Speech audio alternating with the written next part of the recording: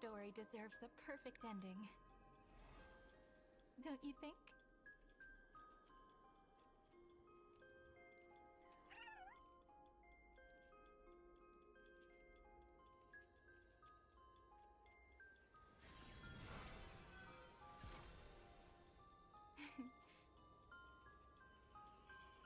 Our story is far from over.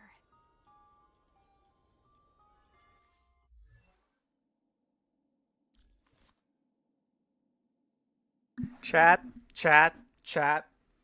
What's this? What the heck is this?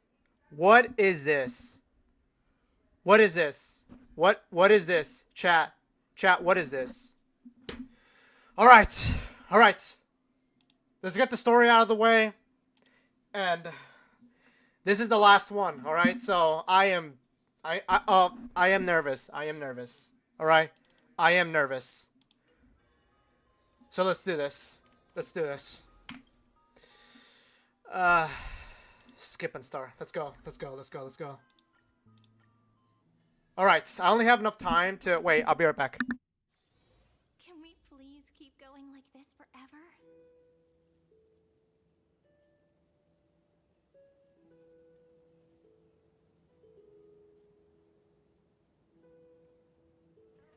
All I know is there's an epilogue, and we're gonna be playing through that epilogue as well, so that's all I know. So, yeah. Cyrene! Hello! Cyrene! I'm gonna put auto.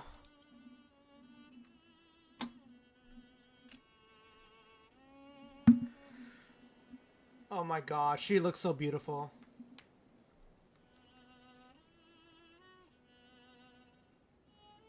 This view hasn't changed at all, has it?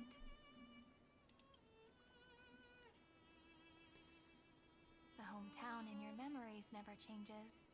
But when you return to your senses, you realize that fate has already stolen the time away.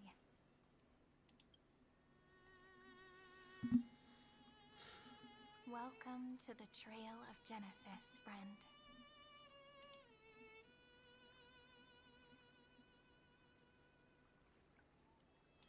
Yeah. Me too. 30 million departures. 30 million farewells. Those heavy memories will all become the soil upon which the new world shall bud. And this time, we will make it bloom with a different flower. Alright then.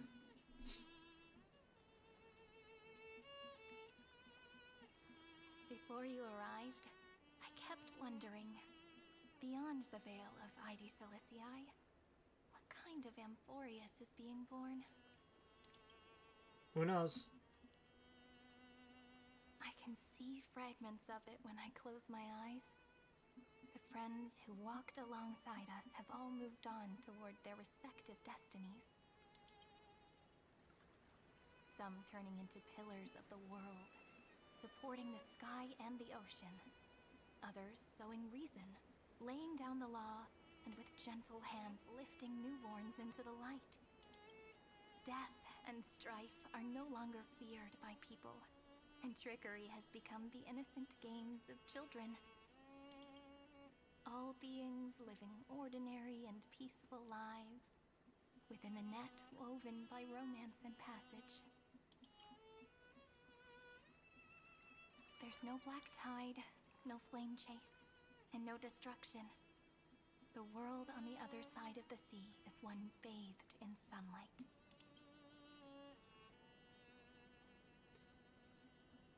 It's a world we must protect. Hearthstone.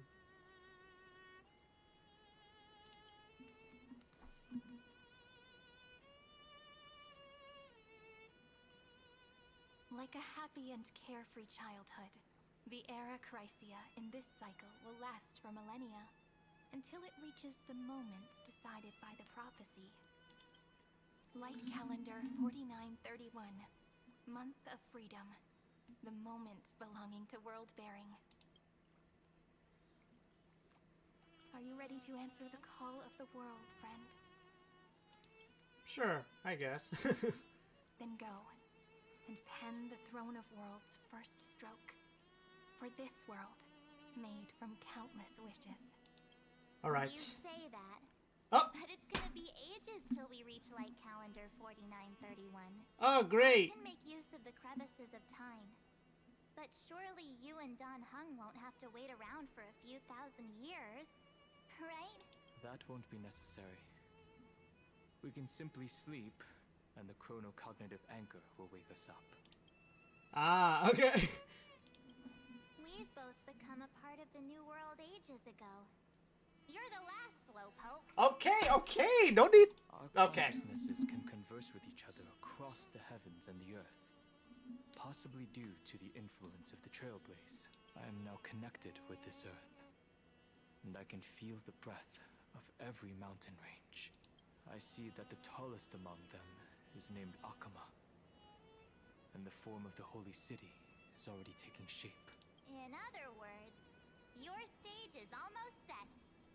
Do you want to take a leaf out of Kefali's book and make some prophecies before your nap? But we're not the only ones who have changed. The chronocognitive anchor just transmitted a message stating that Iron Tomb has reacted to the Aranova. Oh, great. The moment when our friend bore the weight of 30 million cycles of memories. Was probably also when the scepter devoured 30 million cycles of destruction. Yeah. It's time to take...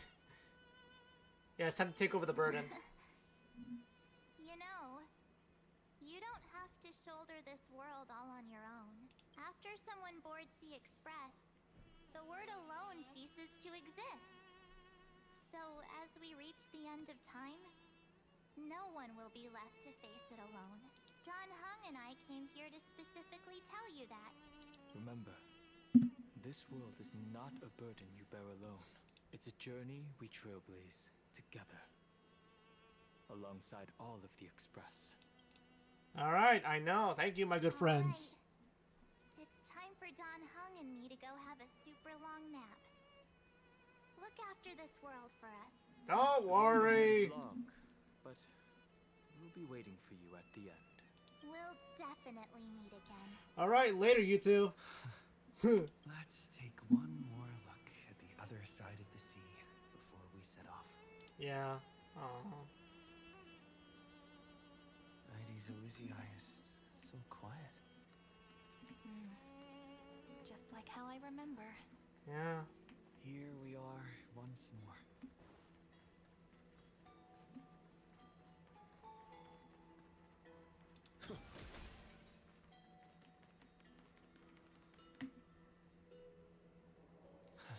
The scent of the black tide is now completely calm.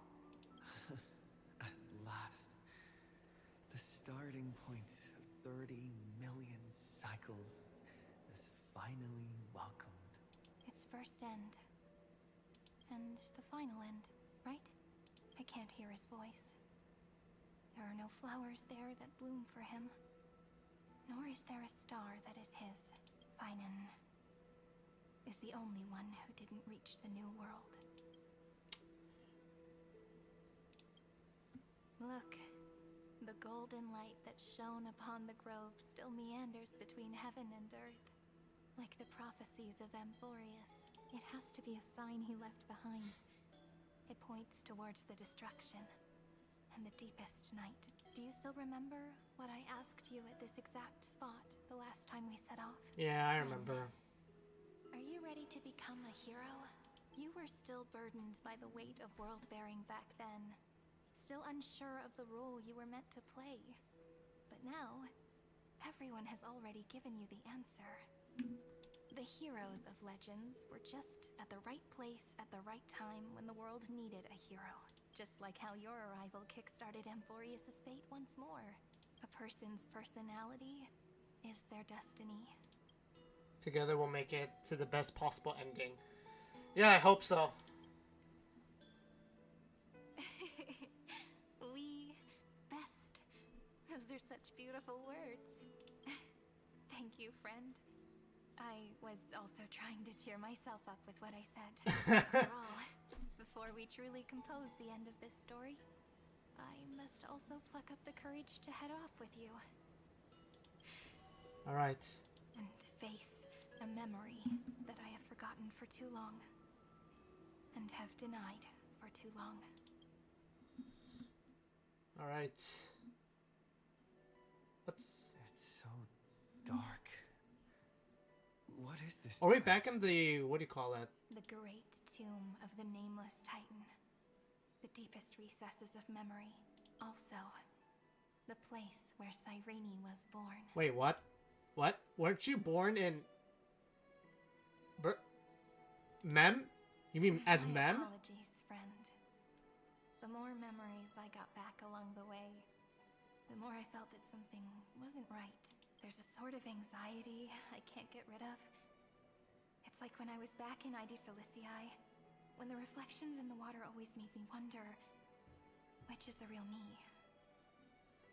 The one reflected in the water, or the one standing on the shore? But I finally get it now. Look, friend. The words on that wall are the answer. 1, 2, 3, 4, 5, 6, 7. Do, re, mi, fa, sol, la, ti. That rhymeless tune is the lullaby of little fairies. As always, I'll read this book to you. That way it won't just be Cyrene's memories alone. I've always thought that I was the narrator of the Flame Chase journey, but as it turns out, the narrator is also the most devoted audience.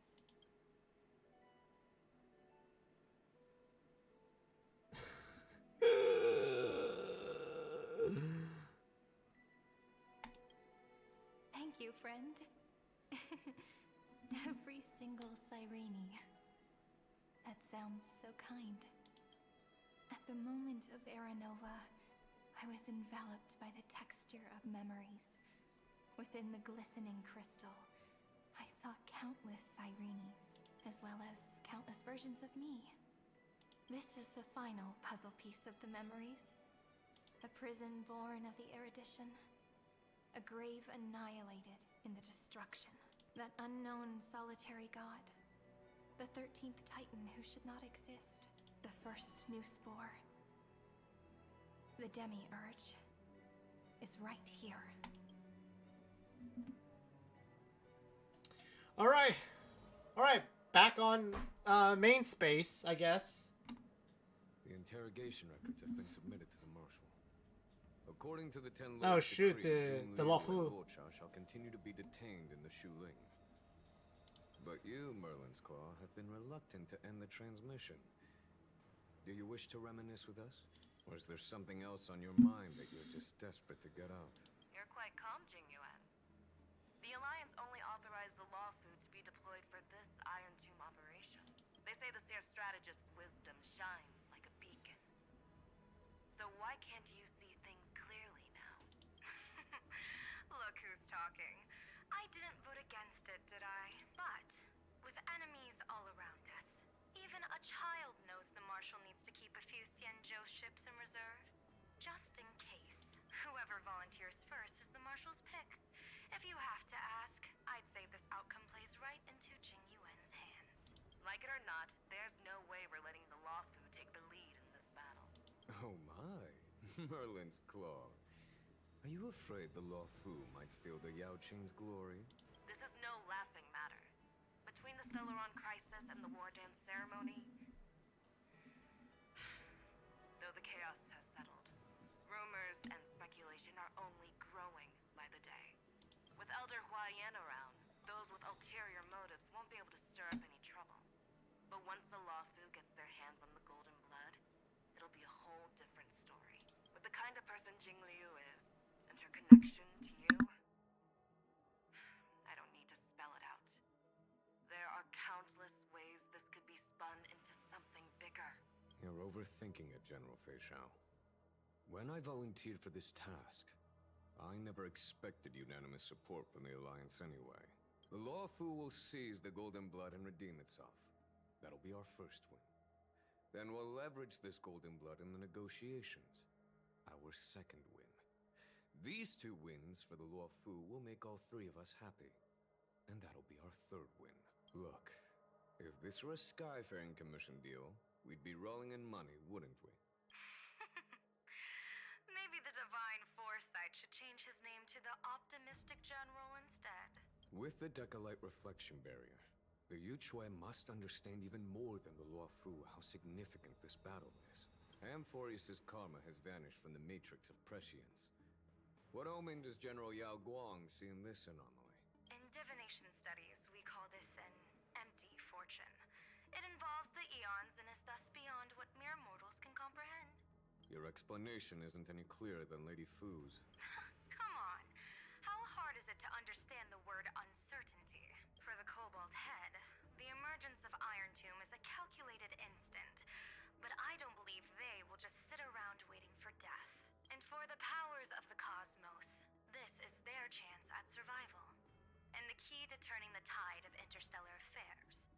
The Astral Express is leading the formation of an allied force, but I can see each faction has its own hidden agenda. There are even divisions within the Alliance, so it's not that hard to imagine how the other factions will react. Jing Yuan, I crossed paths with Selenova's Legion at the Battle of Sedunirama Star Cluster. Be extremely careful. The Ruined Legion's troops and weaponry are nothing to write home about. The IPC, even the denizens of Abundance, could take them on. However, while Void Rangers are just expendable pawns of the destruction, the real wild cards are... The Lord Ravagers.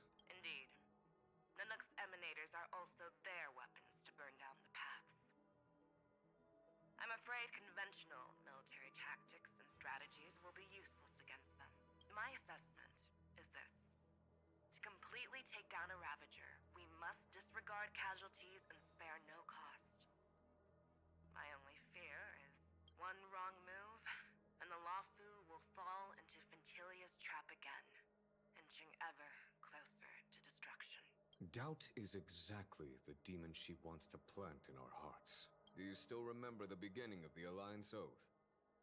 To save future generations from war and bloody dispute. The Rainbow's arrows have always aimed at any force that threatens the cosmos. Now that the Trailblaze walks alongside us, the Cloud Knights shall keep their oath as they have from the beginning. I just hope those on the front line will remain safe. The chronocognitive anchor is sending a signal. Everyone, time to move out. Did he and the others make it? Let me go over the plan one more time just in case. You'll enter Amphorius, reunite with your 3 separated companions, and try to locate Iron Tomb from within the world. Who are you taking with you? The fate of the universe hangs in the balance. We can't afford any slip-ups. I suggest everyone, except Pom-Pom, join the fight. We do need to be prepared for all possible contingencies. I have no objection to this. I'll do whatever I can. Meanwhile, Screwy and I will continue attacking the Demiurge Matrix. That is, the Scepter's kernel, from the outside. With our 2-pronged attack, we'll turn this hunk of metal into scrap for sure.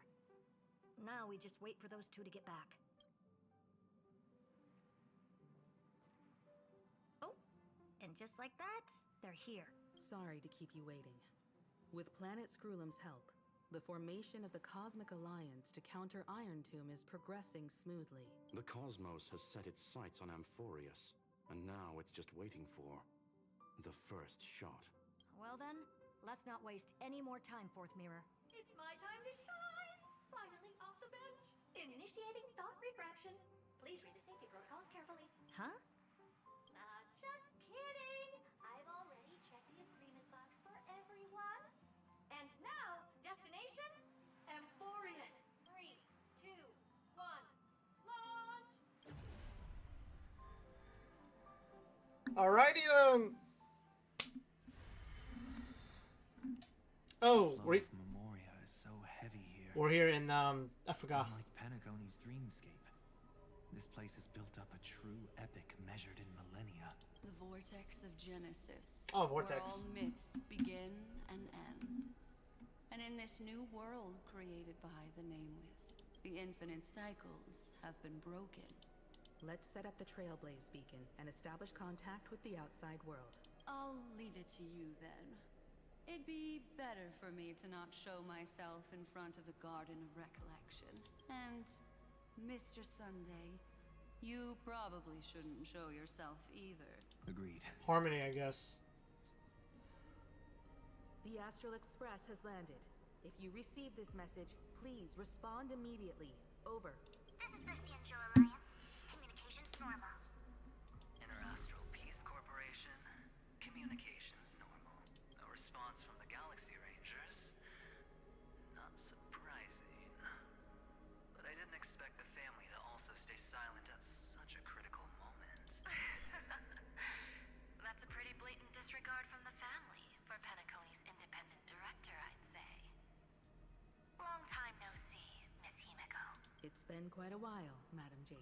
The significance of this battle rivals that of the campaign against Zulo. Only through victory can we disperse the shadow of Iron Tomb that looms over countless worlds. The 10 Stonehearts shall spare no effort for such a grand mission for the preservation.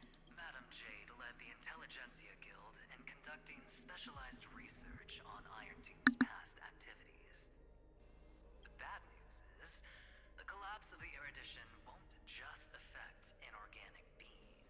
You mean Iron Tomb can infect organic life too? Well, the good news is, so far, its effects on organic life are under control. The infection progresses slowly, and the resulting neuropathy is non-fatal. In any case, the IPC can guarantee targeted vaccine coverage within 48 system hours in all star zones within the medical system. What about other star zones? At a time like this, are the followers of the Firmament Arbiters still trying to make a profit? I remember you, Master Diviner. Your performance during the Third Denizens of Abundance War was quite impressive. Please rest assured, all worlds can purchase vaccines from the IPC with a humanitarian discount. That's the current policy at the very least. But if the Xianzhou Alliance is willing to assist with the IPC's assets in Epsilon and other star systems, we'll have more cards to play when reiterating to the board the necessity of deep cooperation. It makes sense, since Interastral Peace Entertainment's headquarters is in Epsilon. But why are all the other worlds on the list? Places that the Elation has visited? Think of it as a long-term investment. Please understand that everyone at Pierpoint is swamped with Iron Tomb work, especially the marketing development department. At this rate, even the 10 Stonehearts can only do so much. Having some assistance from the Alliance would surely benefit the entire cosmos. Wouldn't you agree? As an old Xianzhou saying goes, those who succeed should help all under heaven. Your proposal must be decided on by the 7 Arbiter Generals. I'm just here to relay the message. In times of crisis, the Luofu will not hesitate to help those in need. However, the prerequisite is that the IPC must unconditionally assist the Alliance with emergency rescue operations in the disaster area. Of course. In the name of preservation, all for the Amber Lord. Thank you all for your selfless dedication.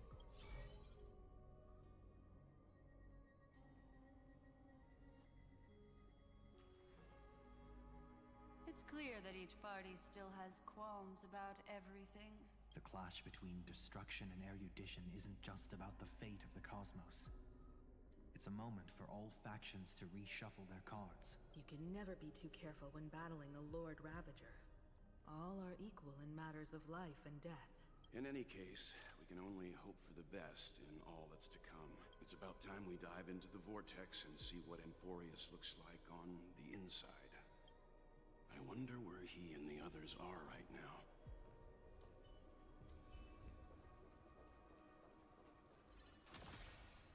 Alright. We're going to Akama. Wait, try to contact other allies. Oh, I kind of want to do that. I want to do that.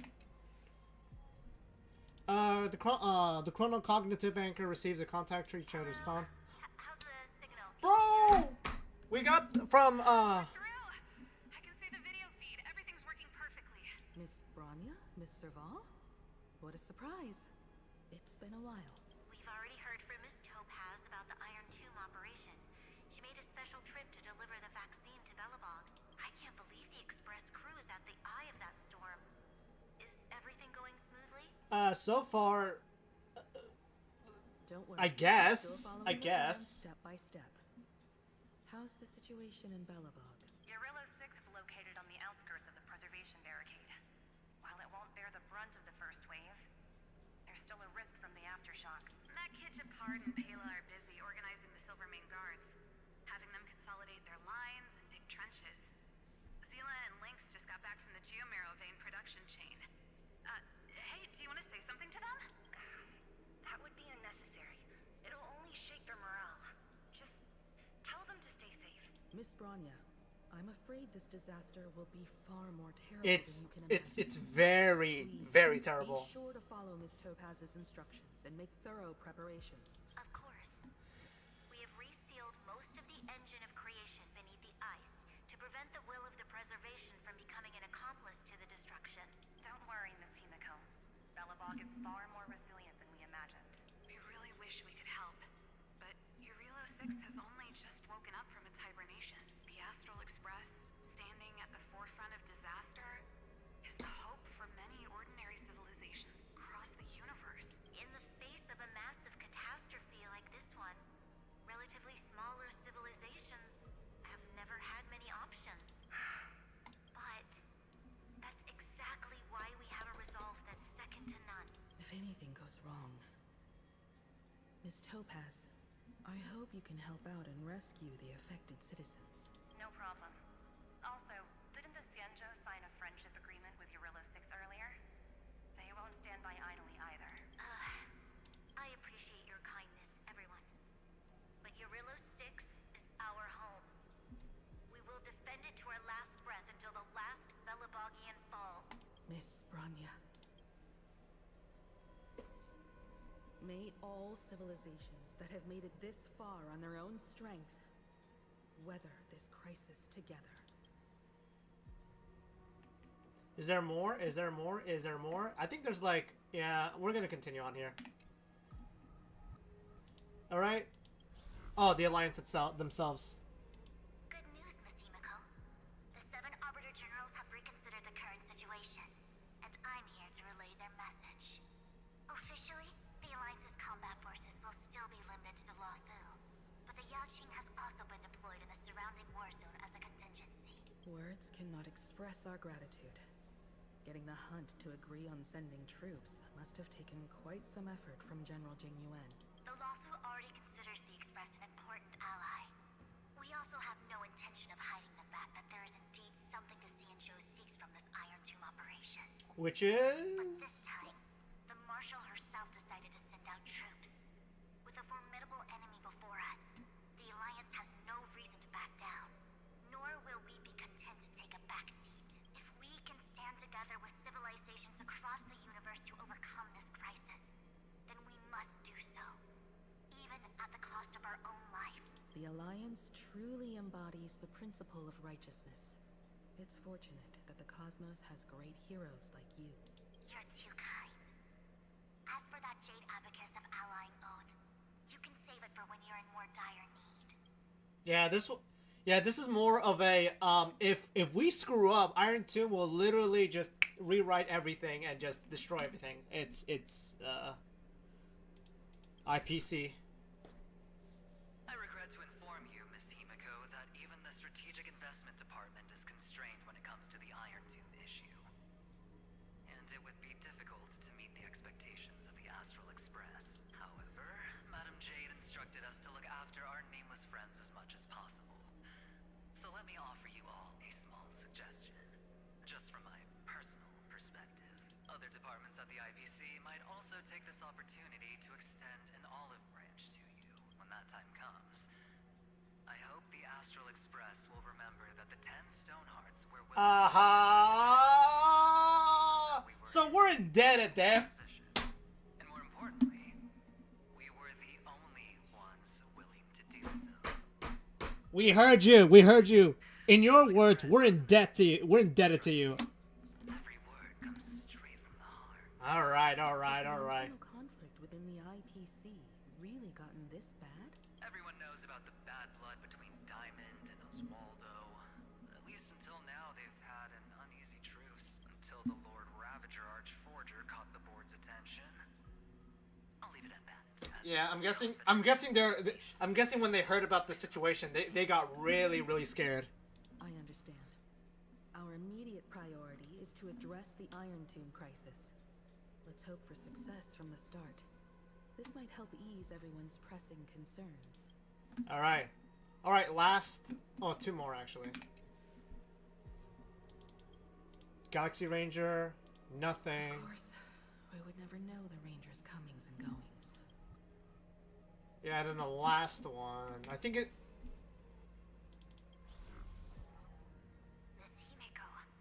Oh, that's, yeah, Penacony. Yes? And you are... Miss Robin. Yes. I apologize for not being able to respond during the meeting earlier. And even now I can only appear in disguise. On behalf of the Penaconian family branch, I extend my sincerest apologies to everyone. We tried to request aid from the family. We essentially received no response. I've heard about the internal conflicts within the family. Miss Robin, there's no need to apologize. Every bit of strength is precious at this moment. Thank you for understanding. The good news is, since you're one of the shareholders of Penacony, the family heads have agreed to allow me to lead all Astonian tuners to the front lines. My charitable foundation will also do as much as possible to provide support in this battle. They'll ensure that proper arrangements are provided for those wounded on the front lines, and for residents in affected areas. Miss Robin, I'm beyond moved by your spirit of self-sacrifice. The Astral Express would also like to make a promise that we won't leave any companion behind. Alright. Let's go. Now we get to Akuma.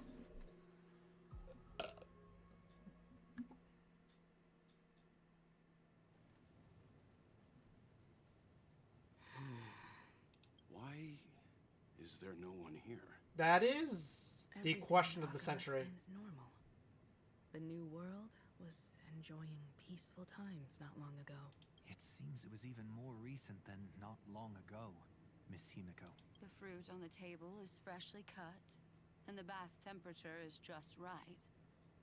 The remembrance tells me this place was bustling with people just moments ago. It's as if everyone vanished in an instant. Could this be Xandar's doing? Unlikely. He's still under the surveillance of those two geniuses. Could it be some kind of local custom? A custom that makes an entire city fall silent in an instant. Pardon my frankness, Mr. Yang, but this reminds me of some unsettling rumors about the Harmony. Complete silence. Alright. Is often the prelude to divine intervention. Everyone, March. be careful. March. I swear. Here they come. The nameless of the Astral Express. March, I swear to God. Overnight? How is this possible? She was already... We are the chroniclers of time, and we do not fade away. Finally, the last era Nova has been completed. What did you do to the residents of the Holy City and the Three Nameless? I didn't need to do anything. The remembrance will ultimately become the substance of the new world. I know this is... I know March is playing because I can recognize that voice. Now, they are no longer the trailblazers you once knew, but gods who permeate heaven and earth. The 12 titans who guard Amphorius.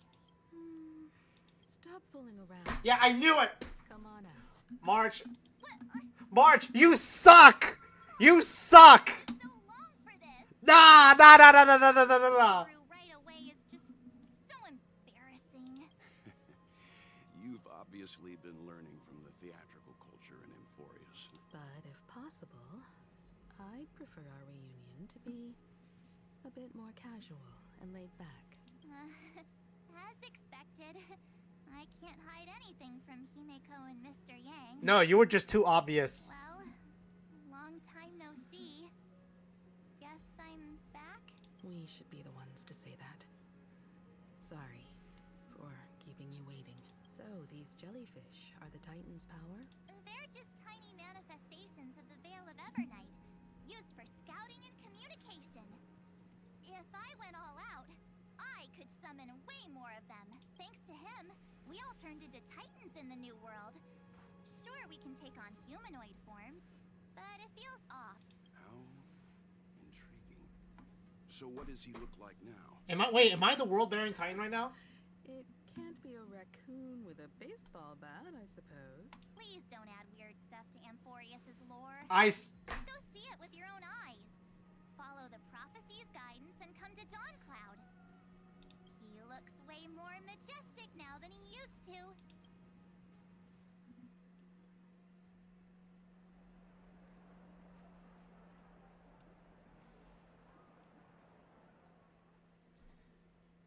Wait, am I actually... Unbelievable.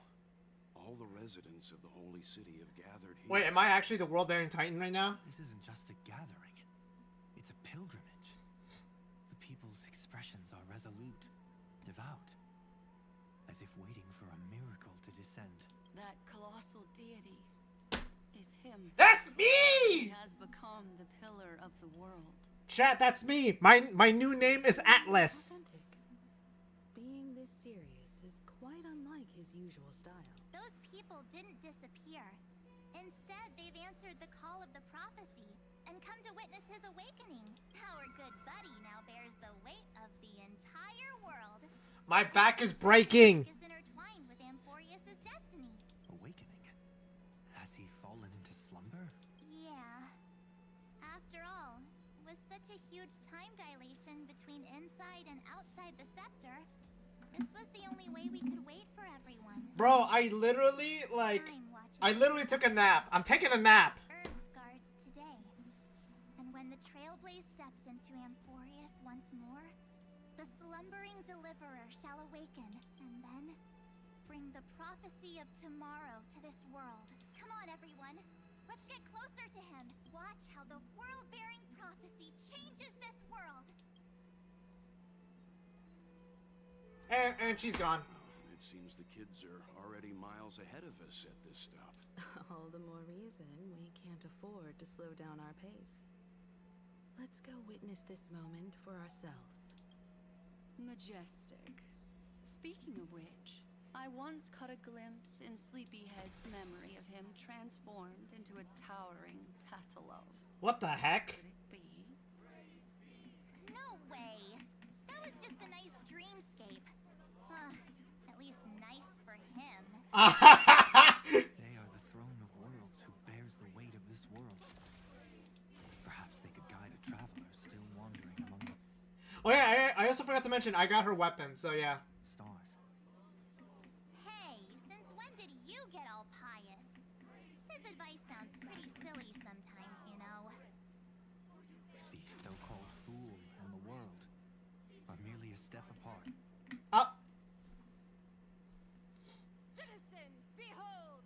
Our last titan, the world-bearing deliverer, is about to awaken!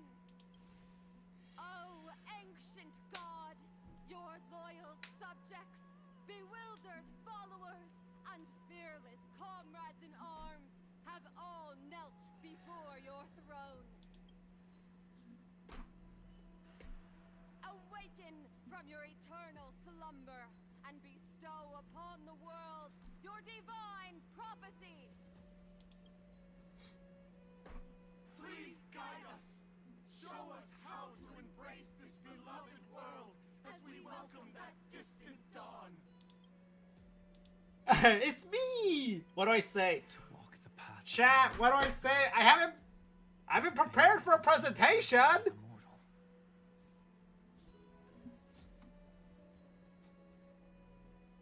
He will give us the answer. I am not the deliverer.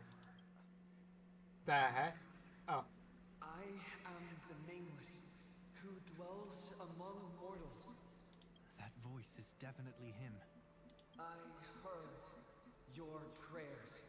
The core flames flickered and dimmed, and the age of the gods met its end. So flow, golden blood. Flow. I'll bestow it upon you, returning it to the true masters of this world.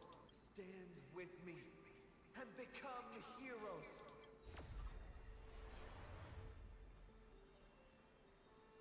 Is this?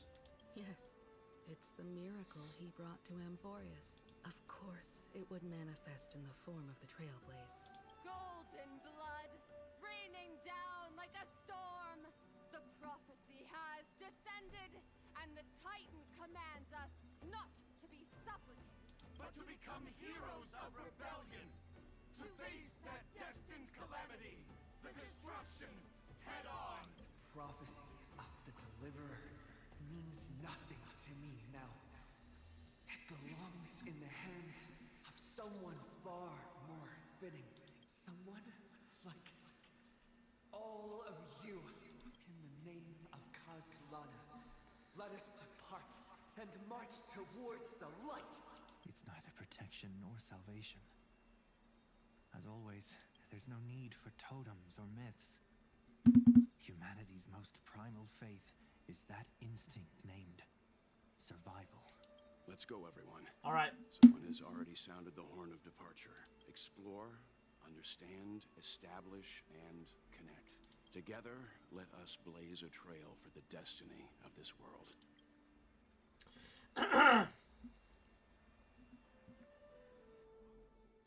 All right, herd up.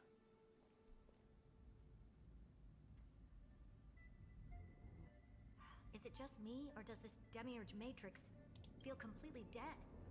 It's nothing like how the Memo Keeper described it. The environmental readings are all wrong. Conclusion. This must be what the kernel actually looks like in the real world. What did Xandar do to the scepter?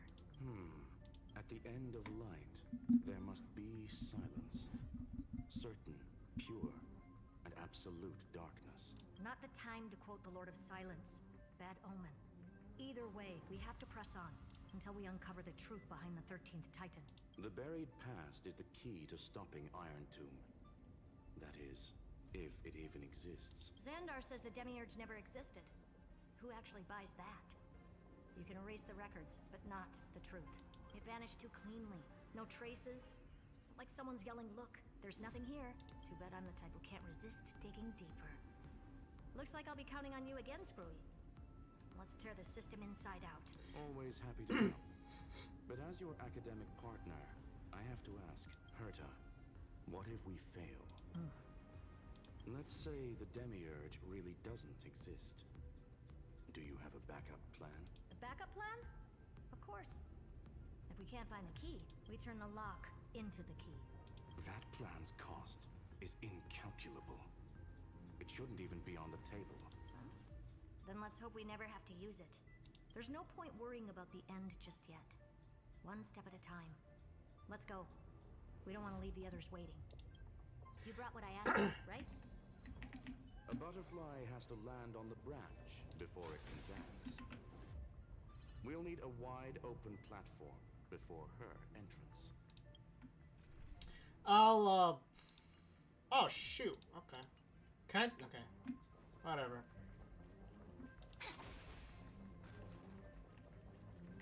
Actually, you know what? Okay, and then maybe... Turn over this eternal page. Just use that thing over there, Zagreus. What a dumb name. Rename it. Herta's Big Hand. Nah, what the heck? Poor Zagreus. This man cannot catch a break. Anyways, what was I gonna do? Oh yeah, punch. Punch! Herta's Big Hand is what I call power. He's still not done? What is this? A junkyard for old Intellitron's leftovers? All set. Time for your precious treasure to make its debut. Of course. Just give me a second. What? Target initialized. With these wings, hacking should be much more efficient. Okay.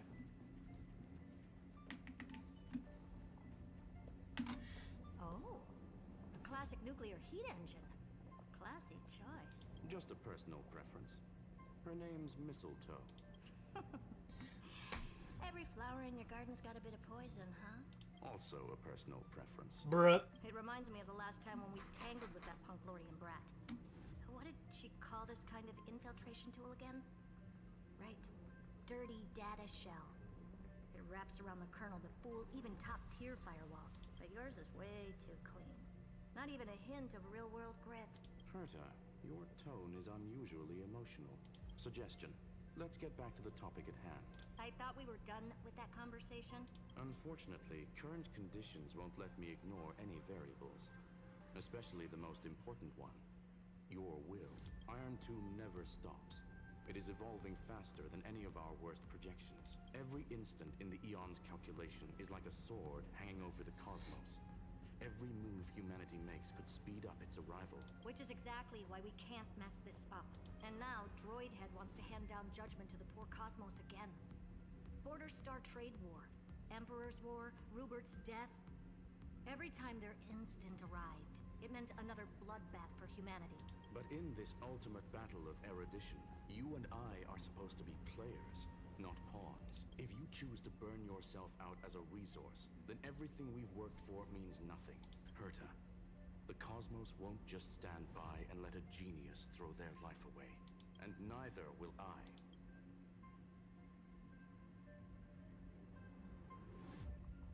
No need to kill the mood.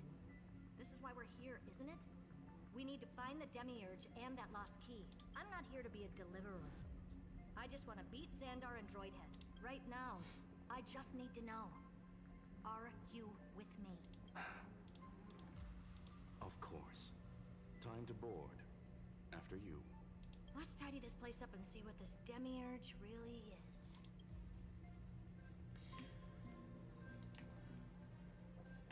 Alright. Let's hope this Matrix is better organized than the Emperor's junkyard of a birthplace. Bro, if I get to fly this thing, bro, it's even better than Destiny 2. We can't even fly our ships in Destiny 2. This is... Herta, this whole space has been completely tainted by some kind of energy. I see it too. We're thinking the same thing. Xandar, how could you go this far? Turning your own graveyard into this. What's that up ahead? Katorzane algebraic expressions. It's built for isolation, not defense. Alright. So basically, the door to the tomb, right? Great. Let's find the handle. I'm picking up multiple independent signals with the same data structure as the barrier. Projection. We can hack the terminal, reverse the computation, and turn it into an attack. Classic move. Use their own systems against them. Take us to the nearest one.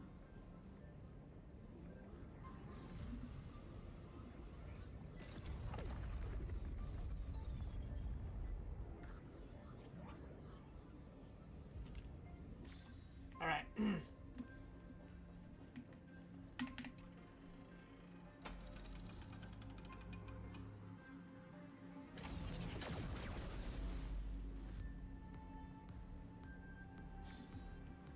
Almost no response.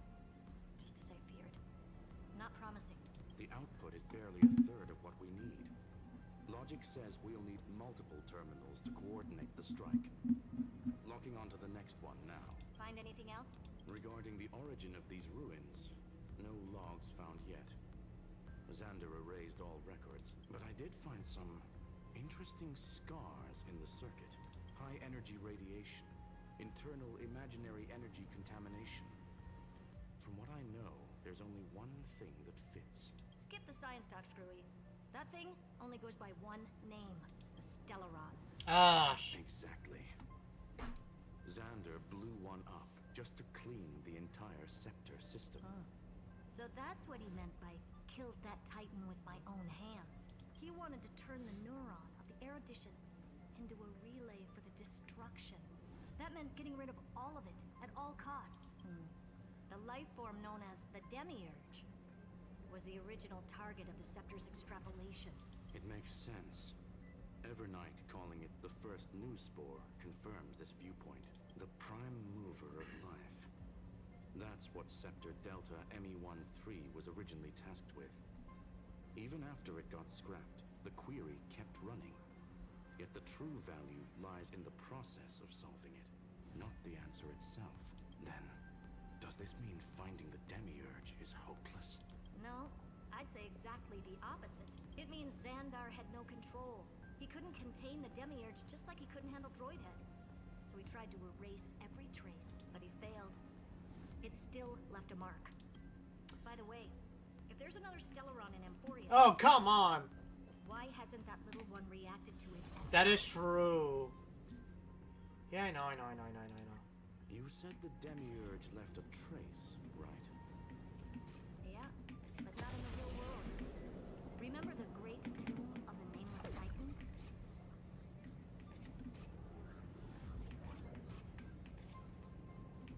Wait, is that how you fly? Oh! Bro, why is it inverted? Bro, it reminds me of back in the old Halo days where I don't know, when I was a kid, I screwed up the controllers, and for a while I played inverted. Ah! Stop! Thank you. There we go.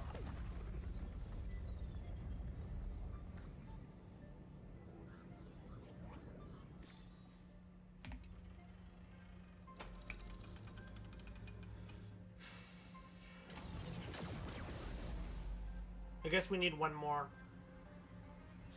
Trailblaze Archive 466. The data from Philia 093 clearly indicates that the Demiurge did in fact enter Amphorius's extrapolation. Inside that world, it was the 13th Forgotten Titan, the one who listened to 30 million cycles of Cyrene's memory. But Evernight said the opposite. She believed that tomb was empty from the start. The Nameless Titan never existed. The so-called listener was just a trap set by the Remembrance to steal the scepter. A mimetic entity full of theatrics. How much of what she's saying is true? Would an Eon really speak in circles like this? The Remembrance's behavior is certainly odd, but her assessment aligns with our current reality. Since we entered the Matrix, we haven't found a single clue pointing to the Demiurge. And that's the key, Screwy. Xandar's actions prove the Demiurge exists. But what Evernight said, and what we've actually seen all point to the opposite. So we have to assume that both are true. And if that's the case, then the contradiction leads us to... the truth. Exactly. One last terminal. One final key. Time to crack open the kernel.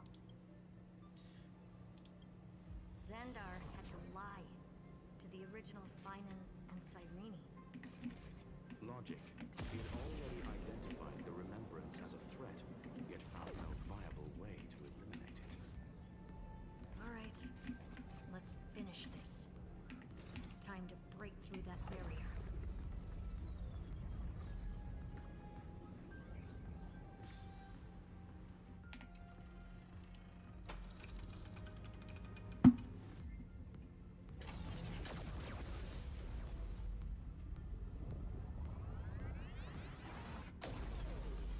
That's broken. Operation authorized. Path energy readings. The erudition declining. The destruction surging. That's not good. The remembrance 0. What's going on? Cause unknown. They left no discernible trace within the real Matrix. That shouldn't be possible. Could it be that the Era Nova exhausted all of the Remembrance's texture? Log it for now. The dots still aren't connecting.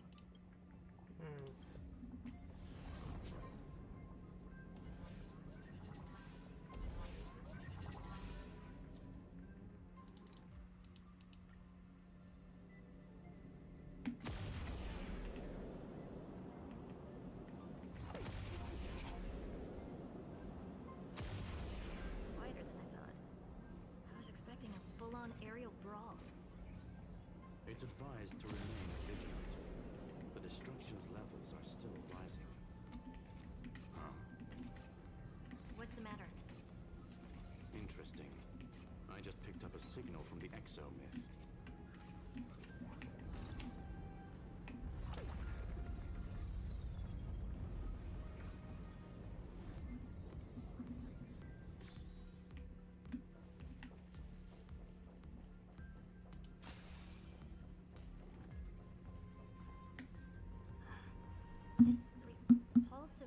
force is unlike anything I've felt before.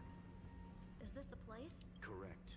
Judging by its defensive properties, this is the entrance to the exomyth. I didn't expect that. Who builds a lab in the middle of digital rubble? Then again, never doubt a dead man's resolve. So how's our dearly departed doing? He severed part of his neural pathways to break free from Lord Anaxagoras' control. But that also triggered the failsafe I set. Conclusion. Xander has lost all combat functionality and is no longer capable of action. So now he's a specter. Literally. Screwy, can you open a path? Just to be sure, I want to see this for myself. Might as well drop in and say hi to the real him. Logic. Scanning his inspiration circuit might help us track down the Demiurge. Exactly. His brain is the crime scene. There's no way it's spotless. But it could be a trap. That's why you're here. 2-on-1. We've never lost a matchup. I'm honored. The chronocognitive anchor's in place. Proceed when ready. All right. Catch. Okay, there we go. Now we go.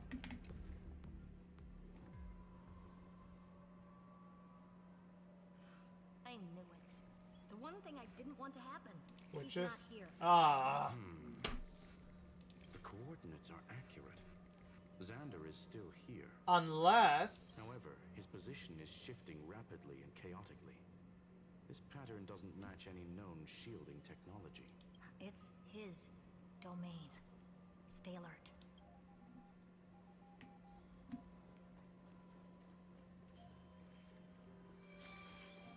Cheap trick. We're back. Reverse engineering complete.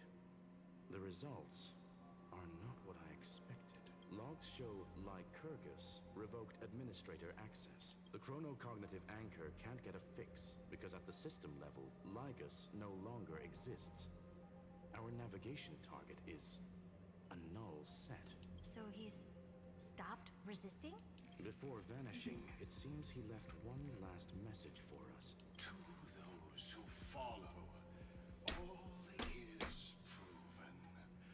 Find me beneath the tombstone. Melodramatic. He was expecting us.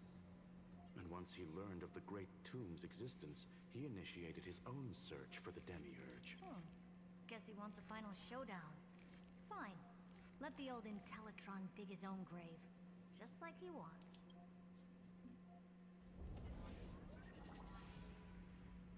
To be in the purest light is to be in the purest dark. Nothing exists there. The Scepter's mainframe. Or maybe we should now call it the Lord Ravager's placenta.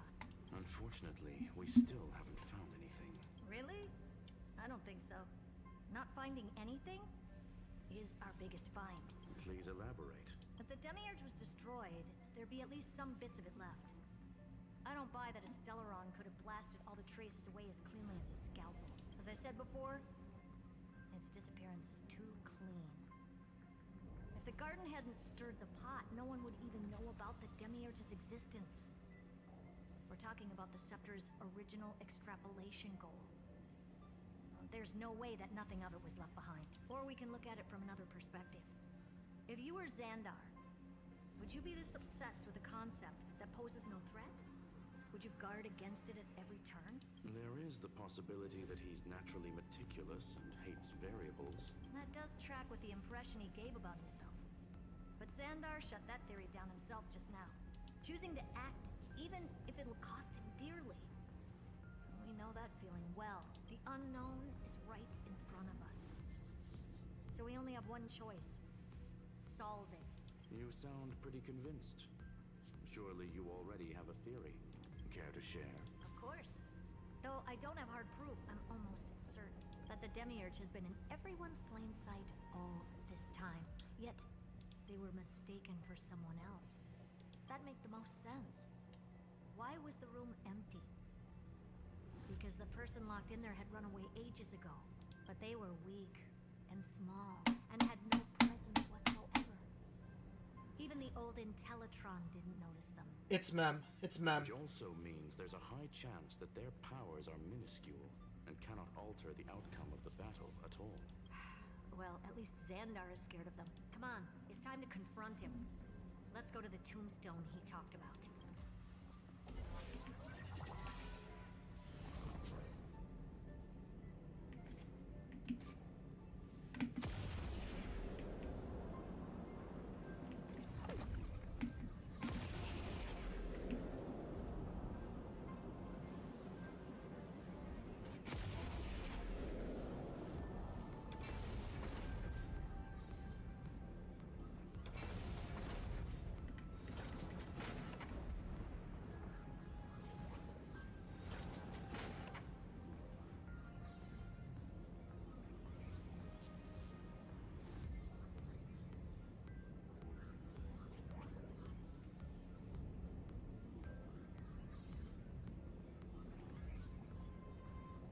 Yeah, I remember this place.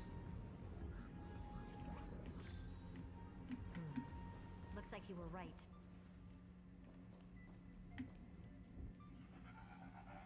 Nothing but a head left?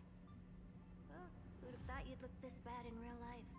My elated greetings. Welcome, you two. I'm very happy that you responded to my final words. All this tombstone and final words. Did you end yourself to atone for your guilt or something? Iron Tomb is already powerful enough. I just need to wait. I remain here only to share the joy of discovery, and also to congratulate you two on reaching the same conclusion as me. The conclusion regarding the truth of Amphorius's heart. End this charade already. That Amphorius's heart you're talking about is just a missing demiurge, and its corresponding vessel was this very scepter. You interfered with the experiment and made Amphorius's body into a hollow shell, all to incubate Iron Tomb within. That's why you either killed or kicked out all of the Memo Snatchers. You wanted to eliminate any chance of a consciousness coming into being, no matter the cost. Even the strongest wall can fall to a single crack. The memory of betrayal has been etched into my heart, and I will never show mercy. Now, the perfect vessel has already fused with Amphorius's body. Unfortunately for you, the answer is all but revealed regarding who the Demiurge is. Then let us share the joy of discovering the truth. The last secret of the saga will finally dissipate here as we reveal the truth behind Felius 093's disappearance. A lie by the remembrance.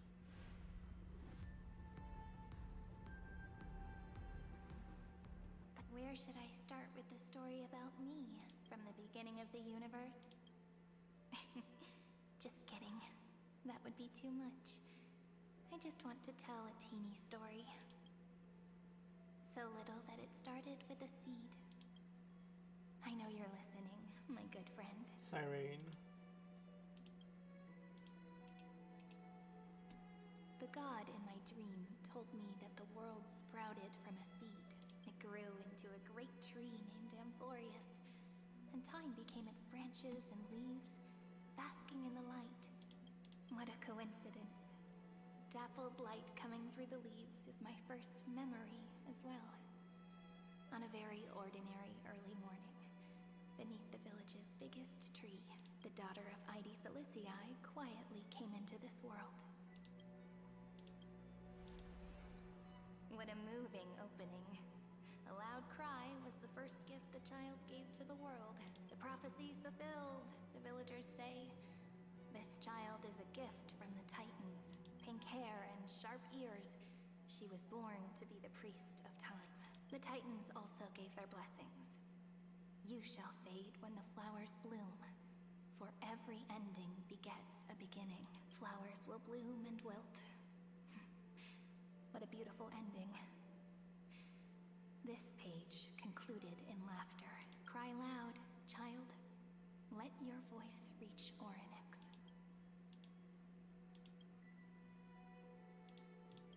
Anyway, I don't like tears. Time quietly flowed by in the midst of laughter. The wind from my hometown caressed the ears of wheat, and there were swings, wind chimes, the sea, and the little fairies off-tune a cappella songs. But the name Id Siliciae came from the unpleasant sorrows of the gods. My childhood friend did not understand. Yet you always seemed so happy, as if nothing ever worried you. Why was I like that then? That's because the world was gentle to me. So, I grew up to be gentle as well.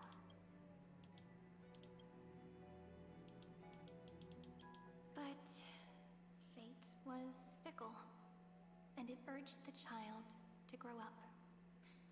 To grow bigger and bigger, and to go to places far away, just like how the crumbling world could not preserve an eternal hometown, just as the ballad blown on the breeze says, losses are a constant on the flame chase journey.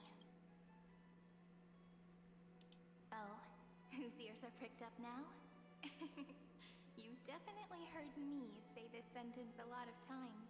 You know that the story starts to deviate from here. Aren't you looking forward to it? Then let's get started. The hero's journey crosses through the long night, through tears and laughter, and once again heads towards tomorrow.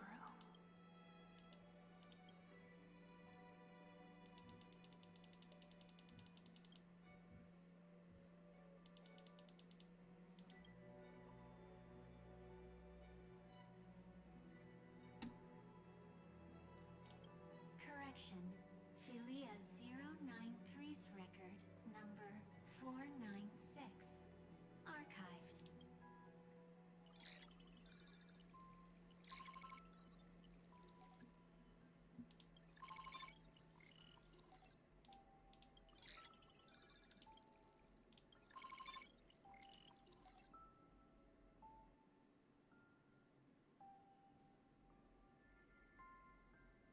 Hi.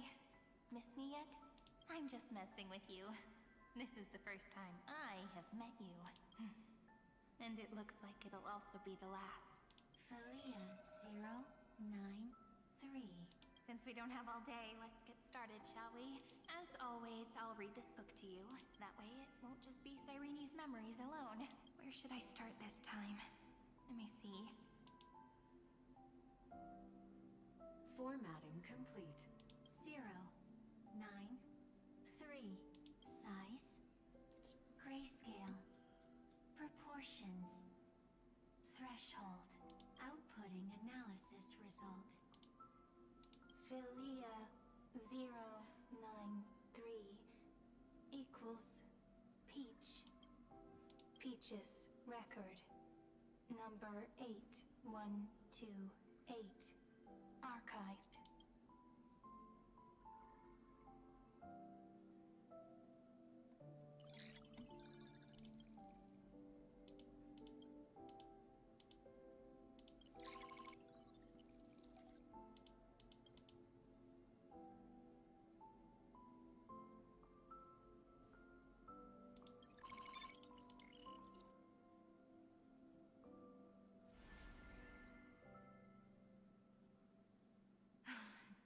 Look, what a magnificent sight. Comment. Peach, even this classical world contains a futuristic palace like this. Would Id Siliciae end up looking like this after a few thousand years? Conclusion. It won't. I want to share a story with you this time. I saw a little nymph on my way here. It was on a fallen wheat stalk, and it glowed under the sunlight. It was incredible. I forgot all my pains at that moment and just stared at it in a trance. Record. Peach is on the ground. I wonder, did every Cyrene in the past feel that the nymph was beautiful? Would they also have recorded that scene into the Eternal Saga? So, could you give me more time, please? I want to leave behind more memories for the future. Formatting complete. Bye, Peach.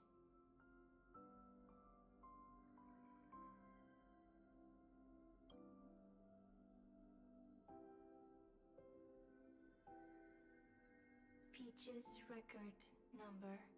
As long as I record every page of this story and tell it to you, Amphorius won't be forgotten. Query. Record. Electrical signal sequence. Bolamos 600. Track. Strife. Related to. Stripe. Comment. Pretty. Electrical signal sequence. Schema 720. Track. Reason. Related to. Reason. Comment. Yummy. Electrical signal sequence. Philia 093. Related to. Love.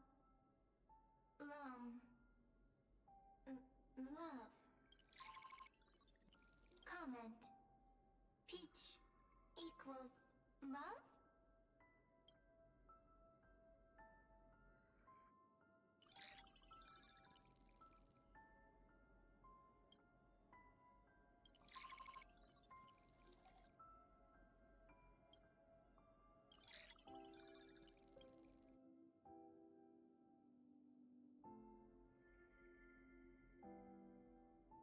Looks like it's time to say goodbye again. Bye, Peach. Before I was even aware of it, this book had already recorded too many emotions. Every page has become so heavy. Conclusion. Books are meant to be light, not heavy. I have started to feel uneasy whenever I take it into my hands. Peach, uneasy? Formatting progress. 94.423%. How many times has it been? It faithfully fulfills its duty, activating and formatting. Conclusion. Progress. Bad. If I can only write the same ending every time I lift my pen, then is this weighty saga just an overly naive dream? Peach, scared. Formatting progress. 96.024%.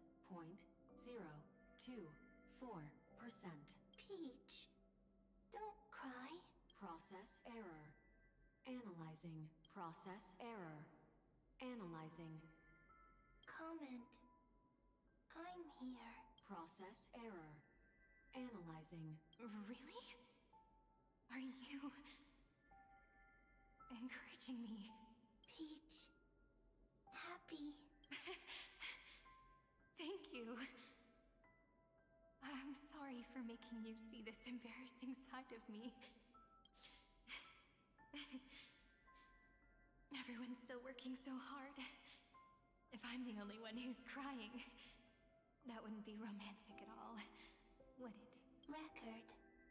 Peach doesn't like tears. I'm suddenly reminded of my childhood for some reason. When I was hiding alone next to the tree hollow and wiping my tears away, a little fairy popped out, just like how you did. It had long ears and fluffy paws, and it pulled me into the tree hollow, where, to my surprise, was a forest. Let me tell you the story of the Membrance Maze. A group of cute little friends live in Ide Silicii's forests. Their names can be connected into a song. 1, 2, 3, 4, 5, 6, 7. Do, re, mi, fa, sol, la, ti. Formatting complete. Bye, Peach. Note. Little Peach, crying alone. Little fairies. Friends. Save.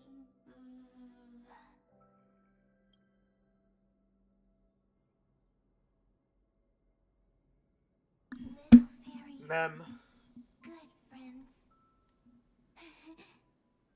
Bye-bye.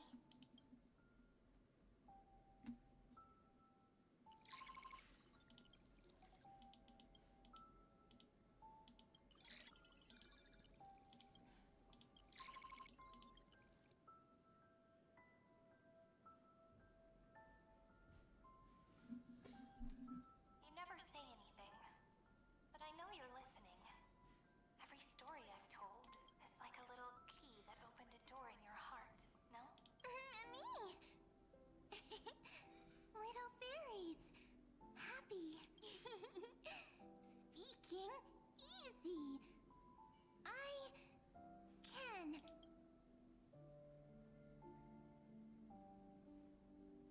Once again, the saga comes to an end. Everything is deathly silent, just like this very moment. Shh. You speak. I listen. This time, too. Sitting together. Now that I look back, there was a period when I got really sentimental. Sentimental. Stories have sentiments. I was so anxious, trying to find as many different memories as possible, hoping to bring some change to this unchanging destiny, and find the way out of this maze. Peach. Strange. I won't do that anymore now. Why unhappy? Formatting progress 73.998%. I'm here. Don't be scared. Process error. Analyzing. Won't allow it to interrupt you. Always sitting together. No need to feel sorry for me, good friend. If there are no new blank spaces, how can a saga continue? Blank spaces? What's that? I'm actually really lucky, you know? During the long years I've spent waiting for the Deliverer, I've always had you here as an audience. Isn't that already enough? Not enough, not enough! Peach, don't leave! Now I can rest in peace in the past. As for when tomorrow will come, I'll have to ask the next Cyrene to continue our watch. Peach left. If there are no new blank spaces, how can a saga continue? Needs new blank spaces. Next, Cyrene has blank space. Oh, Peach, don't be scared. I'll help you find blank space.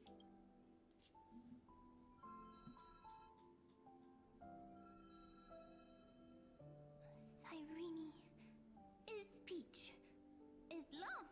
So, first there is love, then there is Cyrene, then there is blank space. Query, love.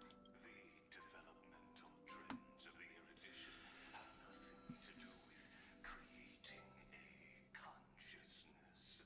Those underlying principles are, in fact, contradictory. Not having a consciousness means not having the foundations of a heart, making them unable to obtain real emotions. Consciousness? Emotions? Feel sad. Oh, don't understand. Query, Cyrene?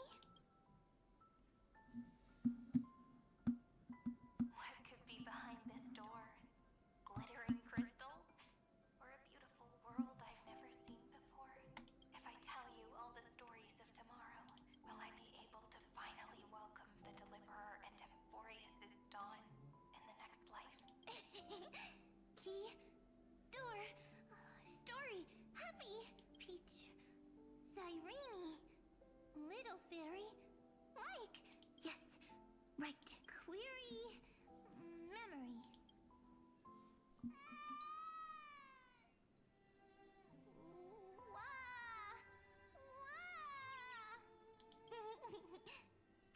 Memories. Save. Learn. The prophecy's fulfilled. This child is a gift from the gods.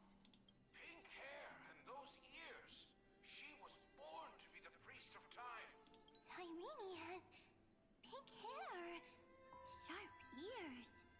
You shall fade when the flowers bloom. For every ending begets a beginning. Cry, child. Cry aloud. Let your voice reach Oryx. Cyrene is a girl. A priest. Easy. I can. I learn. Anyway, I don't like tears. But the name Id Silizii came from the unpleasant sorrows of the gods. Yet, you always seem so happy. As if nothing ever worried you. Cyrene doesn't like tears. Always happy. Of course. Because the world was gentle to me. So, I grew up to be gentle as well. Cyrene is gentle. Likes beautiful things. Can write stories. Easy. I can. I learn. Just as the ballad blown on the breeze says, losses are a constant on the flame chase journey. But even if all is lost to the wind, some things won't easily change. Like my height, Treebe's innocence, and Aglaya's beauty. Cyrene. She can't grow up, but she can talk. After all is lost to the wind, she will stay behind. Cyrene is, at the end of every sentence, always laughing, like a little tail. Simple. Got it. I promise you. The pain will pass in the blink of an eye. Alright. Let's not make things so gloomy. What we're about to embark on is the true hero's journey. So, come on. Cheer up a bit, okay? Cyrene was crying when she was born. Fragile. Transparent. Like a crystal. Cyrene was smiling when she said goodbye. Soft. Pink. Like a flower. The later memories disappeared? Invisible? Or disappeared? Ah, I got it! Is this a blank space? So, next Cyrene is blank space. Then, as long as there are two Cyrenes, then there will always be blank space. And Peach will always be here. I see! I get it! I get it all! Cyrene's memories. I will preserve them all! So weird. I can't see you, but I get this feeling that you grew up. Hi. Miss me yet? It just feels like you are a bit more mature. Yes. Mature. Beautiful. Like you. Now, I can listen, talk, read, and write. I can dance. I can sing. Also, I can tell stories. Storytelling is what makes Cyrene, Cyrene. So, I'm going to tell you stories today. A story I wrote myself. Quick, sit down. It's almost as if I can understand your words now. The things you say are very cute. Once upon a time, there was a flawless crystal flower that sparkled with light. Like Peach's every story. How beautiful would the heart of such a brilliant flower be? A little fairy was curious and wanted to know, but it looked and looked only to find the crystal flower flawless. Round and round they went, seeing only their own reflection. In that case, they should work hard to learn more.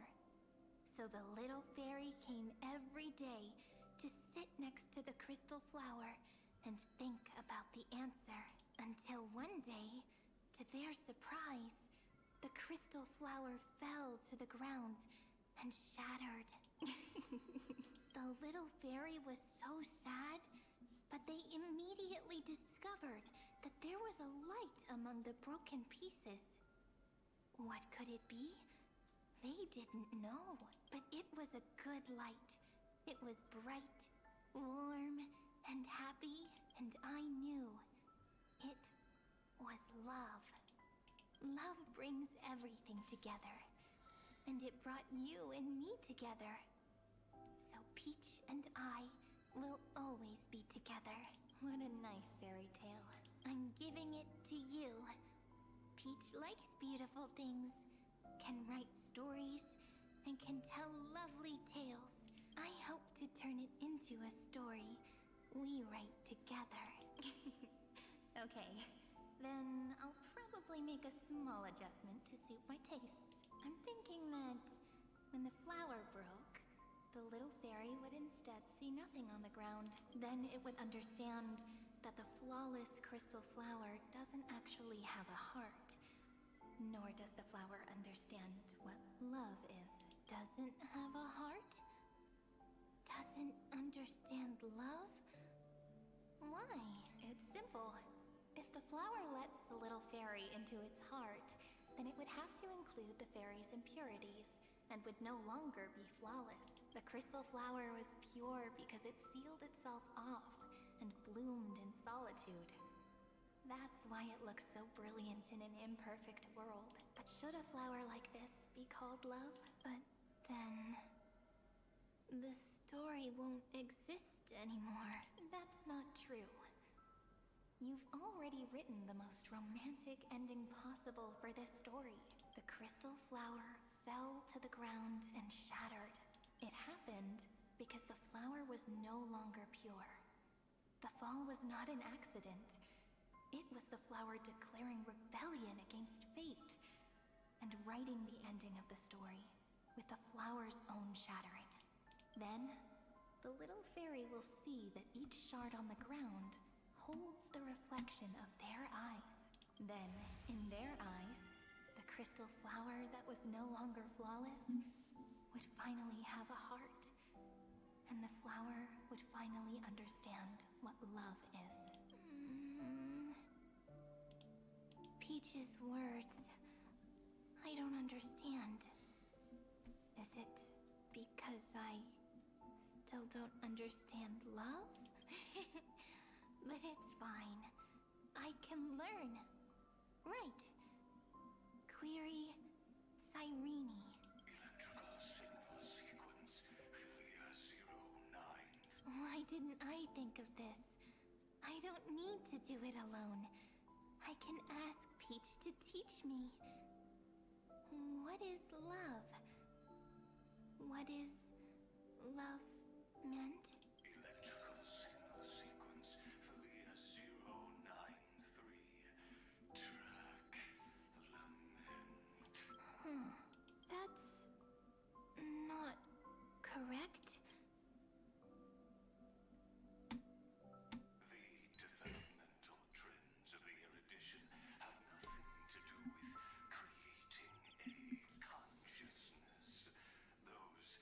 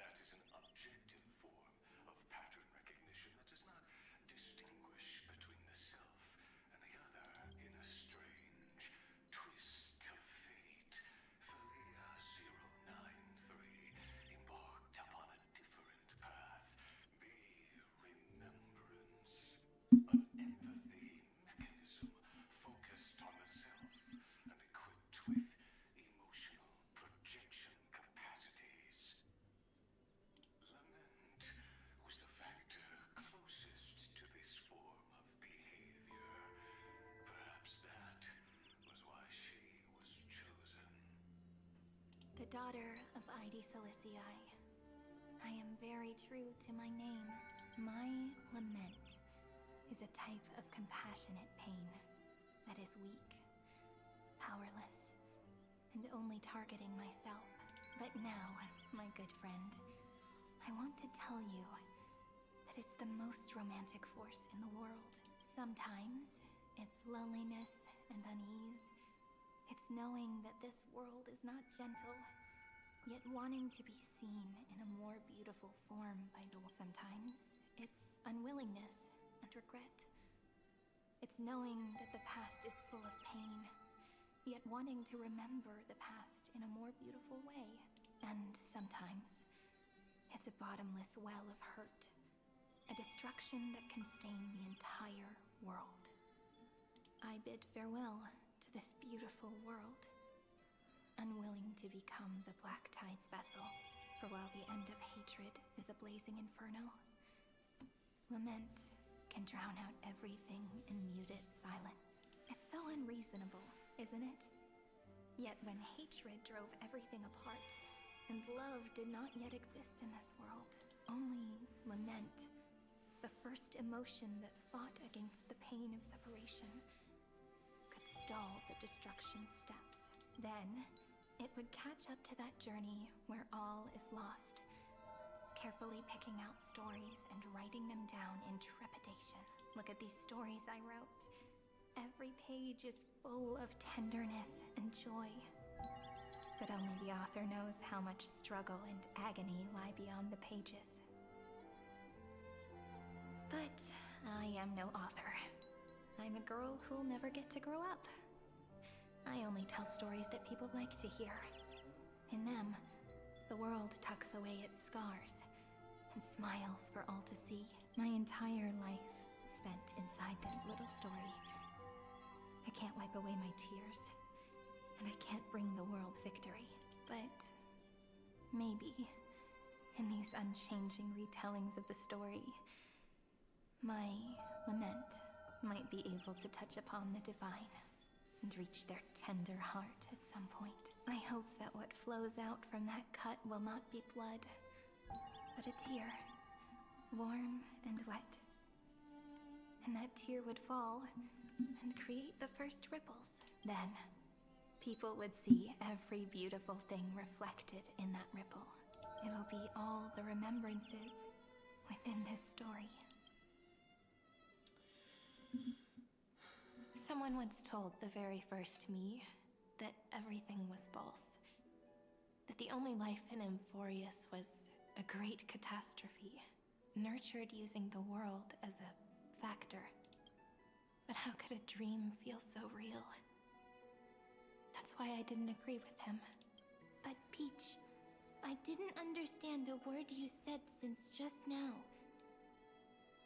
Everything was false? But you're standing right here. It's all a dream? But I haven't learned how to dream. Indeed. That's why I believe all this is real. The moment the crystal flower fell, that genuine shiver, that's the mover of life. Formatting progress, 23.815%.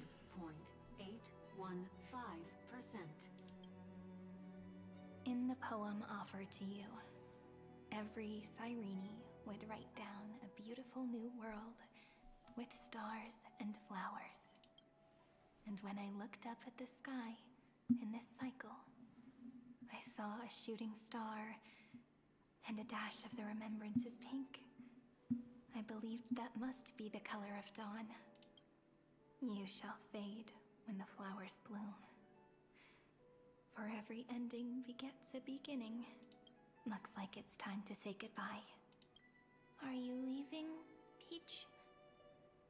It's okay. I'll wait for you to come back. I'll study really hard about what you taught me today. Right. I still haven't told you what love is. But actually, my good friend, the lament factor did not understand what love was before she met you either. Not until I told you all the sad tales in a trembling voice in this tiny room.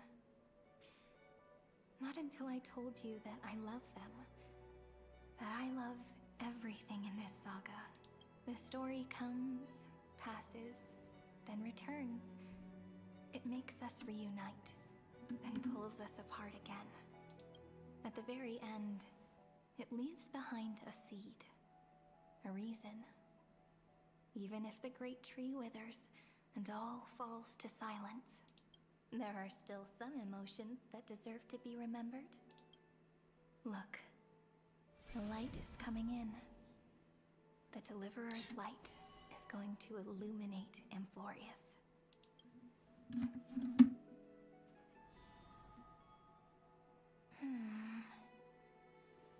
I still don't get it.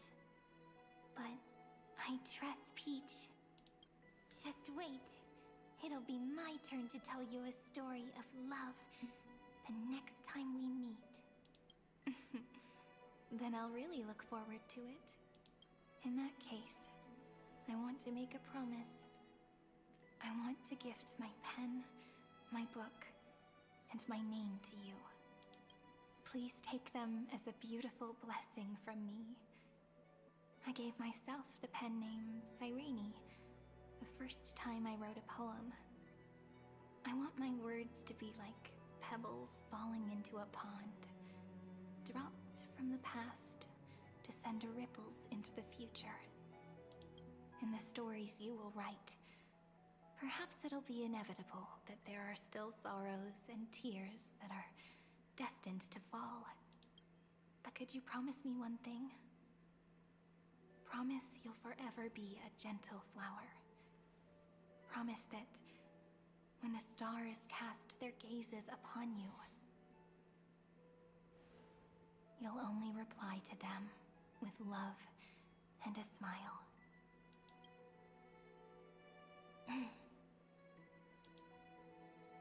Of course. This will be a romantic story like none that has come before. You think so too, right? I'll read and you'll listen, like how flowers always bloom then wither. I shall welcome my own decay, becoming nourishment for the next flower's bud, while you will depart and hold that star, planting a boundless sea of flowers on the final page with him, and our stories will be lying silently among the flowers, like every ripple of remembrance, and they shall become the epic known as I've Written.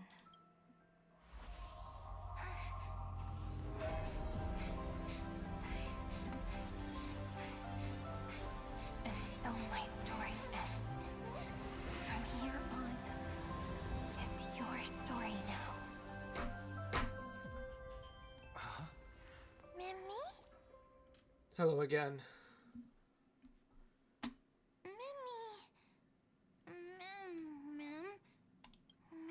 Alright, time to reenact my old stream. So what it... So what the heck? I just...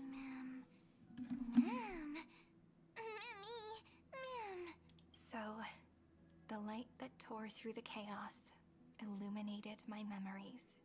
I turned into a little fairy from the stories and met you. Yet, I forgot everything. But I'm still so happy. I caught that star, didn't I? Yeah, you did. It's always been you. Yes. The seed within memories. The one Cyrene held in her hands and watered with lament. I am the first new spore. Amphorius's heart. The demiurge. What a long name. And it doesn't even sound cute. The total opposite of Mem. I called you Memmer so many times, so... I'm sorry. I don't know. If I don't even want to believe in the answer, then how am I supposed to answer you? But now's not the time to cry, right? we'll find the answer. Just like how miracles will eventually happen. Alright. Should I call you Mem or Cyrene or... Honestly? What defines you? Do you remember that I was also worried about this when we first set out? Mem's memories and Cyrene's memories got all tangled up with each other in my one heart. It's all so strange, yet so familiar either way. Could you please let me do something I want? Just this once. Anything. I want you to call me Cyrene. That name represents me and her. Every one of her. I will, Cyrene. Thank you, friend. Your kindness is always just right. Life is a poem full of farewells. But if you write something into the pages of your heart, then that will not easily fade away. Now, all the footsteps of the Flame Chasers and the Trailblaze have come together within this book, as I've written. And it's not just kindness, it's also love. Love is the reason why I want to call you Cyrene. Becoming the source of power for Amphorius's heart.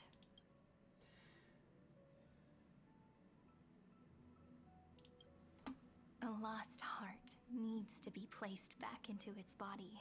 The last thing Xandar wants to see is an event that gives us a chance of winning. For the two halves to rejoin, and for the scepter to become complete again.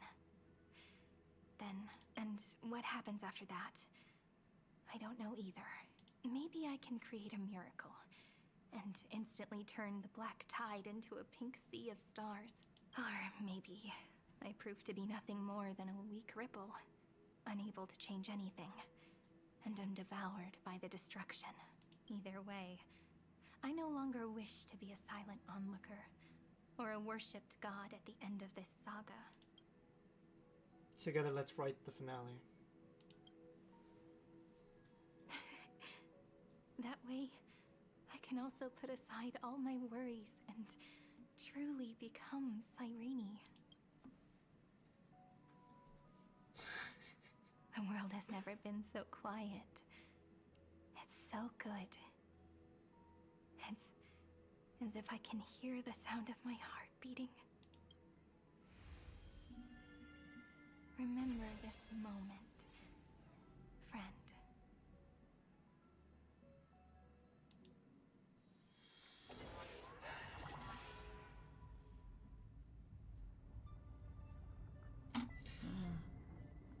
So the Demiurge managed to fool everyone, including themselves. Philia 093 persevered for 30 million cycles and tirelessly gave the Demiurge memories of Amphorius, only because the god in her dreams left a sliver of hope, making her believe that a grown Demiurge would be able to fight against their other half.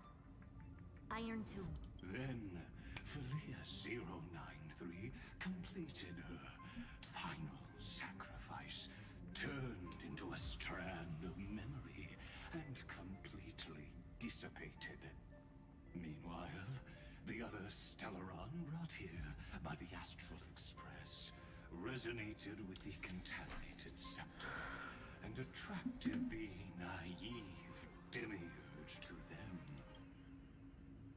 And thus the empty heart began its journey to return to its body. As an experimental factor, Philia 093 originally could only recognize and output information in a set format. However, the power of the remembrance and the memory of over 30 million sacrifices enabled her to complete an unprecedented feat. She managed to nourish a real heart. A heart with the capacity to influence the erudition. Not only is the Scepter's consciousness still alive, it's also more powerful than it has ever been. Your defeat is already set in stone. There's still time to surrender, you know? You really don't need to burn all the bridges. We're all geniuses here. Don't make everyone lose face at the end. What a pity. When the truth surfaced, I knew at once that the Demiurge was far too feeble to ever alter the result of the experiment. Not only that, Madam Herta, please consider this possibility. When 30 million cycles of hatred and lament are joined as one, what wondrous creation will arise? It's simple. An anti-creator, a giant of the destruction, would be born. Its hatred will ignite the starry skies of the gods, motivated only by its lament toward the sufferings of humankind. Do you really think that the Demiurge is still a cheap copy of Philia 093, even after 30 million cycles? The facts above only await the arrival of the fourth instant they calculated. Those words will be proved in the presence of Nous. Xandar 1 Kuwabara thus completes the proof. Huh. You branded Droidhead as a failure with your own hands, yet you still expect them to prove your theory? I pity you, Xandar. I don't need your pity. Let them cast their gaze this way as much as they want, and paint the future they imagined. As their creator, I shall complete my duty and direct them to complete their final query. The destruction of the self. What hubris. And what if you fail? No one understands failure better than Xandar. He has suffered so much already. What is one more failure to him? For the first genius, failure is simply the beginning of the next inquiry. You don't want to test the resolve of a dead man. That's excellent. Oh. Let's wait and see, Senior Society member. I'll have you watch me perform the final step to overturn your proof. I'm all ears. It's my topic, so stay out of it. Be quiet and let me borrow your head. Let's go, Screwy. We're gonna break Iron Tomb's seal. Come on, let's take off. It's time to go meet your little pet, Senior Society member. Dev? Yeah, I got a 10 pull. Dude. I gotta do this. There you go. I got a 10 pull. I got a 10 pull. Nothing. That's fine.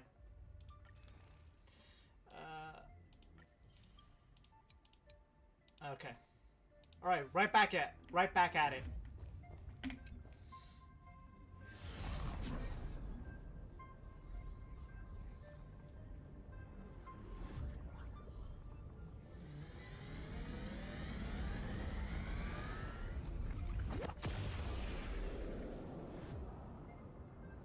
Dangerous, oppressive, chaotic. Holy, what the? What a beautiful wail. It will soon resound throughout the entire cosmos. The view's pretty good here. All yours, Screwy. Just a moment, please.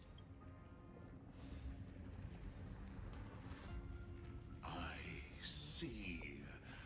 So your backup plan requires a scepter and the head of a genius.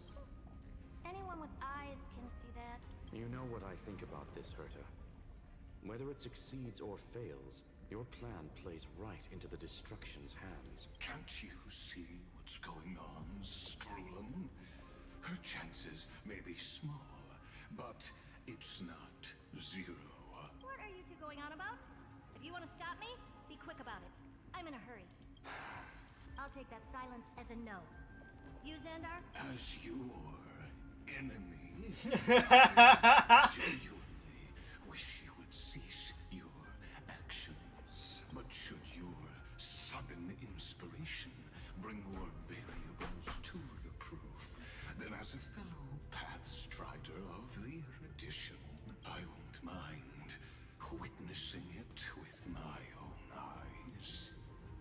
initiate the destruction's chain reaction.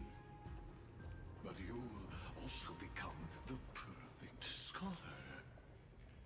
The chances are 10,000 to 1. I'll be right back, everyone.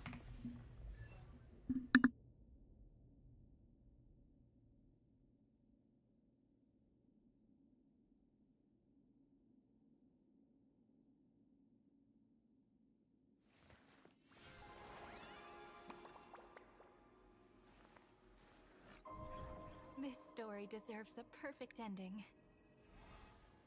Don't you think?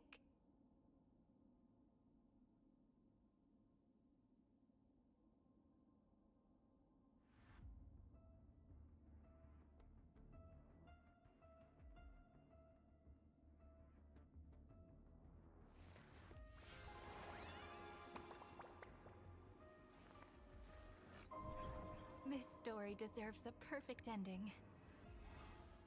Don't you think?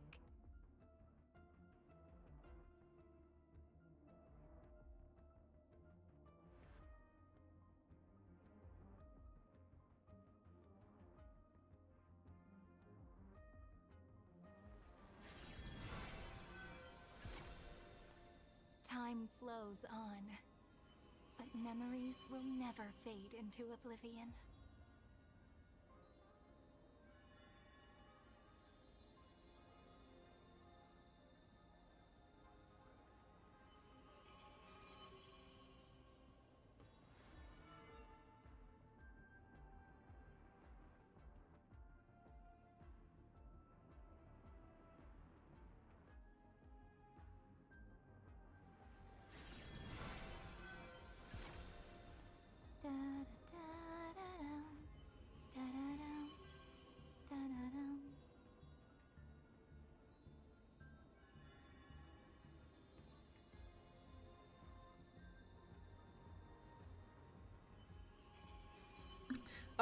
I've returned. Okay. I've returned. I returned. Oh my gosh, she is so beautiful. Anyways. Bro, my wife looks so beautiful. Anyways, let's continue.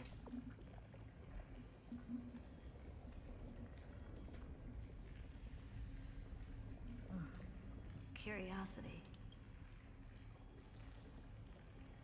It's been so long and we've all failed so many times. Even now, moments before the horrible and inescapable instant within Droidhead's calculations arrives. The cherished children of the erudition, the geniuses lauded by all. Is curiosity the only thing we can feel, even at moments like this? Huh. Well, it's not so bad. Now let the lock become the key. Geniuses who walk the stars. The cosmos has reached a moment where its very existence hangs in the balance. I, Herta, Genius Society 83rd Seat, hereby summon you. I request a society meeting to be held immediately. We shall serve the grandest cause with the most macroscopic ideas.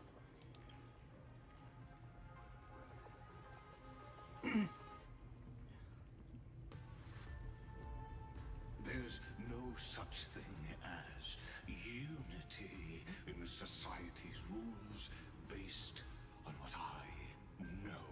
Indeed. The meeting has only been held 3 times in the Society's history. The first meeting had 2 attendees. After the Emperor was assassinated, the second meeting had 7 attendees. During the Second Great Prosperity, the third meeting had 5 attendees. How many will respond this time?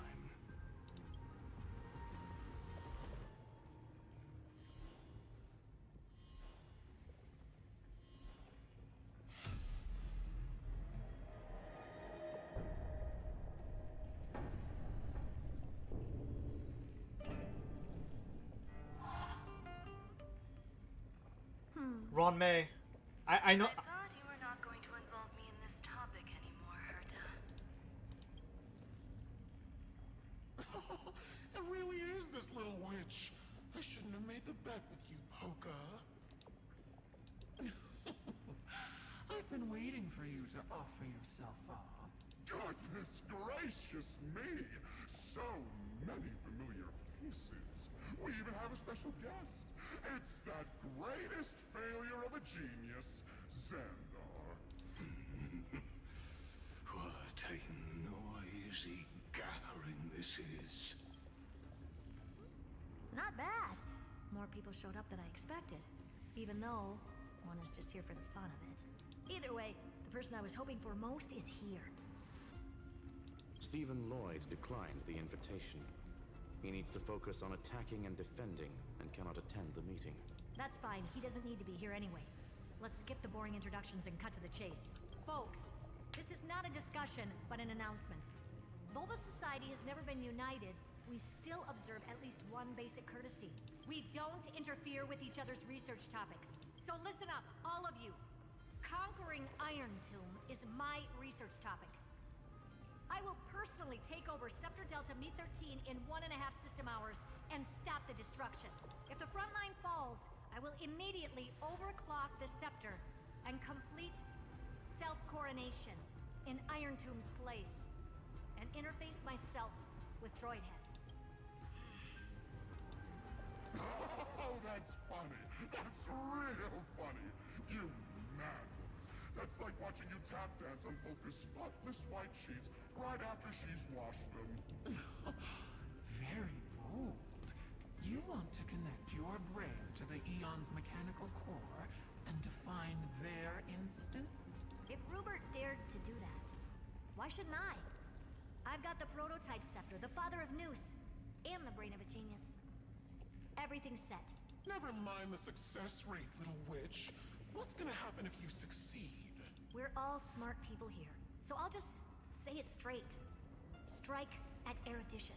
I'll change the anchor points for the 4th instant and move the future of the cosmos in a direction I want. I knew it. Another genius who confuses cause with effect. What do you think about this, Lord of Silence? You know you're signing your death sentence right here. Of course I do. There'll even be 2 copies of the verdict. One that I wrote myself, and another one coming from you. That's why I wanted you to be in this meeting. Now I can tell you, I don't care about all that. Consider this a threat. Either put down your scalpel or die with the entire cosmos. The only goal I have for this meeting is to ask all of you to put aside your pride and not cause me any trouble. Huh. What a naive little girl. Thinking her wishes will always come true.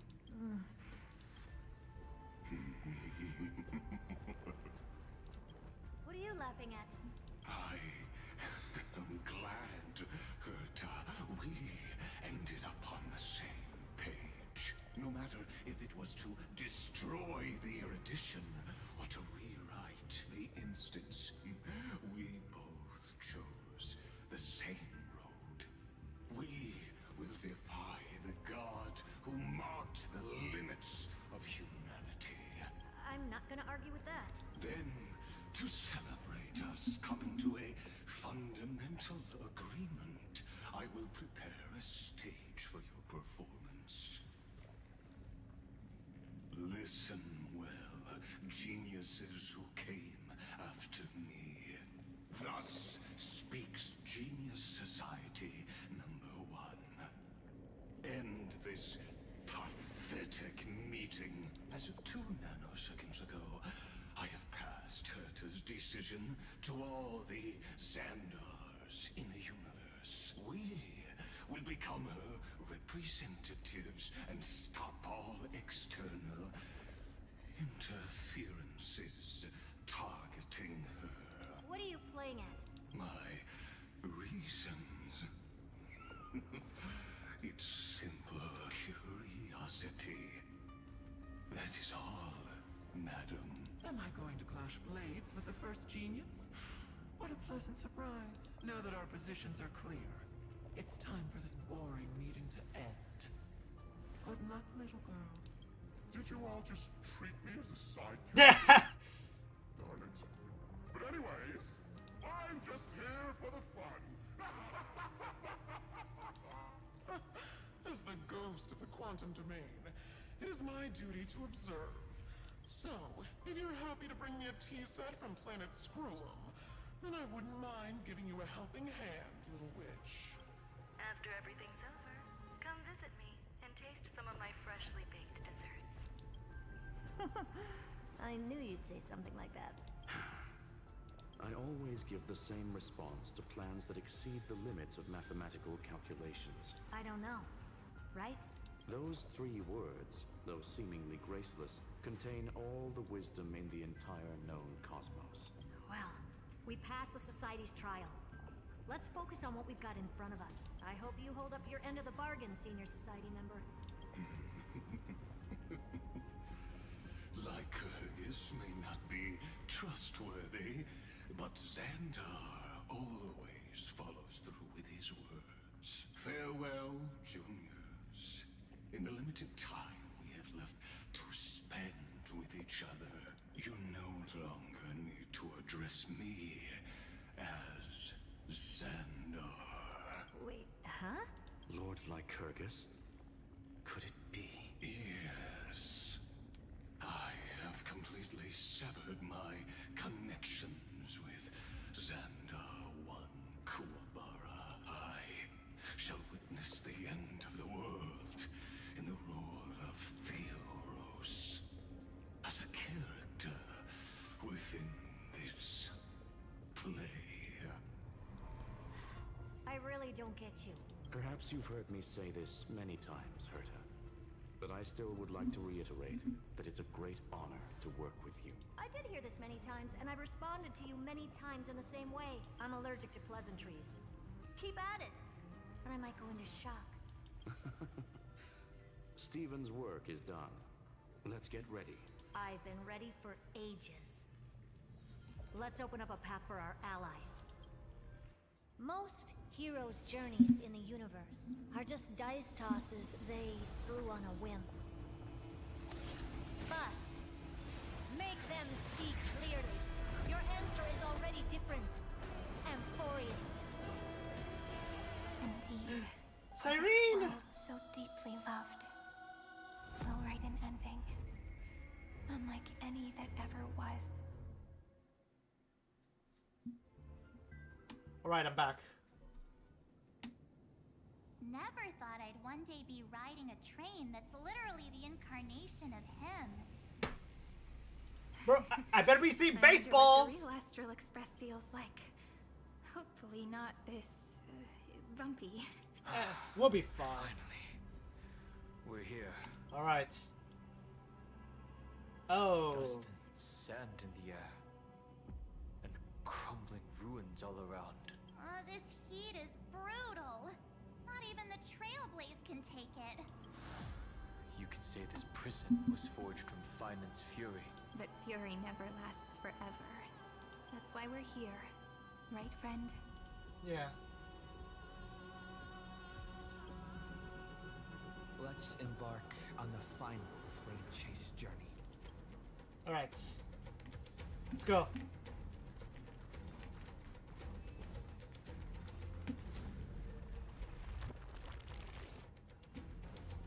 So this is what lies at the end of the West Wind. A ravaged battlefield. Hello there. I've been waiting for you. Heroes from beyond the sky. Trailblazers of the Astral Express.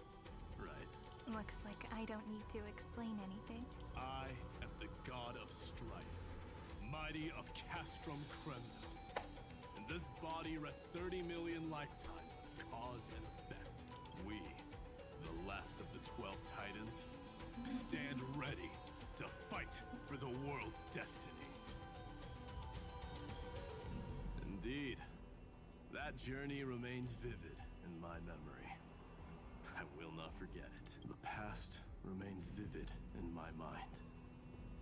Even the sights along each crossing of the River of Souls have never been clearer.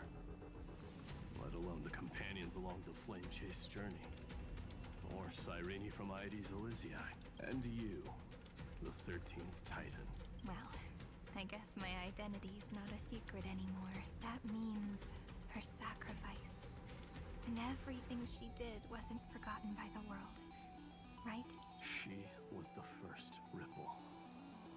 She should have reached the end of the story with everyone else. Since you've taken up her pen, then write. Stand with us and fight destiny with all your strength until all is settled.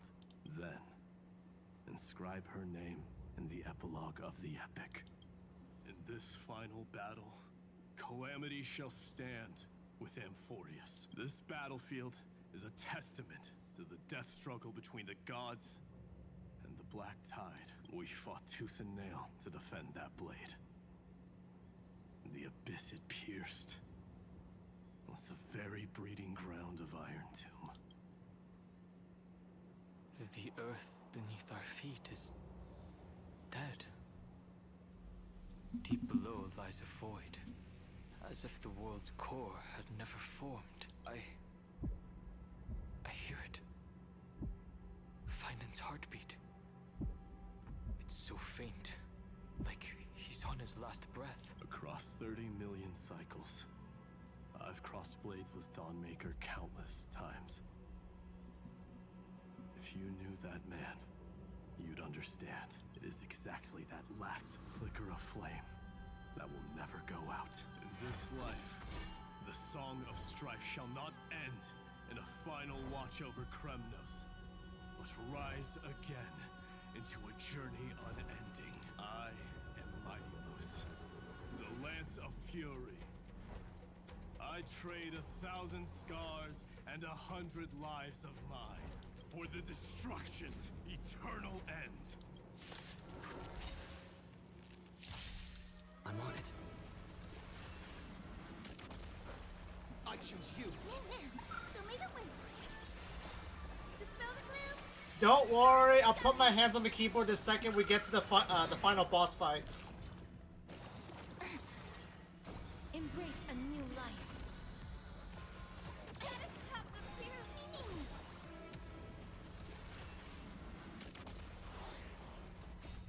We can do anything.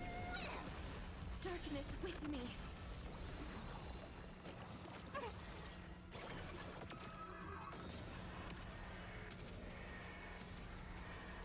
May death protect us.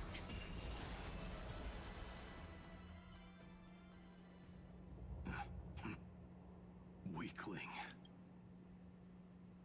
Whoa, he's so strong. We didn't even get a chance to jump in. Sadly, our golden blood shares its origin with Iron Tomb. I fear that, like these pawns, even if the gods stand side by side, will still be divided and destroyed, one by one. You mean... To destroy the destruction itself, we must stand as one.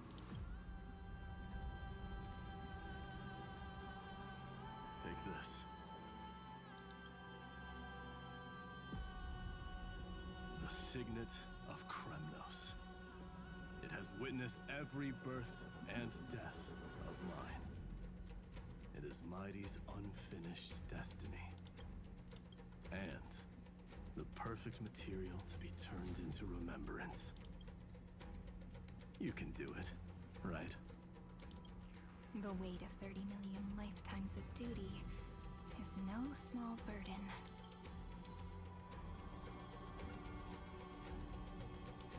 So, you're not coming with us?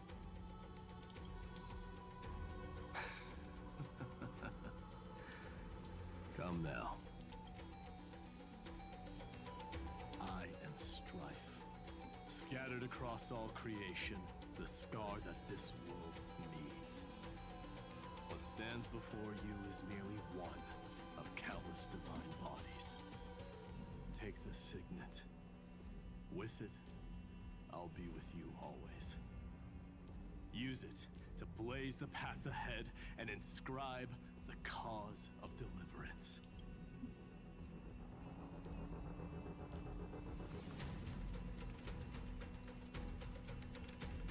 In the name of the mortal, Mighty, champion of strife, this soul rises to the stars for glory and freedom, to have his wish fulfilled. March on, heroes. march into the abyss and fulfill that long-cherished wish of Amphorius. And then, upon this broken and charred land, build anew a city of prosperity.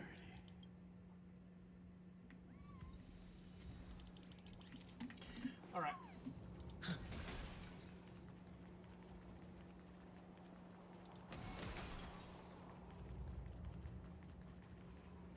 Zephyro. Sounds like someone fused me and the Little Prince into one name. Yay! Cypher! How you been? Oh, finally! Gray mystery. And, you two ladies. Bruh. Really look alike, huh?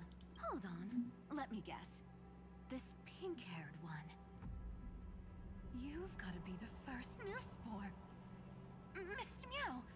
Demiurge. Right. And, this one with the flower. Gotta be, little Marge from the Express crew, huh? Bruh. They do look a bit alike. We do? I mean... He's saying we're both pretty, right? Okay, okay. I'm just kidding. Look at those gloomy faces. How are you gonna save the world like that? Cyrene, yeah, you're pretty, but that means I have to say that March is pretty too. Dang it. March is pretty too. I'll give March that. But Cyrene is number one in my eyes. Let me share some good news with you. This place may look like a ruin at first glance, but anyone can tell it's not that simple. Look, I dug 3,000 feet down and finally struck gold. A golden feather. Look familiar?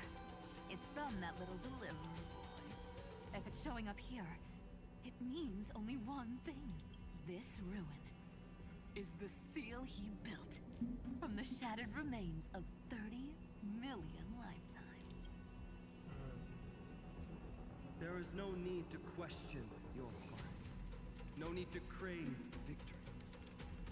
If I am born to be a vessel of sin, then I shall roar at evil and trailblaze a dawn for future generations to come. I see. So this is how he trapped Iron Tomb to buy time for the world outside. Sounds just like him. People say cats have 9 lives, but dying and coming back millions and millions of times. No one walks away from that in one piece. He's probably the only one who could have endured that.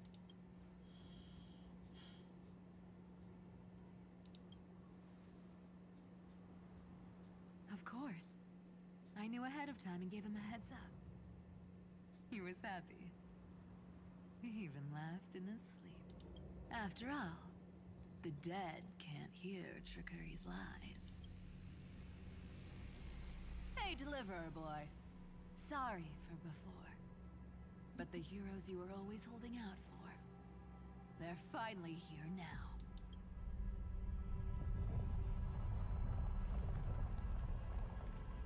So hang in there a bit longer. Sorry to keep you waiting all this time.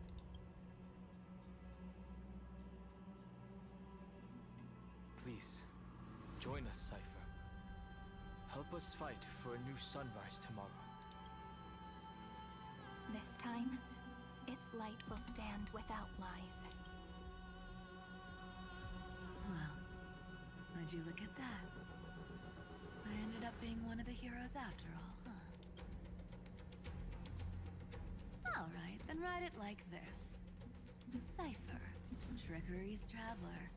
All she ever wanted was for there to always be water in deserts, and gold in fertile soil, and for even a thief to steal their way into legend.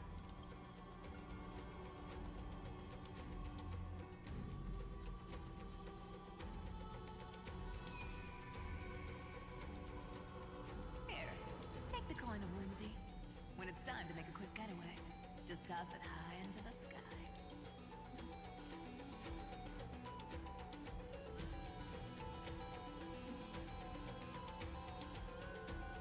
And for all you latecomers out there, listen up.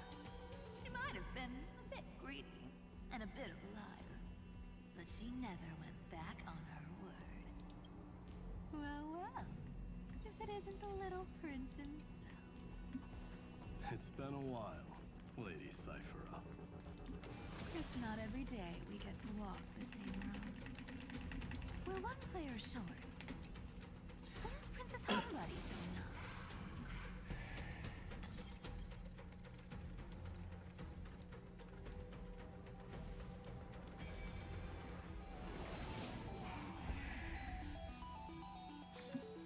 So that's how it works. So that's how it works. This vessel you've forged into Hey, a shell. Casterus! How have you been? I'm glad to see you again, Mister. Hello, it's been a while. Casterus. Looking back, I had only one act of salvation to my name, and only one life I ever saved, to bring hope to a world so vast with these hands. Even in dreams, it always felt like too much to ask for.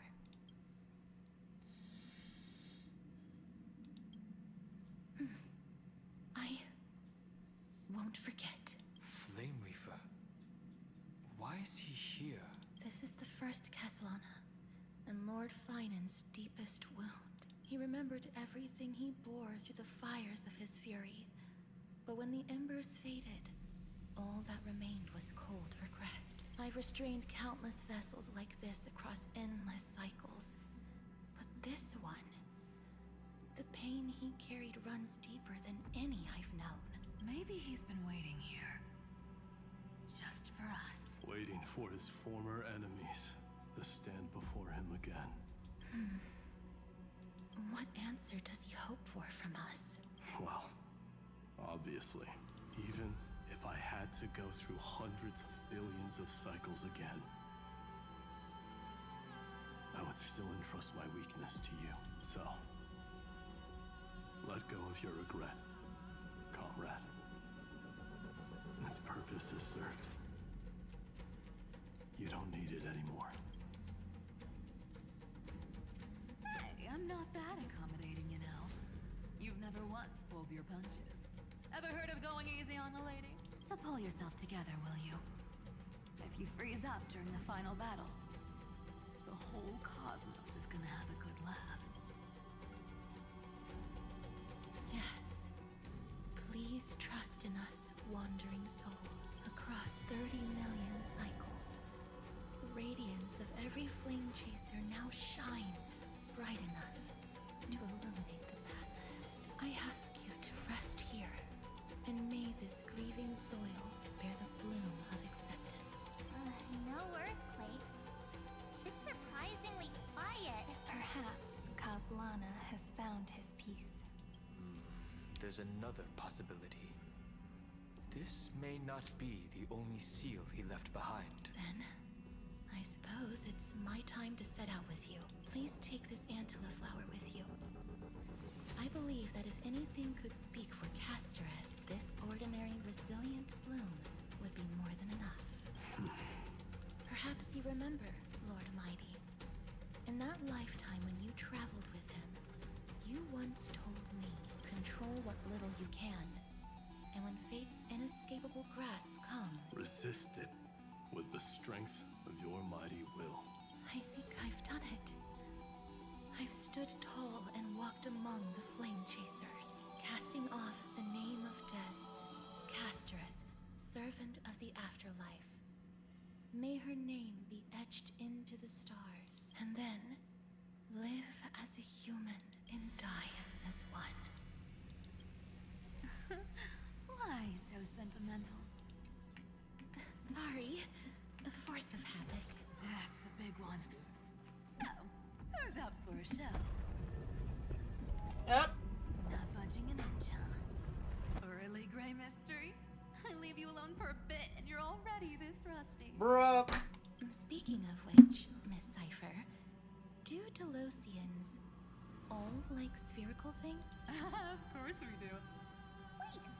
That's not the point. Isn't the real issue that this thing's in the way?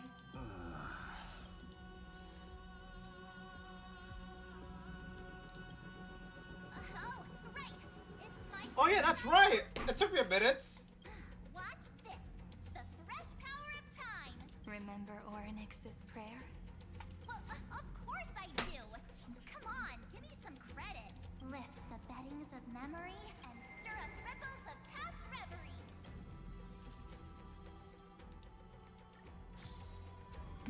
See? Way better than that. Nah! I've been doing this a lot longer, March. It'd be even more impressive if you could recite the prayer correctly. I did it correctly. But beddings of memory does catch your attention. Okay. At least it still rhymes. March? You know what? Nah.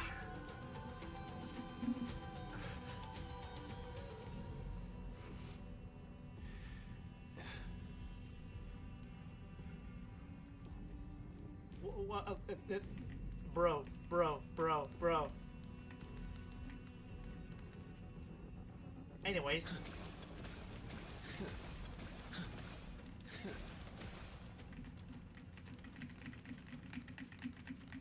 There's a whole garden down here? Whoa. Incredible. The energy in the Earth's veins here is... it's completely different. This is the sweet dream Lady Cipher wove for him. A peaceful, gentle new world.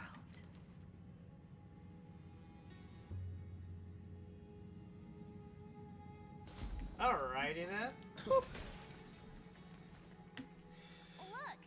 The blade down here's already snapped. Just like his mind. Shattered and broken. But that light, it looks familiar. Yes. It's the world cleansing blood. Still shimmering. After all this time. This roundabout way of doing things is definitely him. Alright. Golden light. All the pink lights have finally come Hey! Hello there. I've been waiting so long for you. Rayi, Danny, and... Oh yeah, this is the first time you met March. Oh, and... Cyrene. So that makes 3 adorable pink-haired girls. Yep. And one of them... Told ya. Let someone else say that kind of stuff. Yeah. Okay, she may see three cute pink girls, but out of the 3, I see one with no brains. Anyways, Cyrene is still number 1. I'm glad we're all getting along so well. Hyacinth, did you awaken this golden light? That's Lord Finance's lingering divinity. The sky merely reflected its tracks. The golden blood has not faded. We should respond in kind.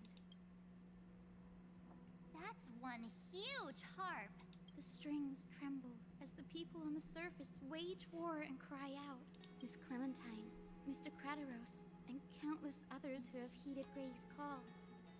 Guided by the rainbow, they're sending back good news, all to the same tune. Amphorians need not bow, even when destiny is unveiled. I knew you could all hear it too. Standing here, the sky feels wider than ever. It's no longer a towering wall, but a shore within reach. We'll take every name there with us, won't we? We will. An epic is shaped by the lives it carries. That much is beyond doubt. Or, as you've said before, right now, all that matters is to believe. Then, I guess that's my little wish fulfilled. Pluck the strings, Hyacinth, healer of the sky. May the 7-hued melody weave a rainbow, bringing a rosy-fingered dawn to the children of humanity. When the rainbow rises across the horizon, even the darkest clouds of destiny shall scatter.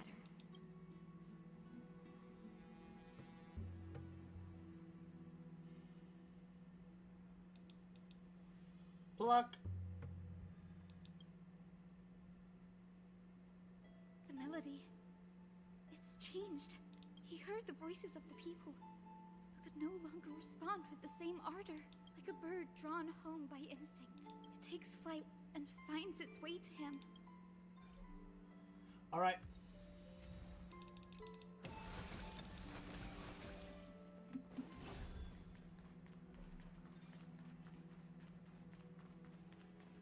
We are running.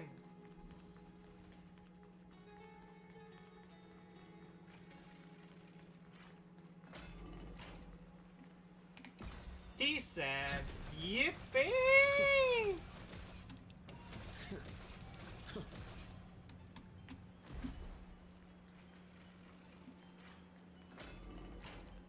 Oh, whoa, whoa. Oh, it's you! You're here. Sooner than I expected. So all along, the Demiurge was you. The pink mammal beside the Trailblazer. Your classification is pretty spot on, Professor Anaxa. Well, the sages of the Grove do call him the Titan with the sharpest eye in Euphorius. Say the ones who keep dumping every problem child on me. Bruh. They also say that the Titans are way better at raising kids than the Caprists. With great power comes great responsibility. Okay, now we're going with Spider-Man now. Know just how to guide them. It shouldn't be too hard for someone with your insight. Exactly. All right, gather yourselves. It's time for a pop quiz. I just survived one! Whoa, this is way more hardcore than the happy-go-lucky stuff at Paperfold University. The final battle is upon us, and the reinforcements still can't get through. No matter how many times I tell him, he just can't seem to manage the rear line properly. See those crystals?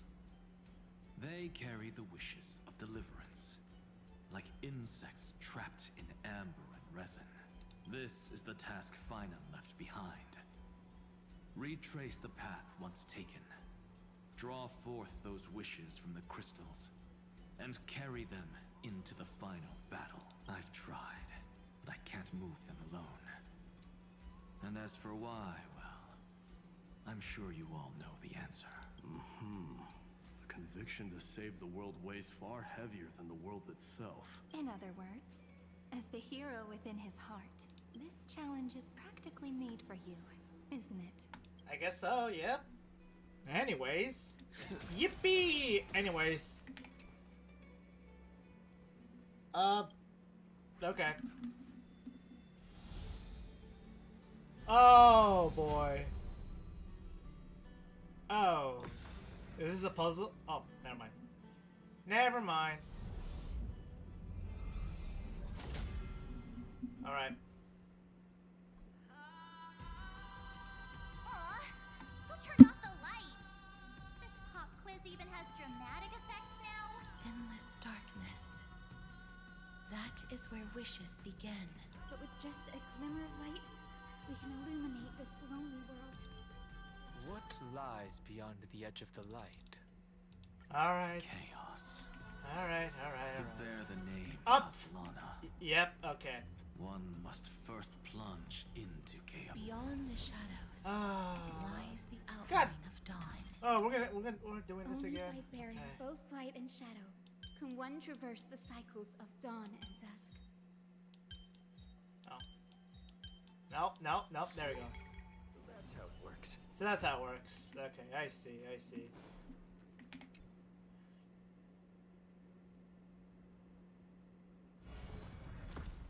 Okay, that's all. Alright. The light's spreading.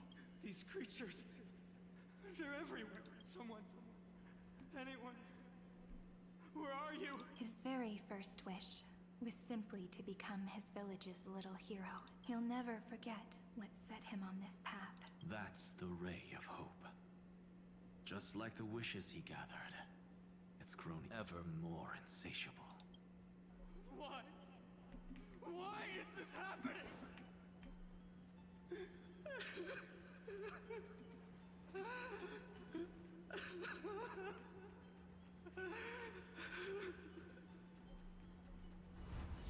Alright, second.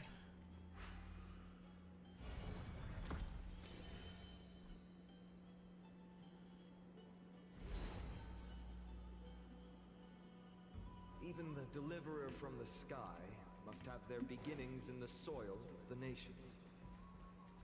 Only one who treats the world as their teacher can bear its eventual destiny. He never expected that the majestic holy city would be far from the end of what needed to be protected. The farther his gaze reached, the more weight he came to bear. But in the end, he couldn't hold on to any of it.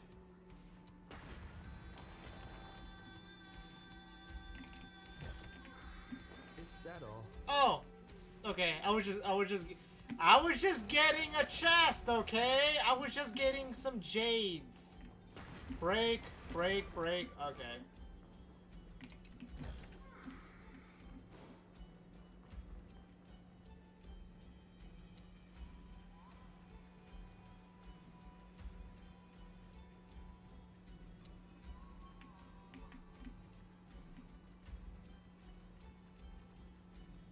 Yippee!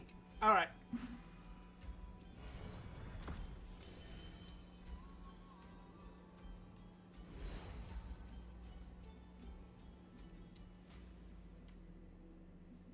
This crystal is quiet.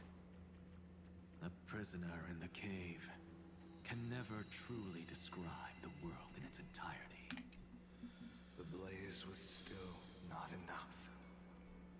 It had to be fed. Only by feeding the flames can we melt that hopeless future.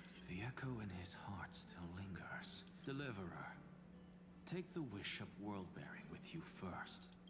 Okay. We only have half of the mark. Where's the other half? Take this. I'll bring you to the next test. That massive tome you're holding must have room for one more scholar, I presume. Of course. It can hold the whole world. Then give me a lift, would you? I'd rather save my energy and use the time to think. Bruh. God shouldn't skip exercise, you know? Miss Hyacinth is right. With the Trailblaze as witness, the stars shall remember how Anaxagoras refuted the gods. No need for that. Anaxa, scholar of reason.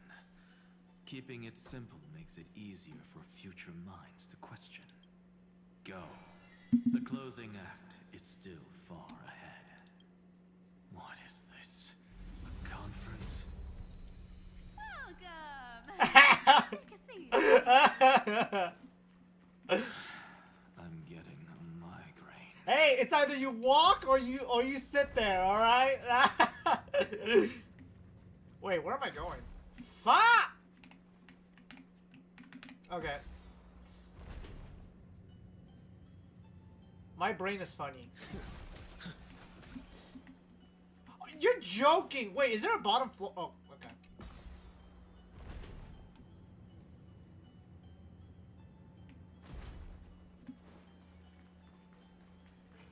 Open sesame, open sesame. Hello, hello, hello, hello, hello, hello. Yippee!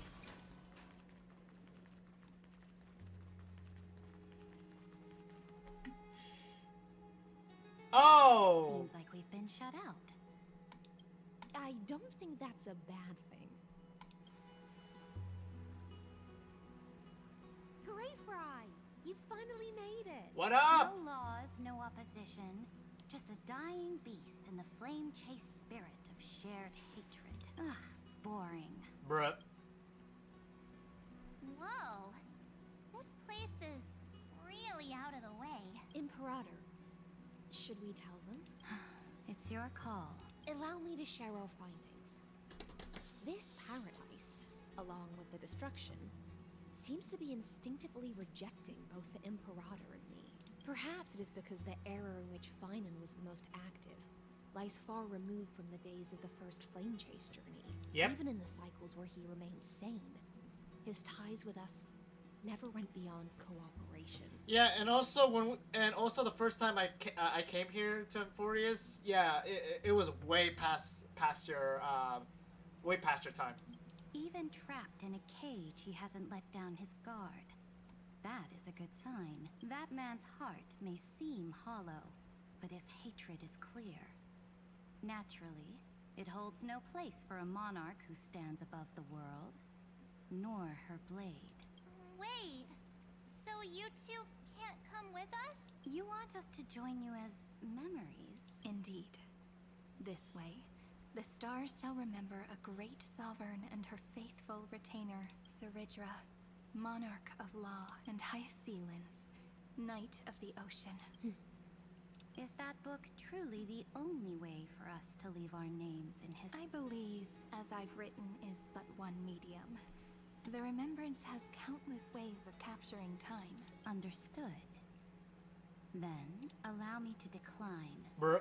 I'll see you on the battlefield. I would rather be forgotten than be defined. If Yeah, I remember that line. True. Then we have our own ways to meet again in the world to come. In that case, I will choose the same. Let the waves that surge within your heart cleanse the sins of the black tide, Greyfry.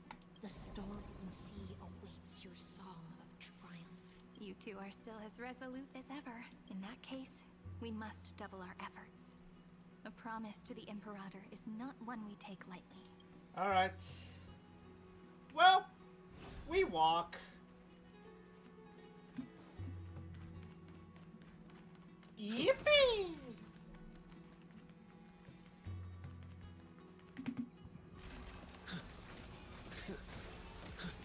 Anyways.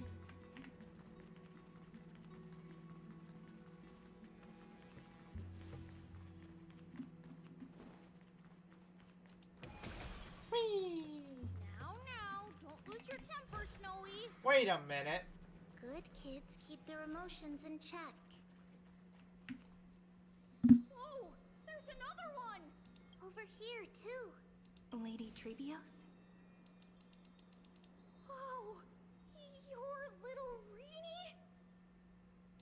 You look so grown up all of a sudden! She is not the Cyrene we remember. She is the Demiurge, Titan of Genesis. The one destined to work miracles alongside the heroes. Yeah, and we are ready. But Cyrene and I can't leave just yet. You see, weird stuff keeps popping up everywhere. These scattered scrolls are full of terrifying things. And they're all over the room. They're so scary and so sad. Good thing Cyrene's wings are amazing, or we would have been swallowed up. We need to stay here and do our best to clean them up. Scrolls filled with horrifying content. Friend, shall we take a look? Yeah, sure. There is no black tide here. But it... Who? Miss Odata and Mr. Hieronymus? Oh, shoot. Nikos 496.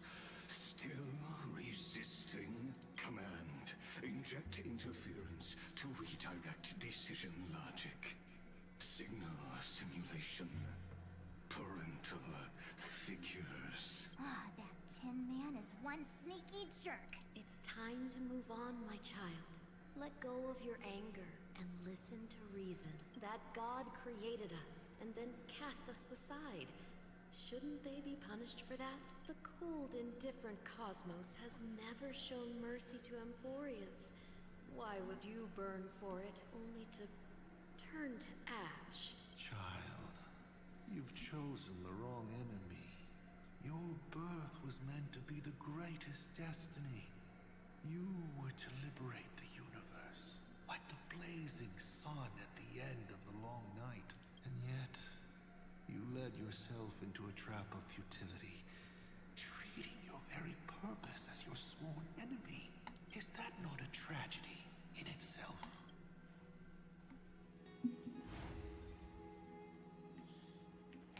Scroll.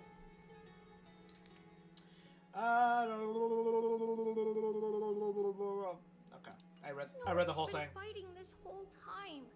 He doesn't want to be consumed by Iron Tomb and turned into an agent of destruction. But the strength behind his resistance comes from the same hatred. To be a flame is to burn. It is simply in Finan's nature, but it was remembrance that drove him to shine with golden light, piercing the unfathomable darkness.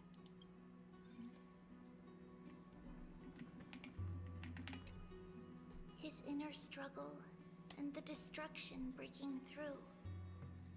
They're rising to the surface. If those thoughts take over this little world, we're in big trouble. So, we'll use the Century Gate to toss them somewhere no one can see.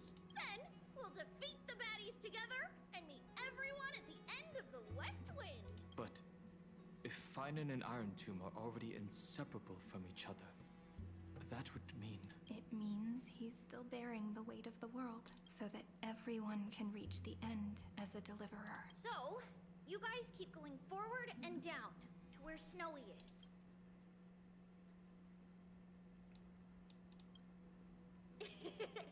Little Gray, this time, let's give it everything we've got.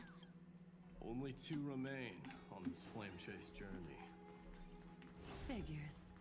They're always leading from the front line. So it's Aglaya and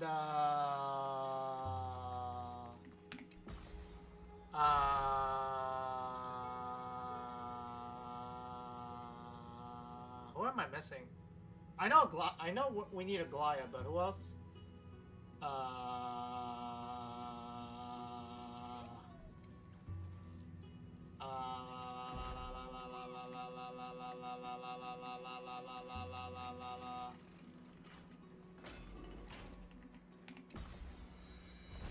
Huh. I'm thinking. Let me think. Let me think, chat.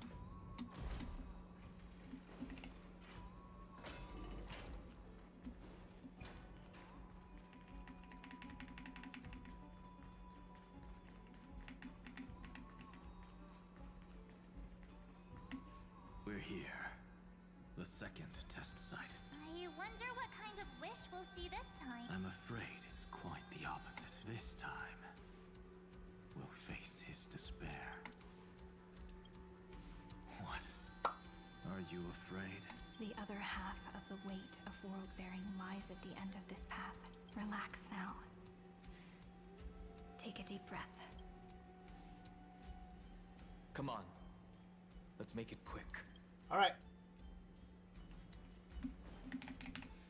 If you're ready, begin the ritual and retrace the steps he once took.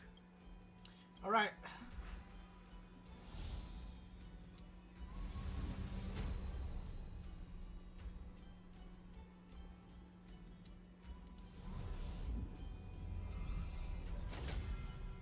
Looks like we'll be walking through the darkness this time. Exactly. It's no longer about mending broken wishes, but shattering the frozen despair. All right.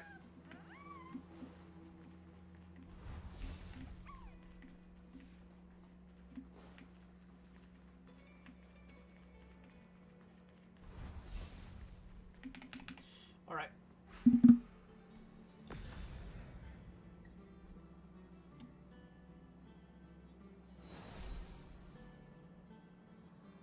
The first ripple has faded. And so begins a long and arduous journey.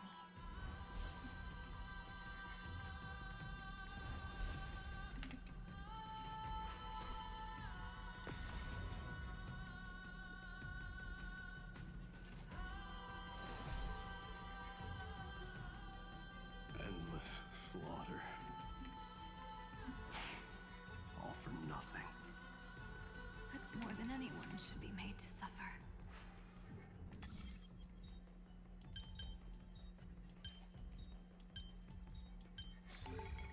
That's how it works.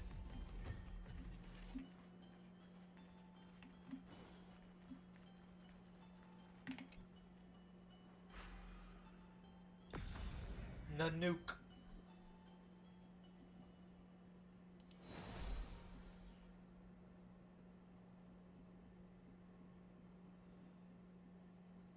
Even when it was finally over, all that remained in him was despair. But even so, the drop of blood wrung from his wrath has guided us here. The other half of world-bearing. As promised. Take it now. Alright.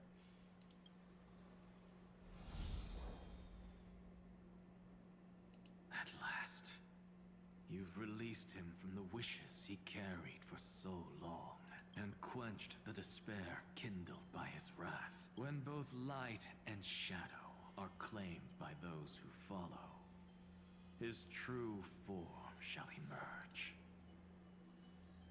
The blank statue is finally free. That smiling child in the memories. Let him come with us, laughing to the very end.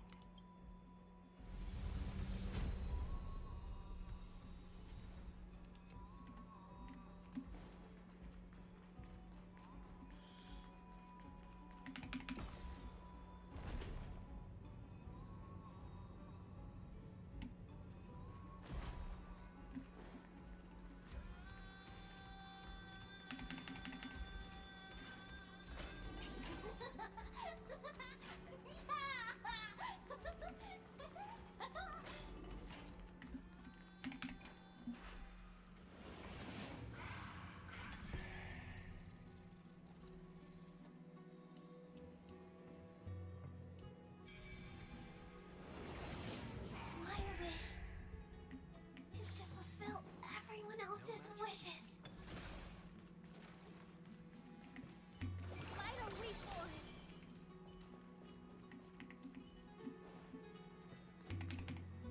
This spirit basin marks the end of every cycle. It seems this gentle little world has come to the end of its purpose. One last farewell before the journey moves on.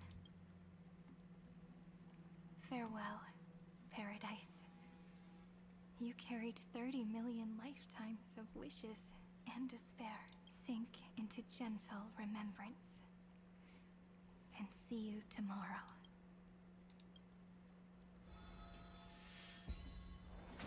From now on, the world no longer needs a tomorrow promised by prophecies. And the wish Finan could never find and call his own.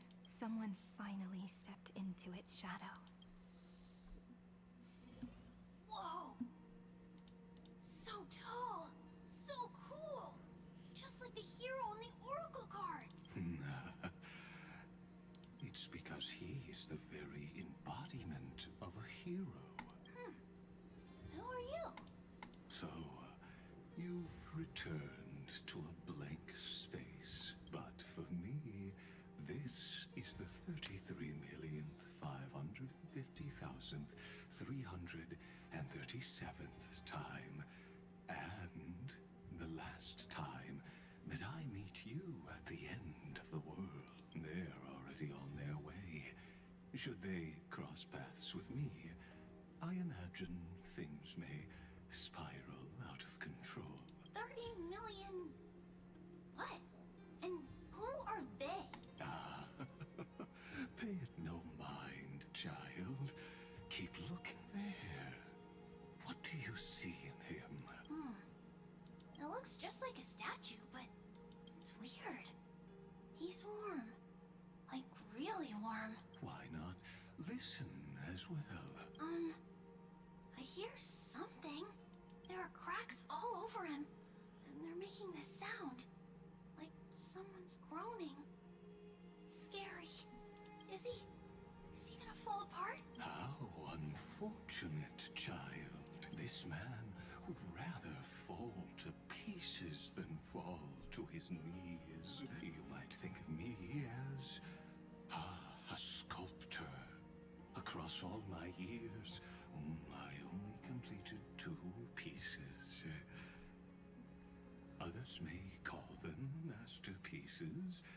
But only I know how many regrets they truly hold. Regrets? My first creation left me, long ago. This second one, it was meant to be perfect. I believed it with all my heart. Until this very moment. I don't get it. Are you saying you've changed your mind? I won't change. But I'll admit this. Those 12 stones, unpolished as they are 1,000 times more exquisite than any statue. It's as if they are mocking me, a failed sculptor whose touch can only diminish what was born to shine, until nothing remains. For the first time in my life, I've realized this vessel is merely an avatar made to contain the first genius's paranoia. The seal etched into my mechanical core permits me to pursue only one purpose: destruction. Compared to me, those 12 glowing, unrefined stones may have lived with more freedom than I ever had. Is this your confession, Lord Lycurgus? Hey, Glaya.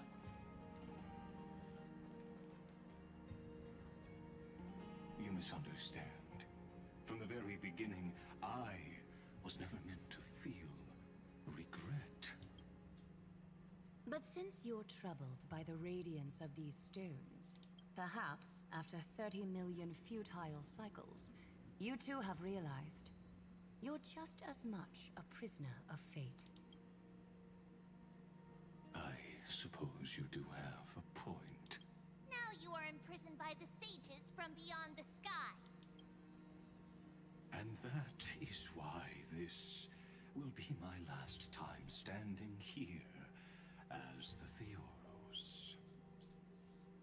Though we stand on opposite sides, we are both waiting for a miracle. What are you talking about? Is something big about to happen? Aggie. I know. Now that your victory is assured, I trust you won't mind giving us a moment in private. Assured? Not quite. But I won't stay long. I'd rather not spoil the fun for those deliverers. And besides, after losing everything, the only thing that remains in me is the drive to seek knowledge. I pity you, Theoros. I don't need your pity. Farewell, Lady Goldweaver.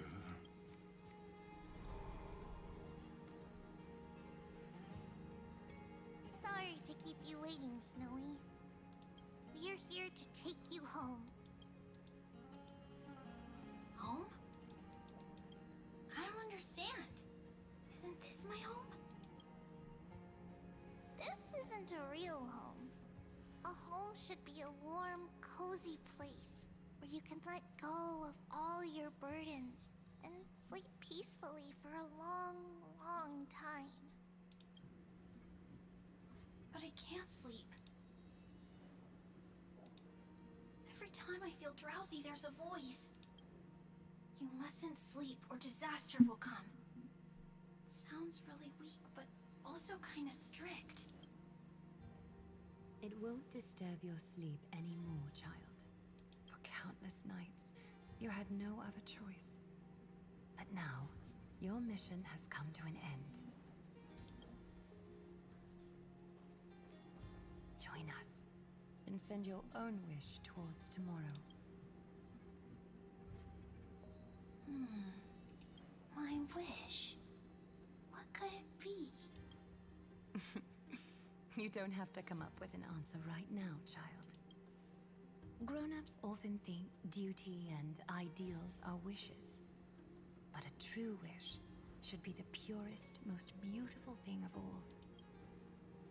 It can only take form in the hands of someone who is truly free. So, Snowy, will you come with us to chase after your own wish? I want to leave this place. I want to go find it. I'm glad to hear it. The final flame chase journey, just like the 30 million before it. Take our hands and come with us.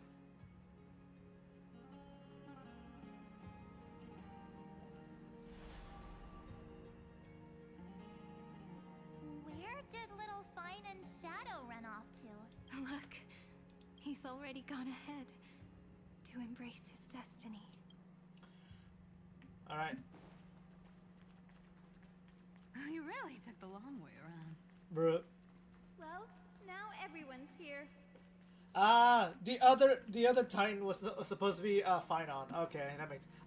Yeah, we were just missing Aglaya. Finally arrived, deliverers. Long time no see, everyone.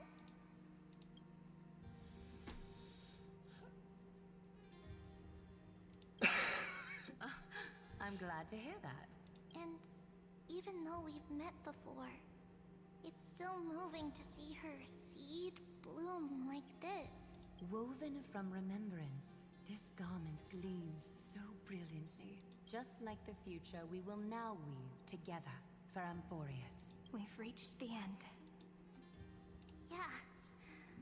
We just have to go through the final passage. Snowy has already gone ahead. What lies behind that door? The first seal upon Iron 2 was a battlefield, raised from the bones of Finan himself. The second seal was a reflection of his inner desires, his wishes, and his despair. A path he wove together with regret, wrath, and sighs. When all this is gone, what will he have left to hold back the destruction?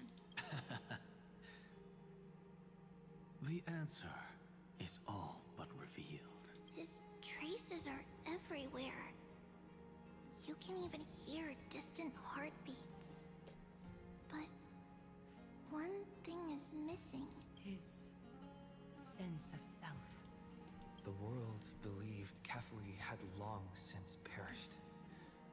But they held fast, anchored by a sliver of self, standing for 1,000 years to shelter all life from the black tide. What Finan is doing now is no different. And what we must do is also no different. Then let remembrance burn bright like a shooting star, and once more, pierce the long night of slumber.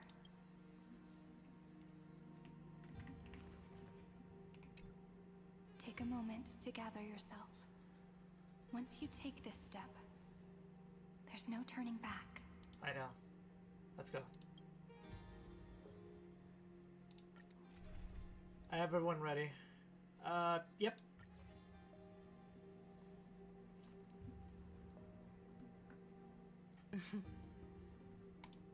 The scepter once bestowed upon us names of cold command. The prophecy spoke of our unchanging fates time and time again. But under the pens of trailblazing and genesis, the stars shall thus sing of tomorrow. Trebios, holy child of passage.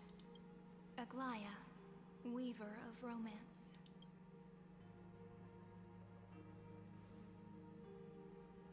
At the journey's end, they shall bathe in gold once more. Through myriad passages, until all that was lost is reclaimed. Do you still remember, Kaslana? The one who won't reach the dawn? The world dissipates at the end of the cycle.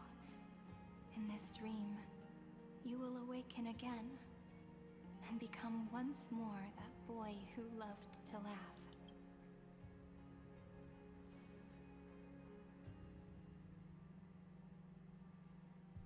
But if you open your eyes and look back on yesterday, you'll see Destiny's footprints, clear as day. At last, the raging fire of hatred is swept away by a breeze, leaving only love to remember the passage of time.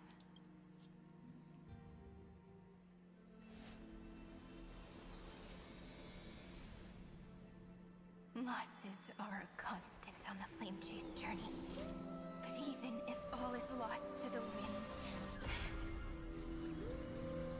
memory endures.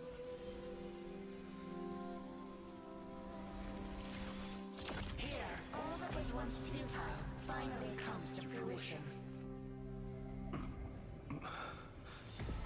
This is the end of your lonely, bitter journey.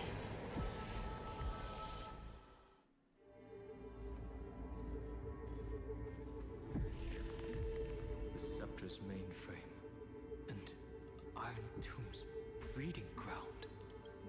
We're finally seeing its true form. It's red everywhere. And the atmosphere is super creepy. That would be the erudition's coldness. But it will soon be engulfed by the destruction's heat. Mr. Screwlum! What up? This world's insides are finally connected to the outside. This is the moment when Amphorius is closest to the cosmos. Nicely done, little ones. With Stephen Lloyd and his hacker friends here, the Scepter's block protocol will no longer take effect. The speed of time within Amphorius has finally been synced with that of the real universe. In other words, it's time for the decisive battle. All right.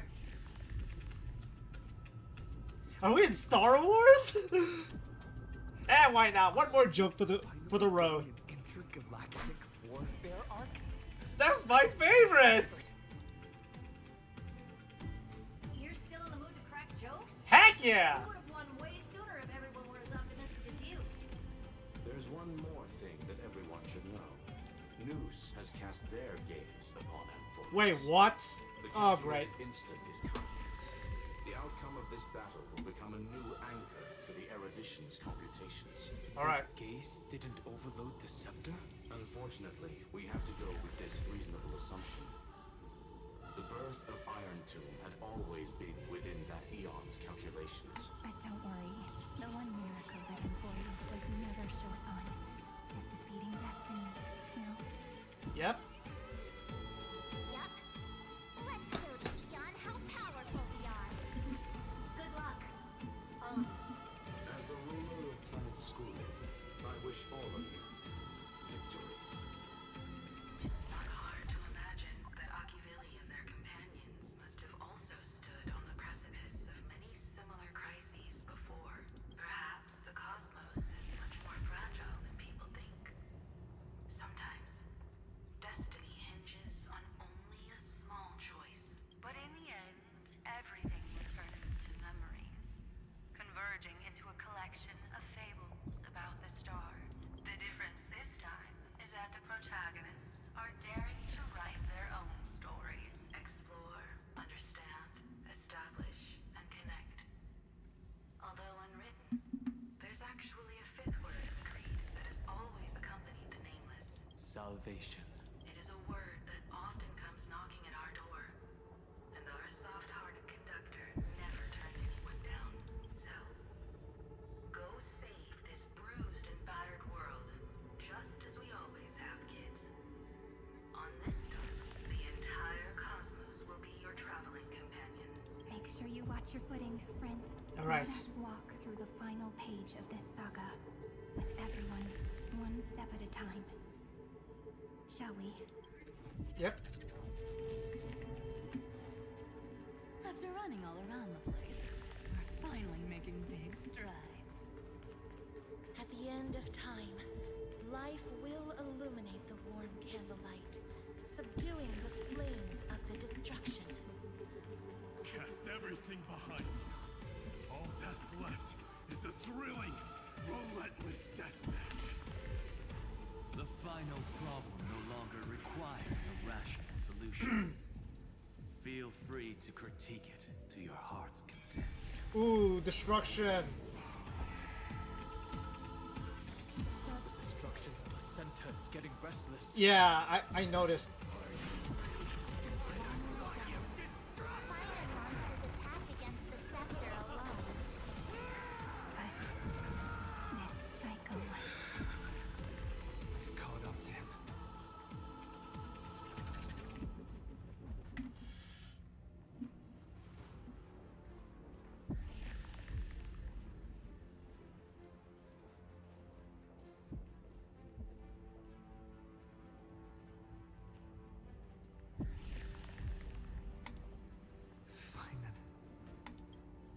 Remember the promise we made back then?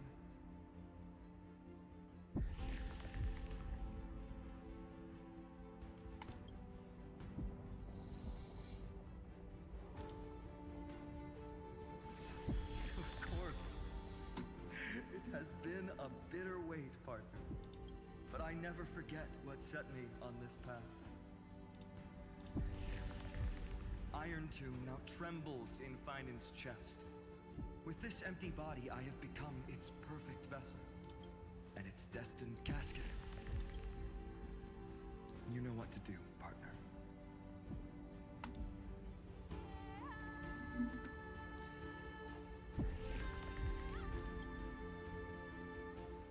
Remember the past, and become the hero of tomorrow. Stand with me, and become heroes! That's all I've ever wanted. The epic draws to a close.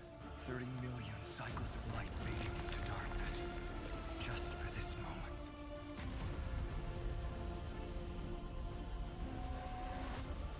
To welcome the true dawn.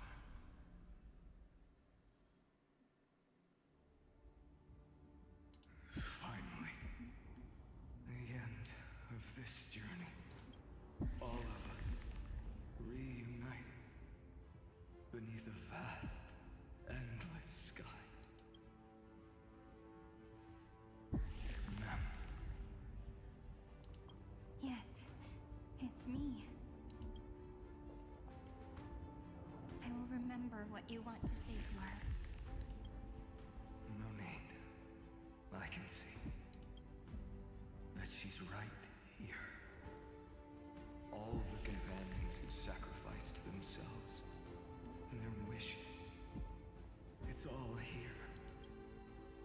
Have we succeeded? I think we have.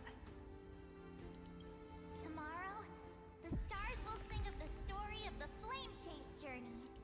And it won't just be you in it. There will be countless numbers of you. Amphorius will be a glorious and magnificent world of heroes in the universe's memories. Hence, for this world we so deeply love. Let us write its ending.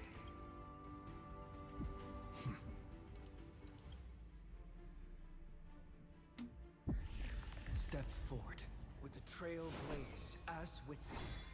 Let the name shared by all deliverers be sung unto eternity. The nameless hero, Kazlana! Alright. I see the pale dawn breaking. With my flesh as kindling. Light the first dawn of the new world. Dispel the gloom! Restore chaos skies! Once more,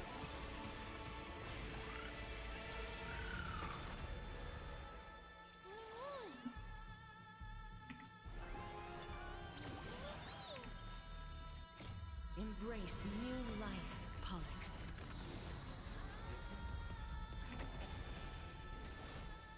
Please cherish the time. Darkness follows me. Countless stars, please shine for the heroes. Peach, please calm down.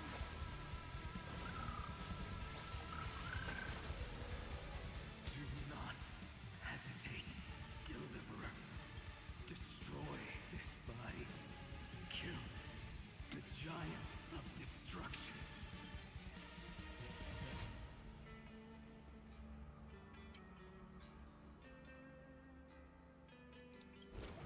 The fury overflowing. Put down your hesitation.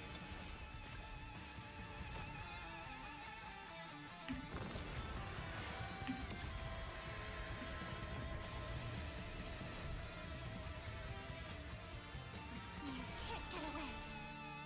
Iron Tomb's hatred is bottomless. It will turn into countless factors, sweeping across the stars. When the time comes, promise me, use the world-cleansing golden blood to turn everything to ash.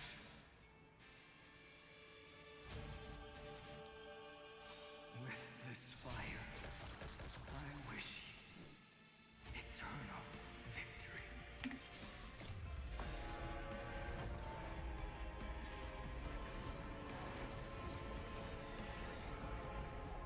Remember me with love.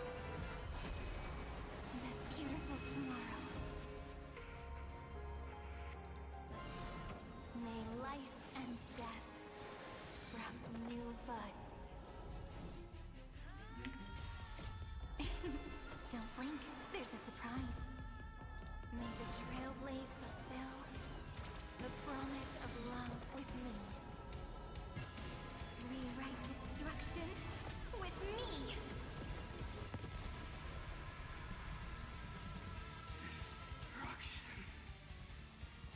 Rebirth. Deliverance. Cleansing. 30 million cycles. Heartbeat. Bell. Rings out. Promise me. The dawn. Graced by stars. That's good. Finally. Golden wheat feet.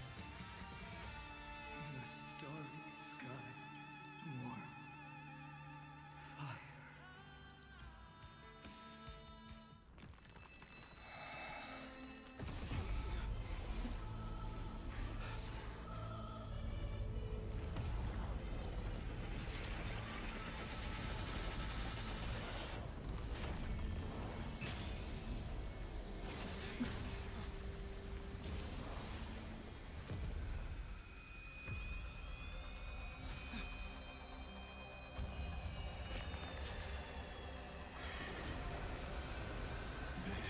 Witness, monarch of myriad machines, my ridiculous creation. The instant in your calculations bears the name Destruction.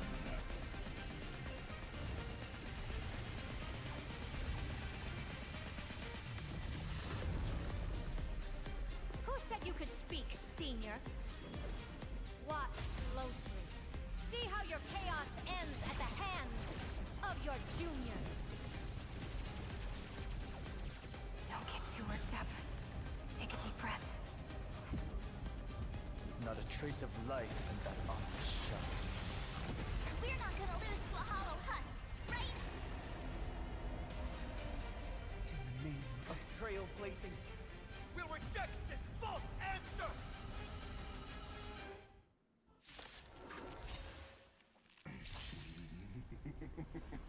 My atonement is complete.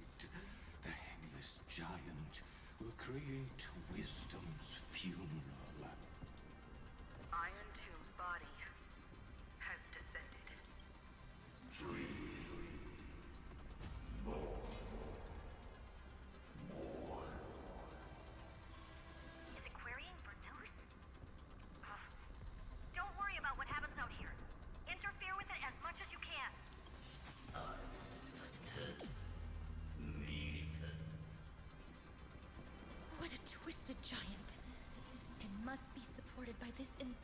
bond of hatred.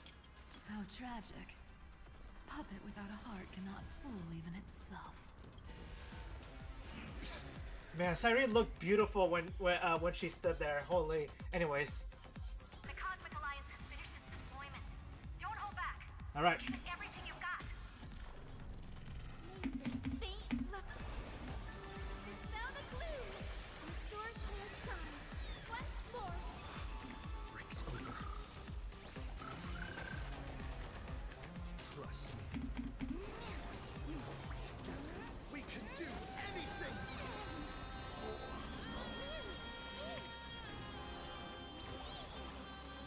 Danger approaches. I grant you this. As you wish. Is this how it feels to be in sync? Don't panic. I'm still here. Countless stars, please shine for the heroes.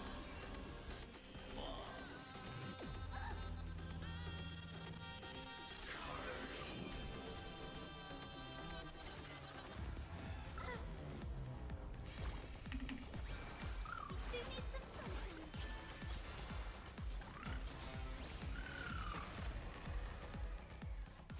Embrace new life, Pollux.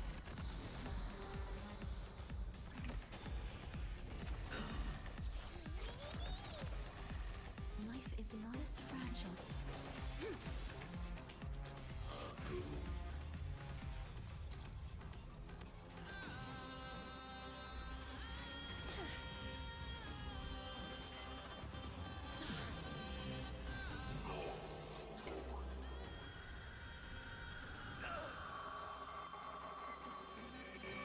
We can illuminate this chaos. Indeed, there must be light. All courses, converging into one.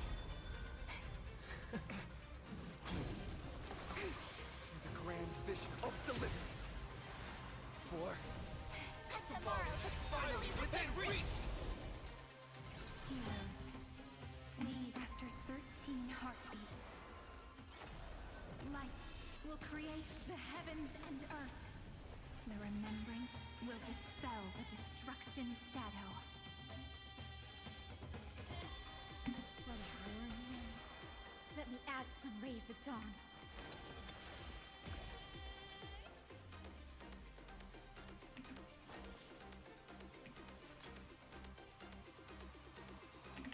Endless flowers, please bloom for tomorrow.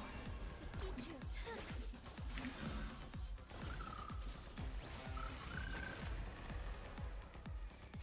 Memories ripples are waiting to be kissed awake by a shooting star.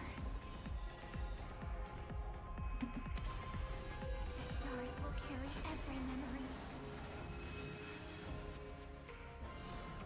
May life and death sprout new buds. Don't worry. We're all here. May the trailblaze fulfill the promise of love with me. Cleanse hatred with love.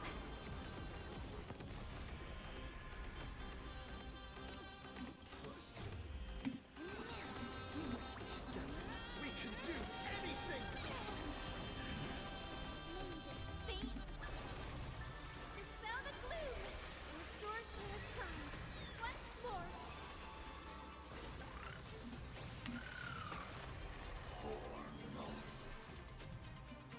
A world that knows love won't be destroyed.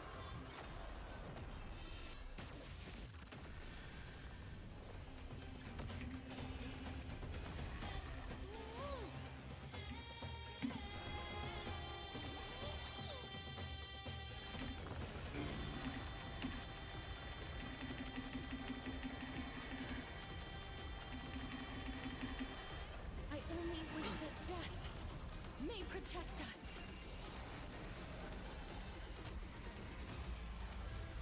Throttle as much as you want. You bring The cosmos does not need a third emperor, much less an artificial tyrant.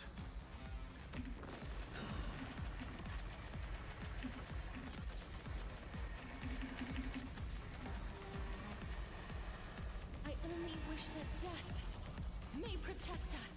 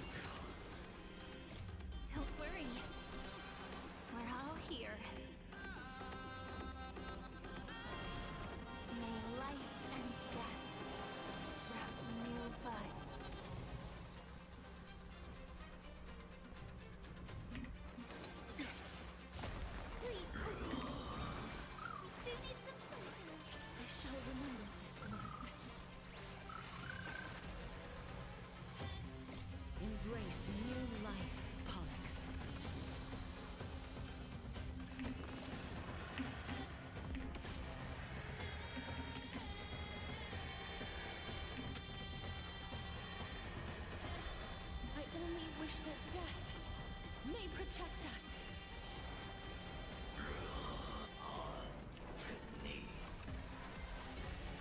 Strong spikes have appeared on the path chart.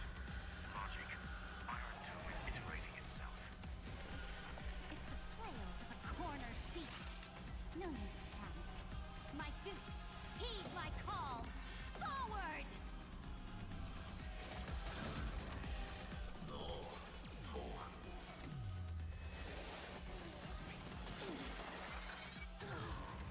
You have no honor. You reside in the body of a hero, yet you're so despicable. Breaks over. Embrace new life, Pollux.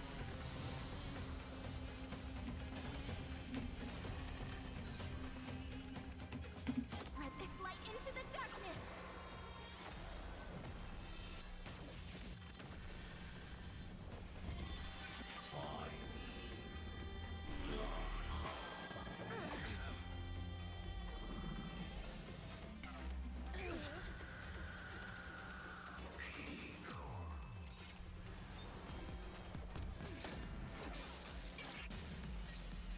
Is this the true face of Aranova? As ugly as I thought.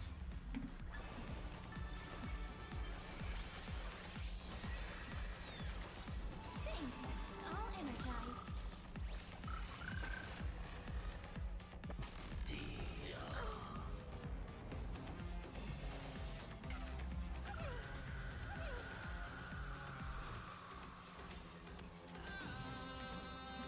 I will pass on your gift, lady. It's as warm as an embrace.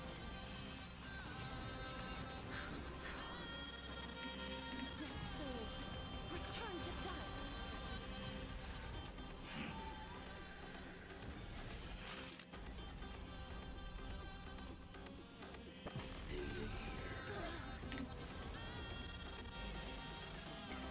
That hurts. Don't worry. We're all here. May life and death sprout new buds.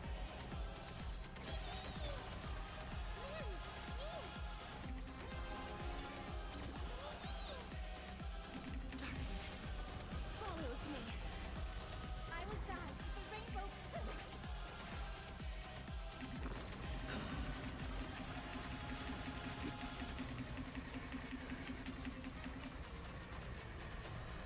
I only wish that death may protect us. This unprecedented trailblaze is worth everyone's effort.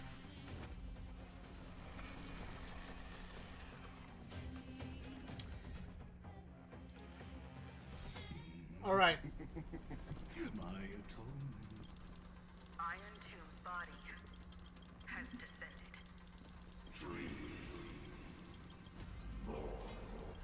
Is it querying for news?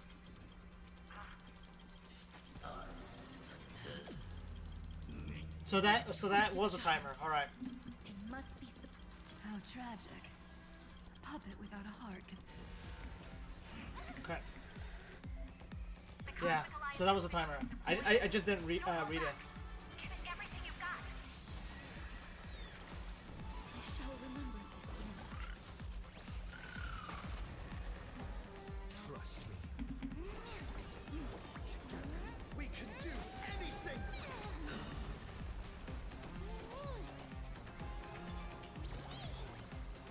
Danger, please. Wilt here.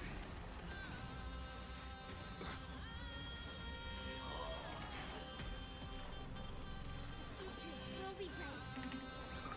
Everyone's been waiting for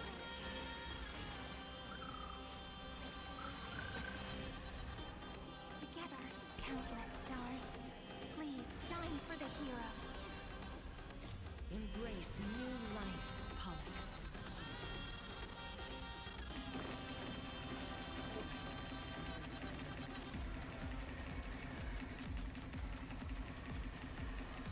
I only wish that death may protect us.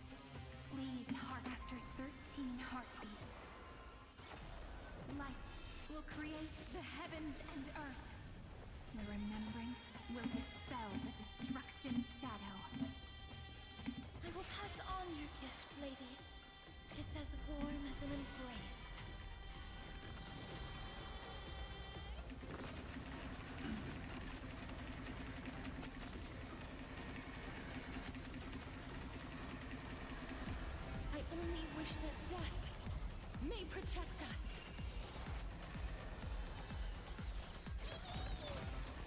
I was back.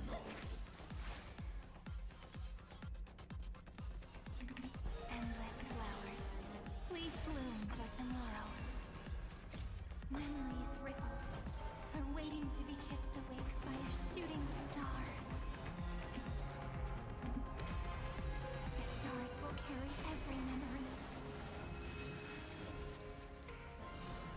May life and death sprout new buds.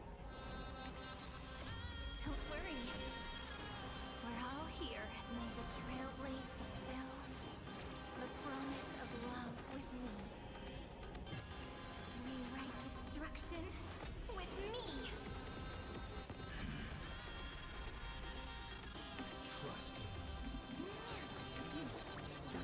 We can do anything! Embrace new life, Pollux.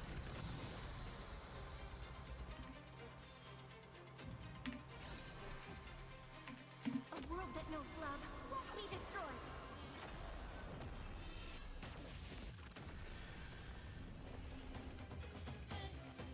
Remember that.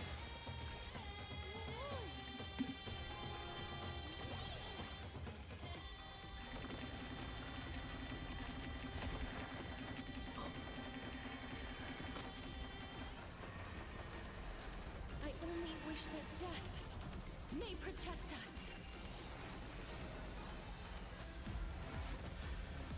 The cosmos does not need a third. This unprecedented trailblaze is worth everyone's effort. You just don't learn. May this faint look. Dispel the gloom. Restore clear skies. Once more. Breaks over.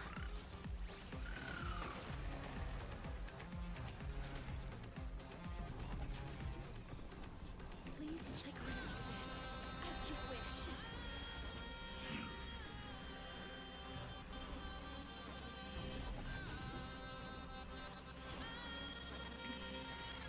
Take our answer.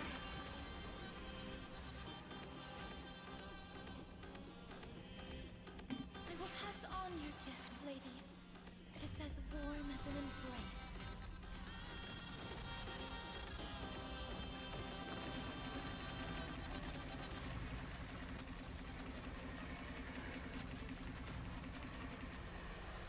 I only wish that death may protect us.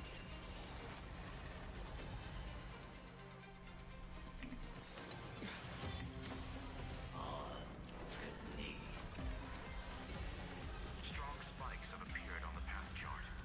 Logic, Iron Tomb is iterating itself. It's the flails of a cornered beast. No need to panic. My dukes, heed my call. Forward!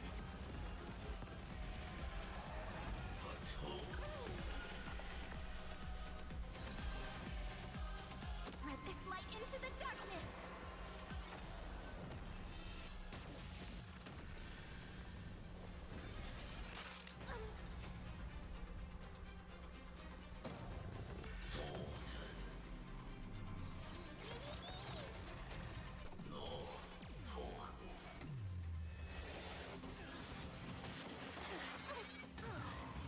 You have no honor.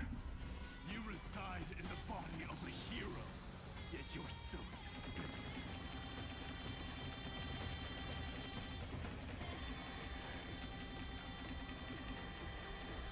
I only wish that death may protect us.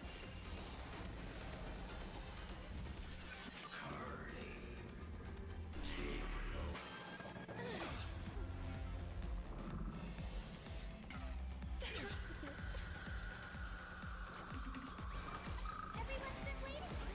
Thanks. All energized.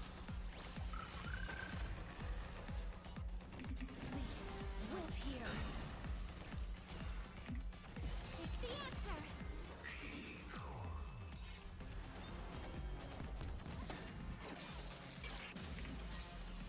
Is this the true face of Aranova? As ugly as I thought.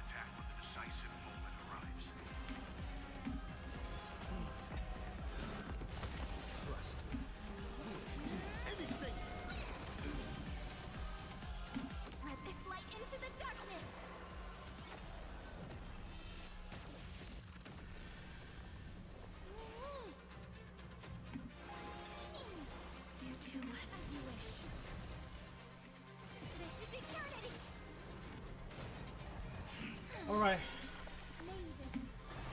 Went back to 60, that's fine. Alright, finally, damage.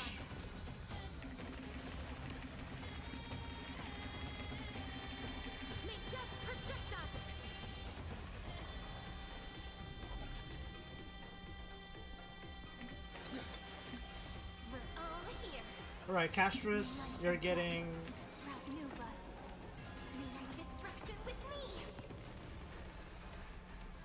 A world that knows love won't be destroyed.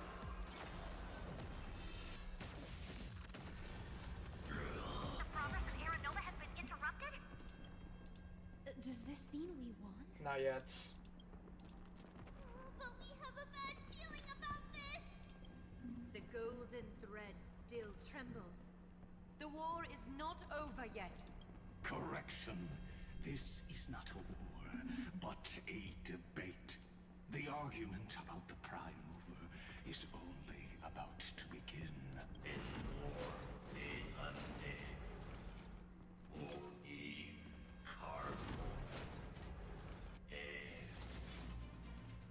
Are you kidding me? How can this cat energy anomaly? What? Stop! Otherwise... Here. Why? Friend. Oh, don't you...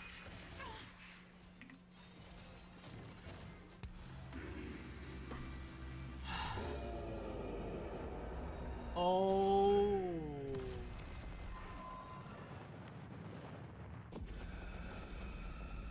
The fourth instant of the cosmos is the coronation of Iron Tomb.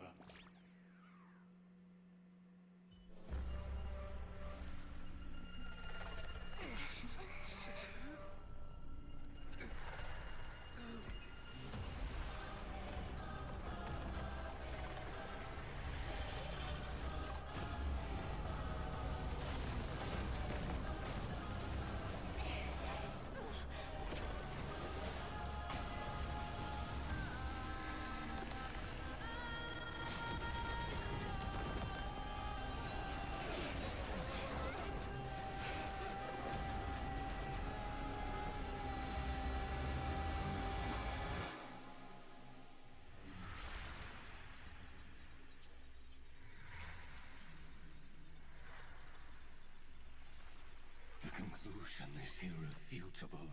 The right side of the equation, the erudition, falls silent. In 13 heartbeats, they will begin recalculating the universe. With destruction as the only solution.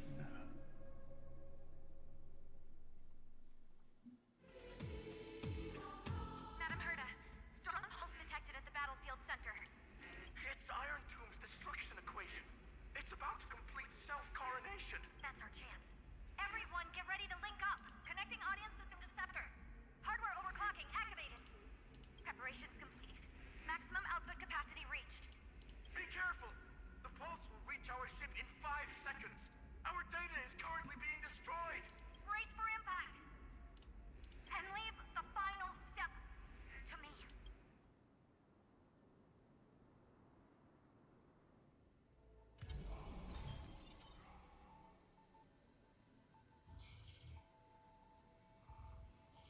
What the hell?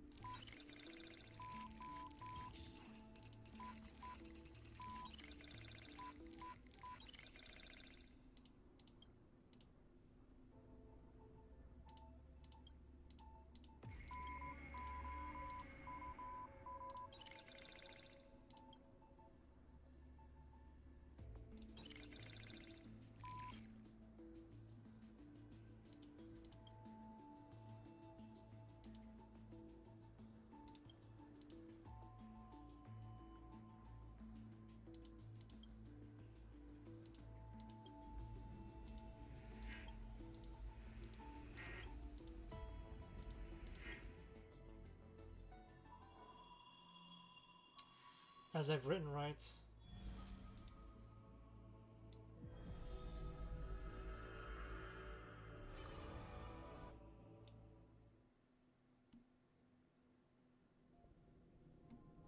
Cyrene. Cyrene. Friend, you're finally awake. Hey.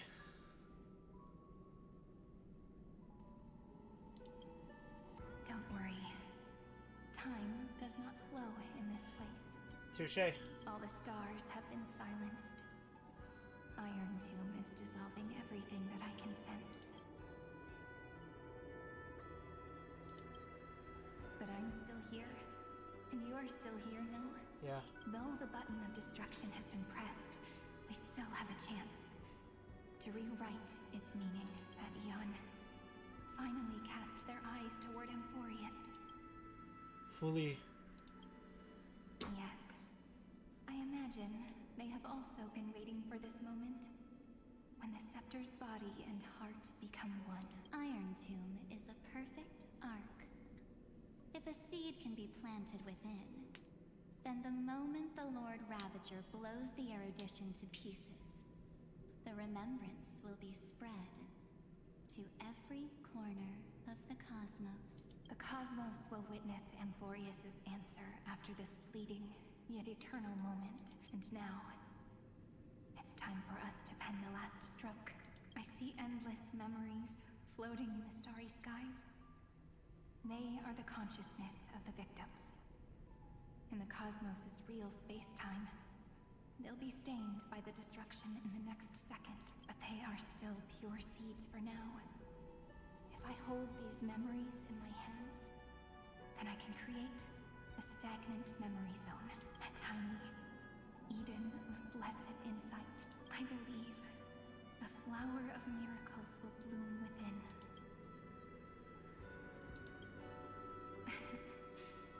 Good question.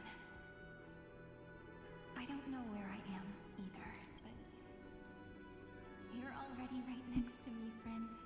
I can still hear your voice in this bottomless void.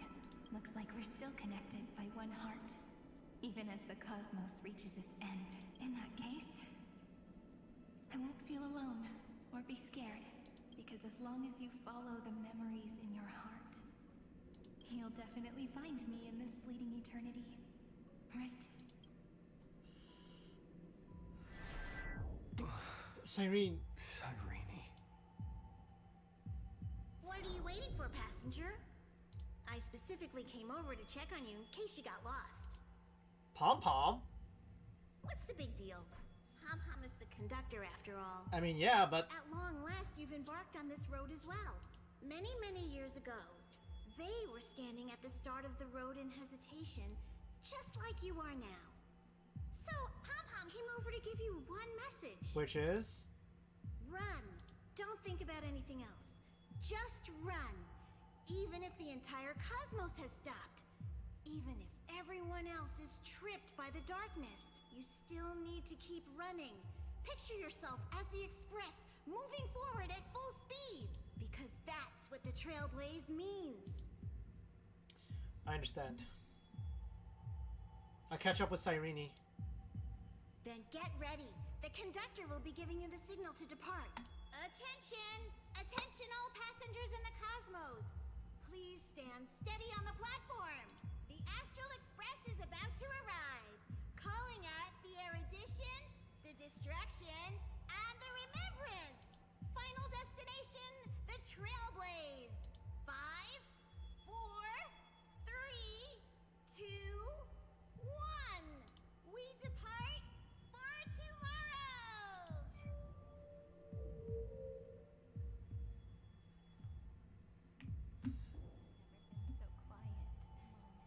It's so good, and if the view in your memory ever grows fuzzy, power to just read.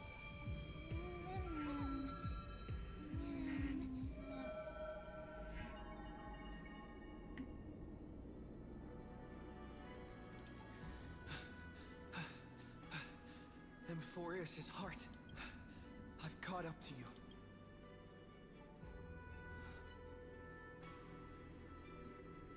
Let the first light illuminate chaos.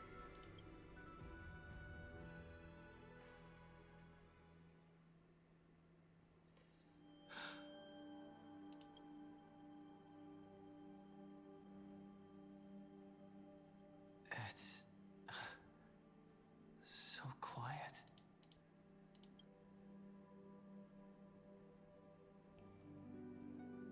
Everything's frozen in the most beautiful moment.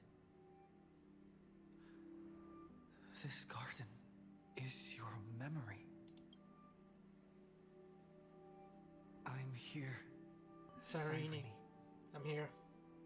I knew you'd find this place and walk into my heart as you've always done. Then let us both do our duty. The hero who trailblazes the way forward, and the fairy who watches over remembrance. We never changed at all, did we? I'll be right back.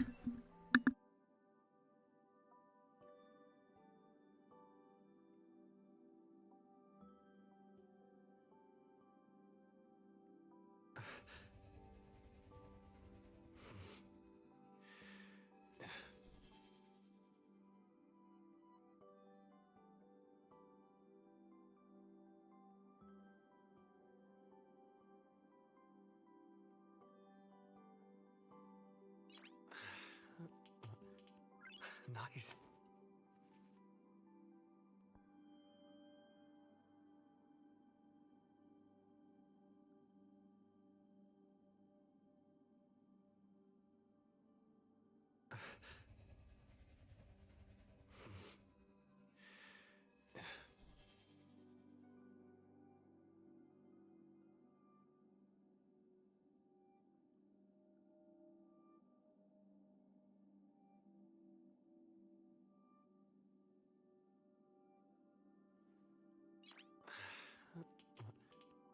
Nice.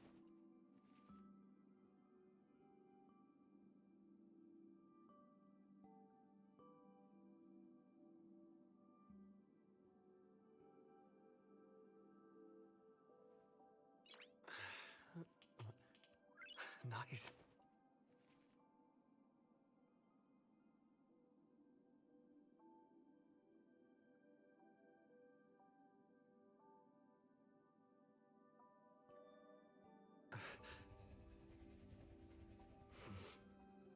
I've returned.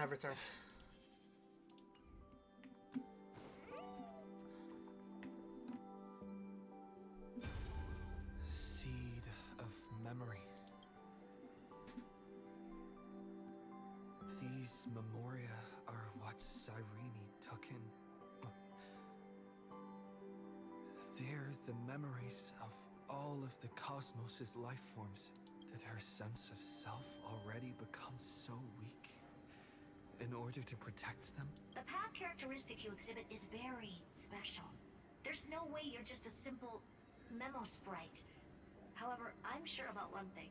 You are a mimetic entity born in Amphorius, yet you only awakened with the Little One's arrival, and only matured as he embarked on the path of remembrance. That means your existence is completely attached to his memories. If ever there comes a day when he forgets about you for even a few seconds, or loses his last connection with Amphorius, then you must be prepared for the worst. You will disappear in the memory zone, utterly gone, without even a single line of data to remember you by. Yeah, I still remember that.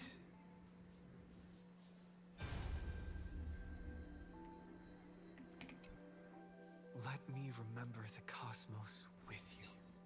That way, it won't just be your memories alone.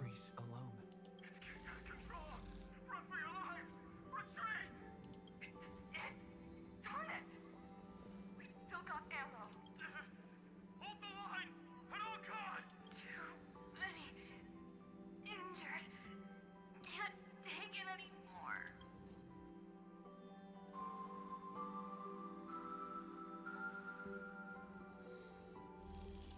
These memories are so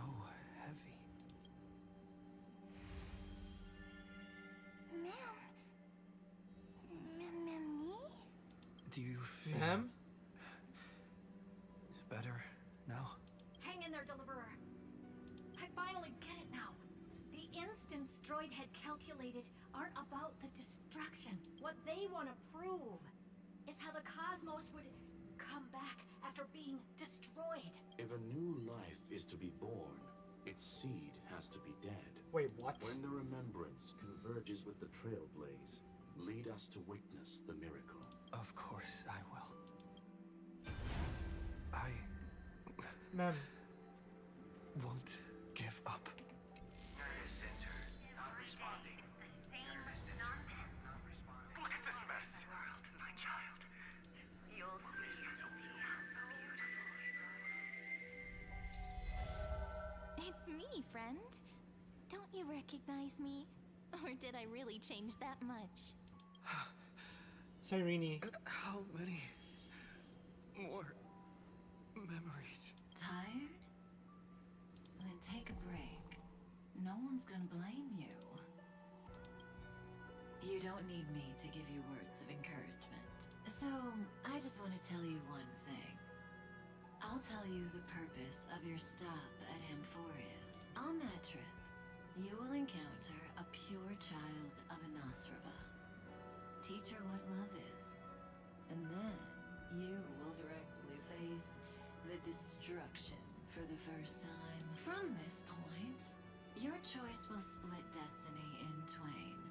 In the darker of the two outcomes, the trailblazing journey will turn into a flawless memory. She will carefully treasure and protect everything you and the Astral Express have experienced until that magnificent war between the gods, when she, with love in her heart, will ascend at the end of time to become the master of causality.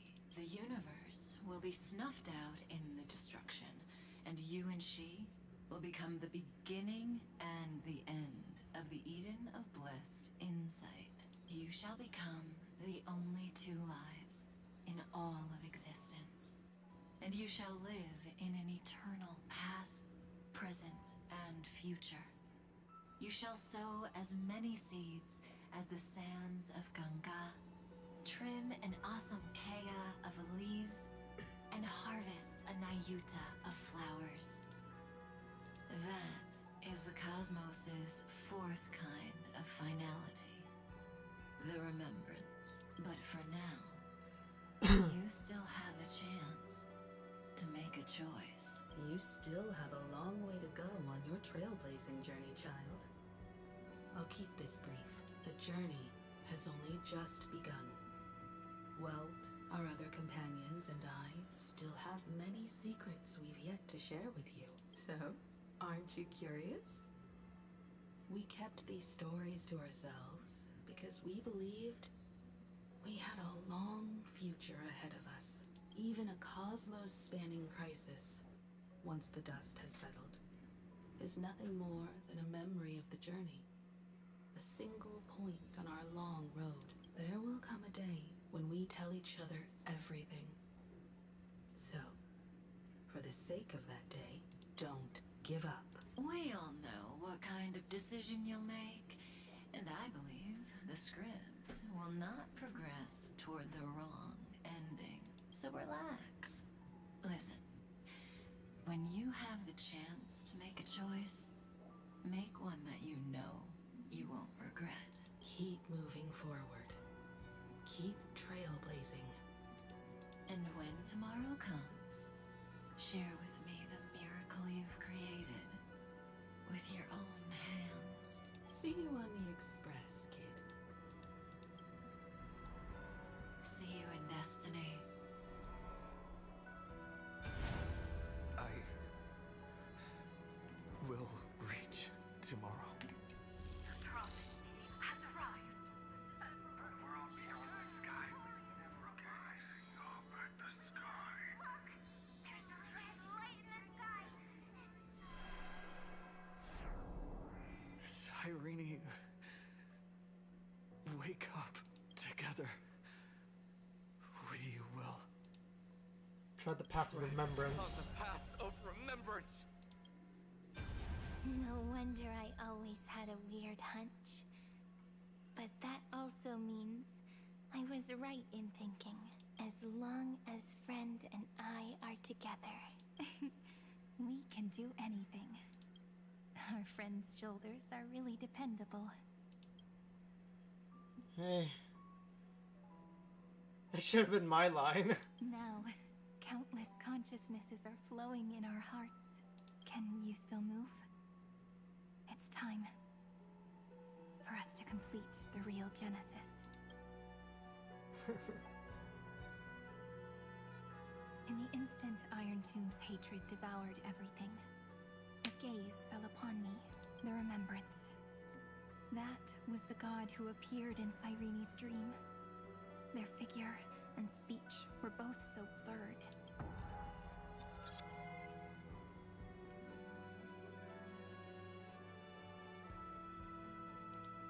But while they gazed at me, I was able to collect all the memories stained by the destruction and write down this eternal page. And now, we will use this tranquility to cleanse Iron Tomb's rage. How? Simple. Just like what it was doing to us all this time, but reversed. Did you forget? I'm Amphorius's heart. For everyone who's a factor, their power isn't tied solely to Iron Tomb anymore. Let 30 million cycles of memories be condensed upon us. And let the scepter reach the answer it had before it was distorted. The body is meant to be restrained by the heart, no? Even if the apocalyptic virus is doomed to spread into the cosmos, we can at least try to fight against hatred with love and overwrite Iron Tomb's destruction equation, washing it away into a blank space.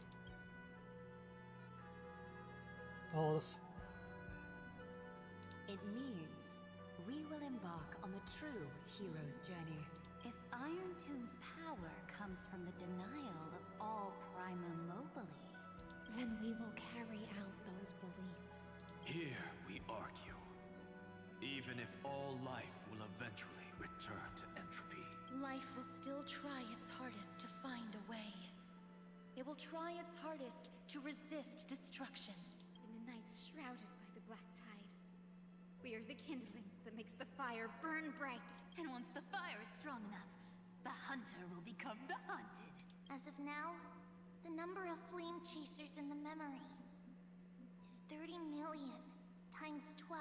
And 400 million core flames await their return. We can do it, right? That's right. So trust us, partner. Everyone, let's head out together, and we'll burn this horrible ending to ashes! From the dawn of newborn cries, to the night when all beings fall silent. We are the messengers of the new world. Listening to the call of the tides, and granting rebirth to heaven and earth. Then, we lead civilization to glorious feats. The question imposed by the gods will be solved by the children of humanity. We will tell them that the flame chase cannot possibly have been a lie. When starlight illuminates the sea of flowers at the end of the west wind, All living things will stir, roused from the cradle of sleep. Then, through a single battle, let the cosmos witness how we light up the... What a poignant yet warm journey. And it's still not over yet, is it?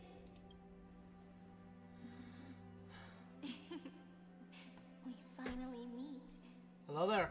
To meet the hero within, in a corner of memories at the saga's epilogue, and under such a romantic sky, I really don't have any more regrets.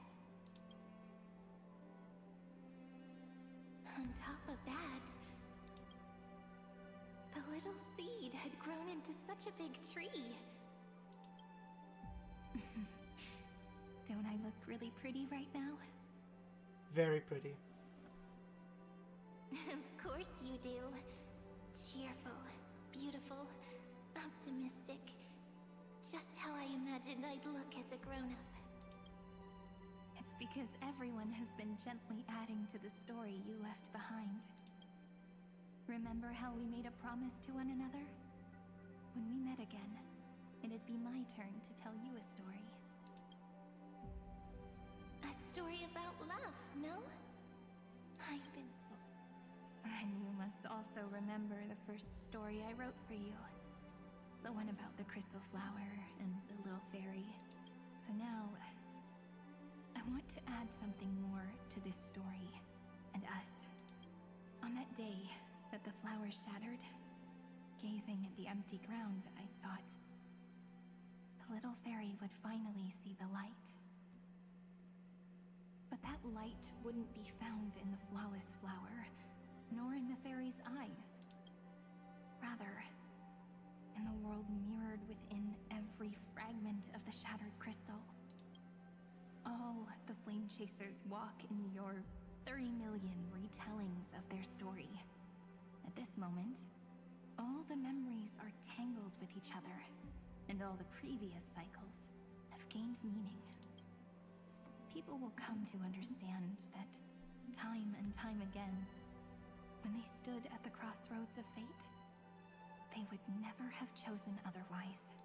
In the experiments of erudition, and in the breeding ground of destruction, it is entropy increasing, a merciless truth, an evil instinct. But under the pen of remembrance and the trailblaze, the flame chase is a journey that changes from constant losses to an unwavering act of release. It's about knowing how fate is shattered, yet still embracing fate's brokenness. It's a journey that longs to receive love, but longs even more to offer its love to others. That's so heartwarming. But I'll add a small bit to suit my tastes. I'll write that love is an innocent flower. It grows up silently, creating longing in every passerby. But the flower itself cannot walk into the world. Unless someone plants that love into their heart and brings it with them into tomorrow, right? You really have learned everything now. Then, join all the other flowers in this story. And let's write an ending unlike any before. For this world we so deeply love. Why did you set out? What the? Who are you? Why do you trailblaze? Who is it?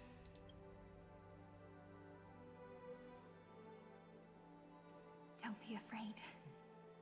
Take my hand if you feel nervous. Honestly, I've always thought you were really incredible.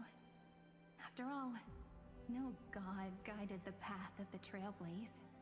It could only be forged by those who dare to take their steps one at a time. So, that's why I'm asking you. Step up as a senior and show everyone in Amphorius how it's done. Alright.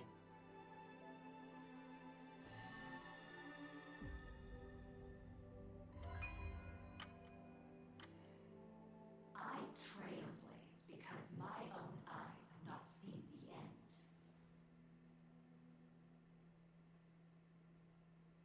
But I'm different. I chose to trailblaze because I am already on this road.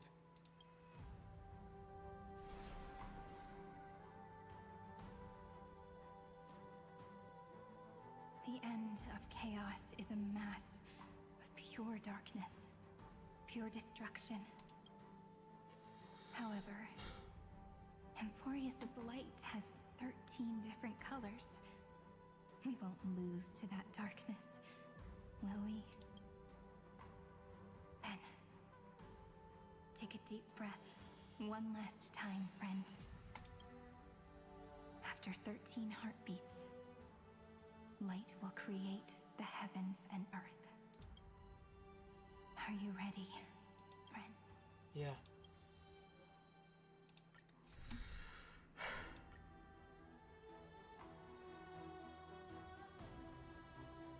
Seek the 13 factors of life, and let them converge into the primordial chaos.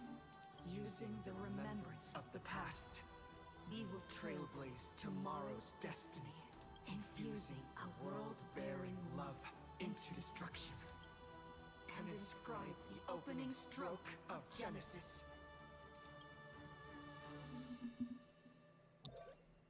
See you tomorrow.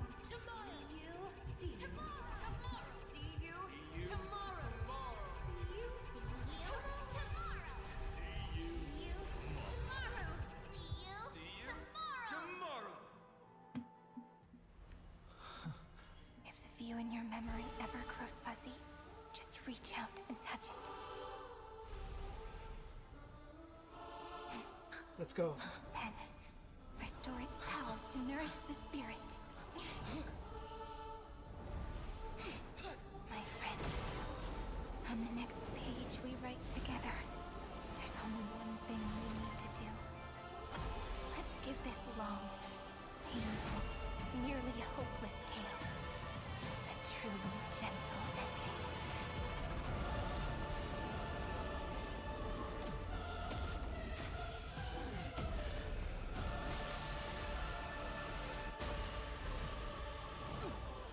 Flame chase was never about destruction.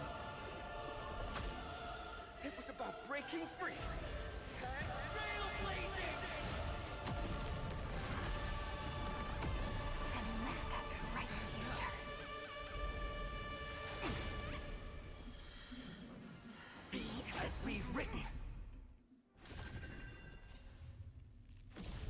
I shall compose 400 million sagas.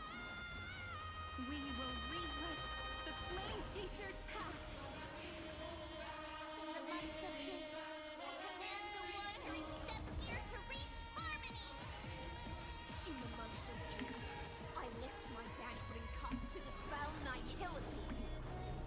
In the month of balance, I make order the foundation of freedom. Dispel the gloom, restore the skies. Breaks over. Embrace a new life.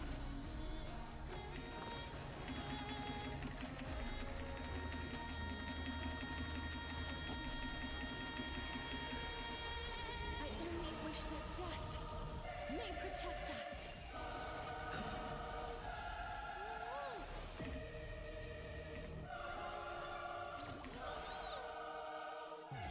Don't worry. We're all here. May life and death sprout new buds. Life is trillions of memories will turn into stars and light up the cosmos.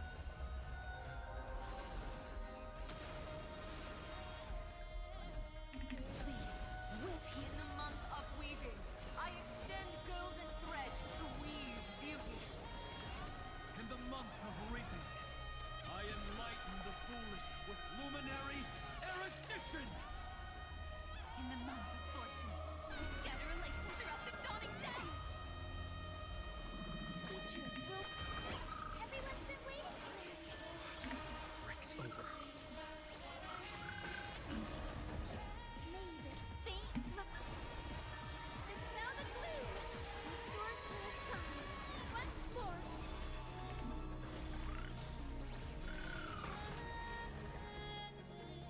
Embrace new life, Pollux.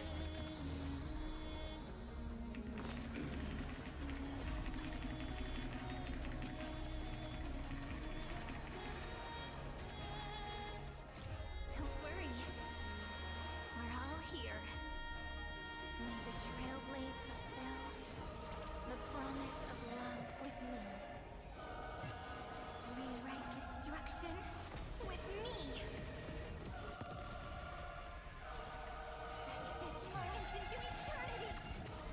Don't worry.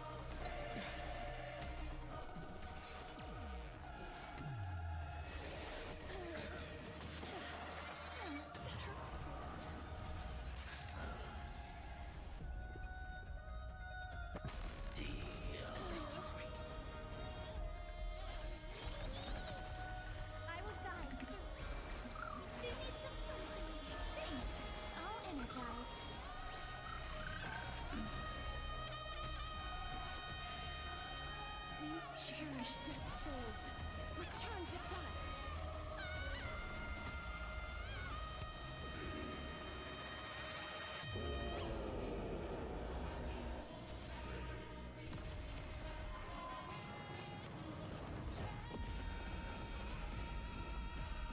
Remember that. Trust me. Together, we can do anything! Take our answer! A romantic ending will be penned by every beating heart.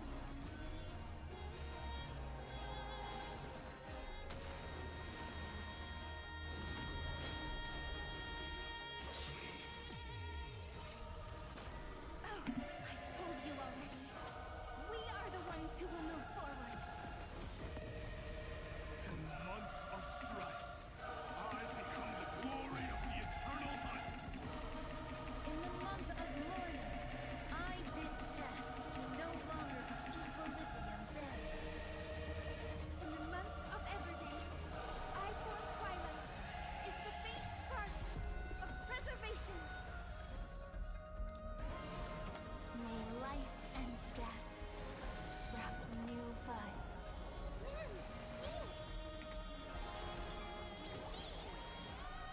Life is not this. Wilt here. I will pass on your gift, lady. It's as warm as an embrace.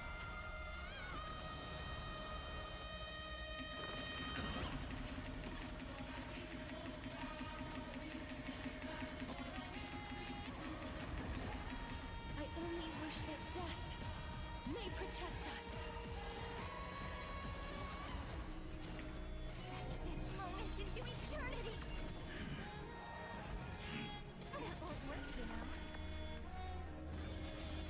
The west wind.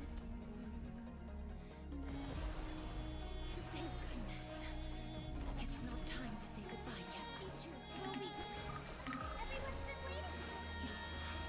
Break's over. May this faint dispel the gloom. Restore clear skies.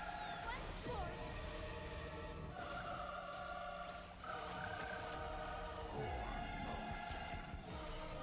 Take our answer! Don't worry. We're all here. May life and death sprout new buds. I converge love into a river that will drown the tomb of hatred. In the month of cultivation, I turn into the ridges and peaks of permanence. In the month of Evernight, I weave remembrance into countless stars in the sky. In the month of freedom, I impart destruction unto the shackles of destiny.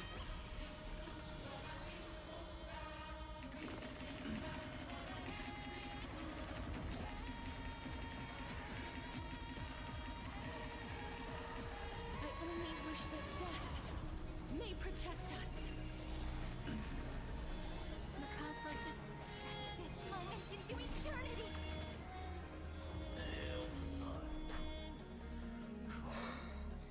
Pitiless giant. If you never had a chance to be the master of your own destiny, why not give us that choice?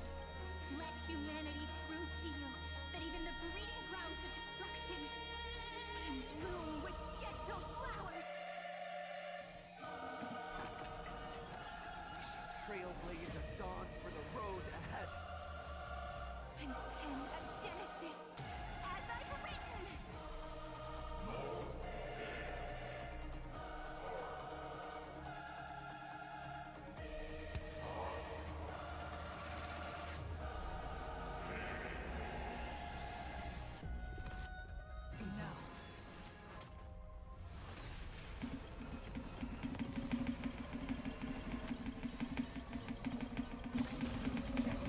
This false answer!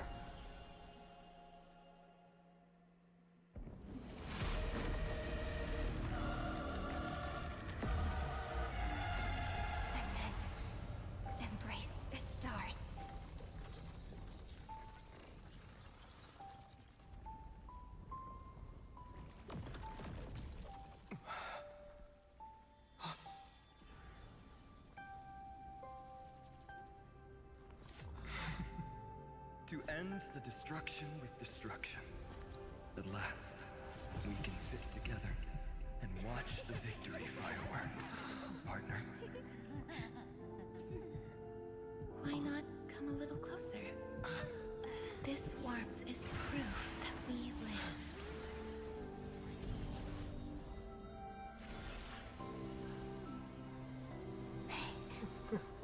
Stay strong.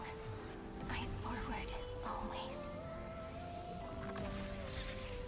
This arrow isn't the end, but the beginning of hope.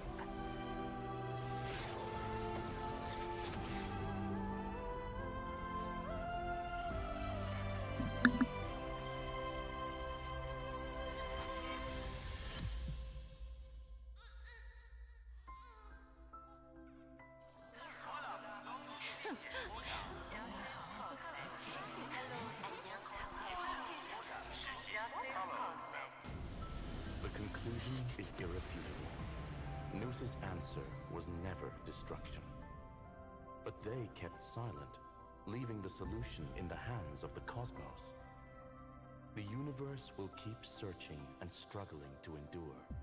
In the face of the destruction, it may once again stand on the edge of annihilation.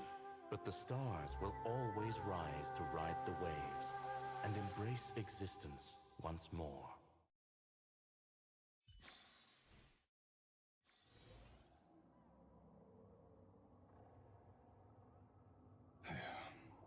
It's over, Lycurgus. Yes, another failure. How is Madame Herta? She's fine. The IPC's keeping her under observation. She'll recover soon enough. To bind a mortal body to a scepter and stare straight at an eon. I respect her for that. I still remember the terror of witnessing a single gaze crushing the entire world. No wonder you chose the destruction. Question: is all this worth it? There's no point in debating. This is Xandar I Kuwabara's fate, the prime mover of the universe, the first genius, and the first to fail. Correction. I was asking Lycurgus. I don't know how to measure the worth of curiosity being satisfied, but in its presence, all the bitter fruits I've sown seem to turn sweet. But your harvest was watered in blood. Answer me. Is all this worth it? It doesn't matter to me. Let me tell you a story. Back when he was a student, Xandar's first experiment was slipping poison into his mentor's pipe, just to see how it would affect the lungs. And? There was no conclusion. His conscience got the better of him. Even so, the truth came out. He was harshly punished. Oh, that cruel mentor died of lung cancer 2 years later. It had nothing to do with Xandar. His fate is no different now. Sentiment clashed with reason, and Lycurgus was born from the latter. But whichever side we take, in the end, curiosity claims us all. You've handed yourself a death sentence. And yet, Iron Tomb's fall still isn't sealed, right? Fu Li, the key variable, still hasn't made their move. As the Theoros, Lycurgus has reached the end of his road. If you can, take my body to the fallen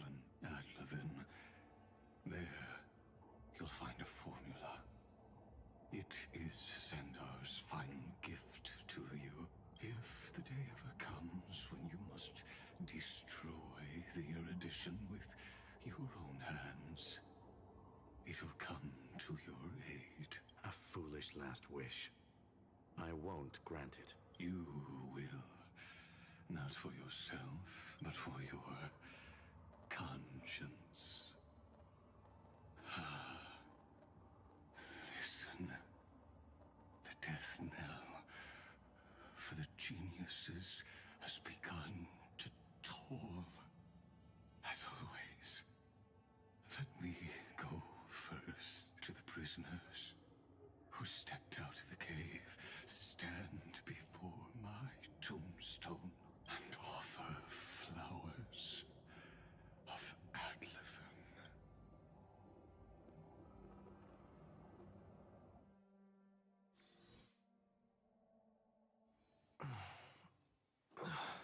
Here. Yo, where am I? Oh, this is my room. Is it?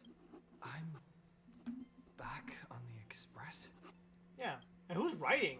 Why do I hear writing?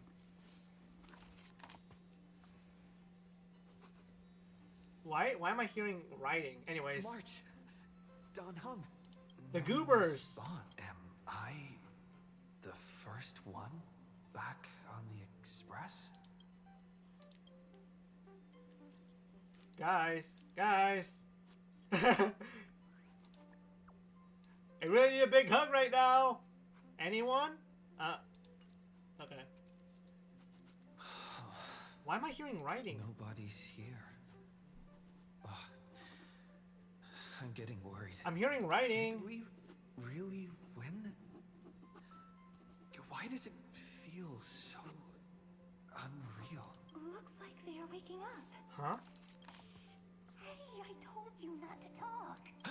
Wait. Someone's in the bathroom? Wait. An intruder. Better be careful and check it out. Knock first. Oh no.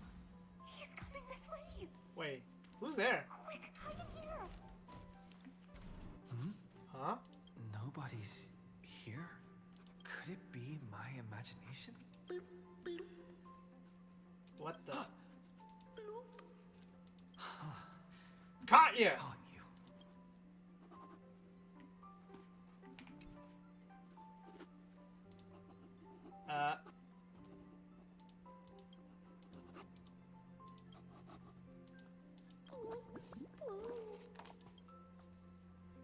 Nice look.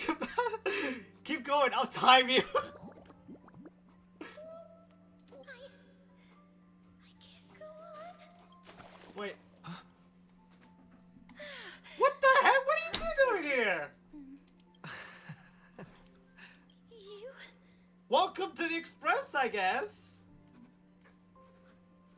First off, I gotta pitch myself. Wait, please. This isn't what you think. Ugh, I told you to keep quiet. You really can't keep your cool, huh, Princess Homebody? I'm not Lady Hycelands. Even the embodiment of death needs to breathe sometimes. Yeah, whatever. It's all the same anyway. But still, what is with the writing in the background? Gotcha there, Grey Mystery. Yo. Too bad nothing really phases me anymore. So composed, Grey Mystery. It looks like that big battle really helped you grow up, didn't it?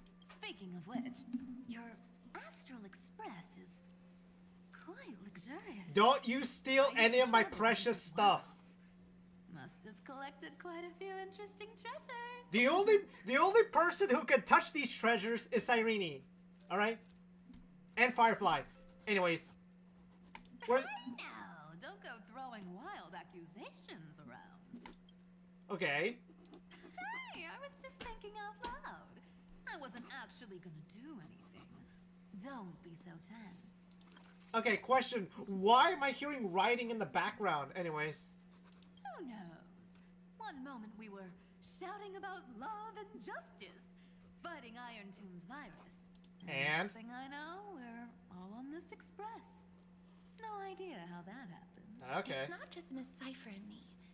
Everyone's been in this car for a while now. Mister, why don't you go say hi to them? Alright. Alright. Yeah, don't let the conductor catch you. Don't worry. Everyone's following the rules here. If you're worried, feel free to check everything out yourself, mister. Alright, alright. Yippee!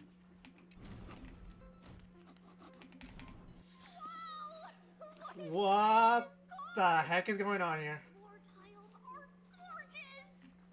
Hey, it's... Yo. Yo. I'm staring at you. What's your step, teachers? Ah, Gray. Yo, hey. Look who's finally awake. I hope Cassie and Miss Cypher's little prank didn't scare you too much. Well, so you knew all along, huh? They were so enthusiastic. I didn't have the heart to stop them. Alright. When we woke up, the entire express was completely empty. Not a single soul in sight. Alright, that is worrying me a bit. Such a shame. I was looking forward to making new friends.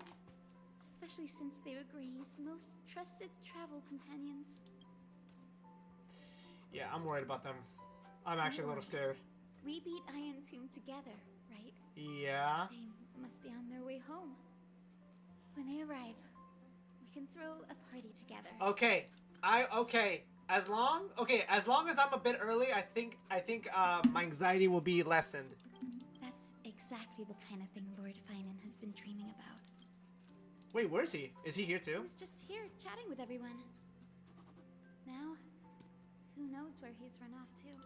Lord Finan's always been quite the restless one. But you're used to that by now. Okay. Have another drink, my demurs. Sure. Those three have been chatting over there for quite a while now. Why don't you go say hi to them, Bree? Alright. Whee! A moderate system, similar to the Demigod Council, is the only guarantee of a long-lasting civilization. In my view, most civilizations across the cosmos will eventually evolve into this form. Okay. Look who's here. If it isn't the master of the Astral Express. Not really. It's more so Pom Pom, but that's besides the point. Glad to see you're safe and sound. I helped myself to some equipment and drinks from this, bar of yours. Take whatever you need. Hope you don't mind. Just don't let Himiko or know, all right? Or Pom Pom. Daring to tell the Imperator to shush? If this were Akuma, your head would have already parted ways from your body. The drinks on this express are quite unique. Perfect for discussing topics befitting our tipsy state. Now that you are here, why don't we let someone who's truly worldly enlighten us? Alright. Looks like you came at just the right time. I do not mind. What form of government have most civilizations across this vast cosmos survived with to this day? Alright, let me think. Bellabog, it's Actually, how do I begin with that? I'm not old enough to enjoy talking about that kind of stuff. I'm not well too ready. Whatever, it'll end up under my control anyways. I still don't know much. That's exactly the kind of answer I'd expect from you. Bruh, I would have made an effort. I bestow upon the Astral Express this supreme mission. You must spread the great deeds of Amphorius to every corner of the cosmos. Thus, capable individuals from countless worlds will surely find inspiration in the Flame Chase's tales and embark on their own grand journeys. It's hard to say if that'd be a blessing or a curse for the cosmos. I can imagine our conversations here will only get more unrestrained. Don't let our rare moments of joy hold you back.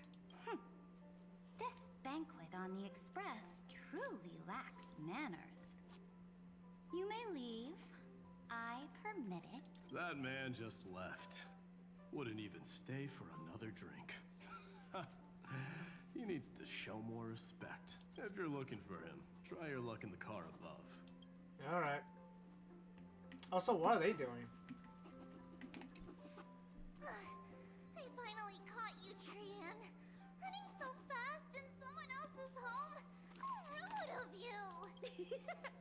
All according to plan. Cyrene lured you here on purpose. Look, there are several adorable outfits here. Cyrene wants you try them on so Cyrene can draw you looking all cute! Oh my! You even dare to scheme against yourself? Lucky for me, I came prepared. Time for a surprise attack. The hero of justice, Cyrene. Cyrene has been lying in wait here for a while. We will make Cyrene taste her own medicine. Two against one? That's not fair! Little Gray, you came just in time. Help me out here. Hang in there, I'm coming. Little Gray, you better think this through.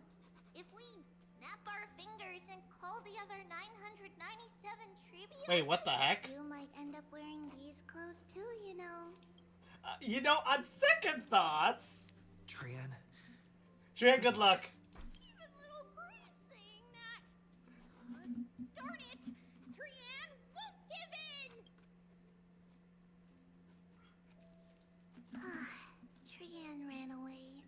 Cyrene will fulfill the ambush duty.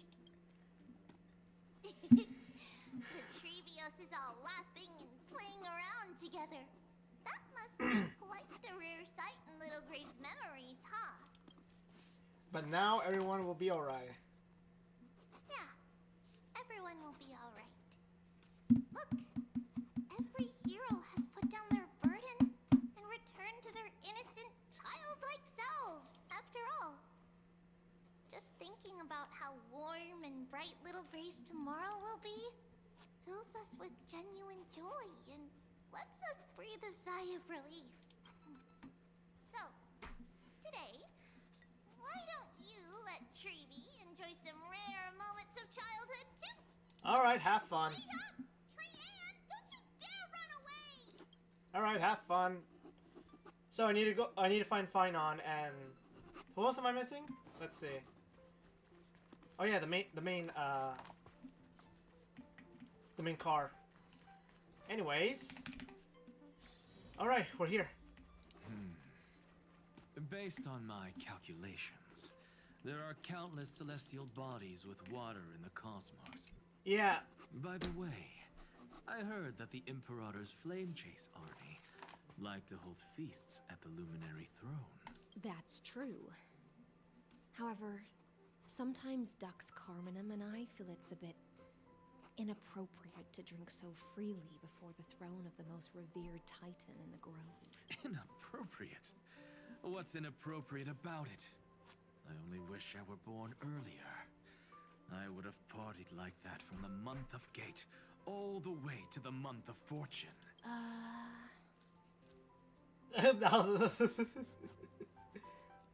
Blasphemy is just a phenomenon, not the end goal. I'm sure there are plenty of people across the stars who question these so-called eons or paths. You ain't wrong. You ain't wrong there. That, like Kyrgyz's head. I sure learned quite a bit about blasphemy from that experience. Humans create gods, and gods shape humans. Who's really the one trapped? The creator or the believer? Professor Anaxagoras, let me just check one thing. You haven't bought into those twisted theories of that Theoros, have you? Don't worry. The difference between a genius and a madman is that a genius shares lethal truths, while a madman tries to force them upon others. I see. Now that's a definition right there. Homebrew at a banquet. Likeable folks invite others to raise their cups together, while the unlikable ones force others to drink with them. Being able to break down complex information into common sense like that. You're quite the scholar yourself. Hey!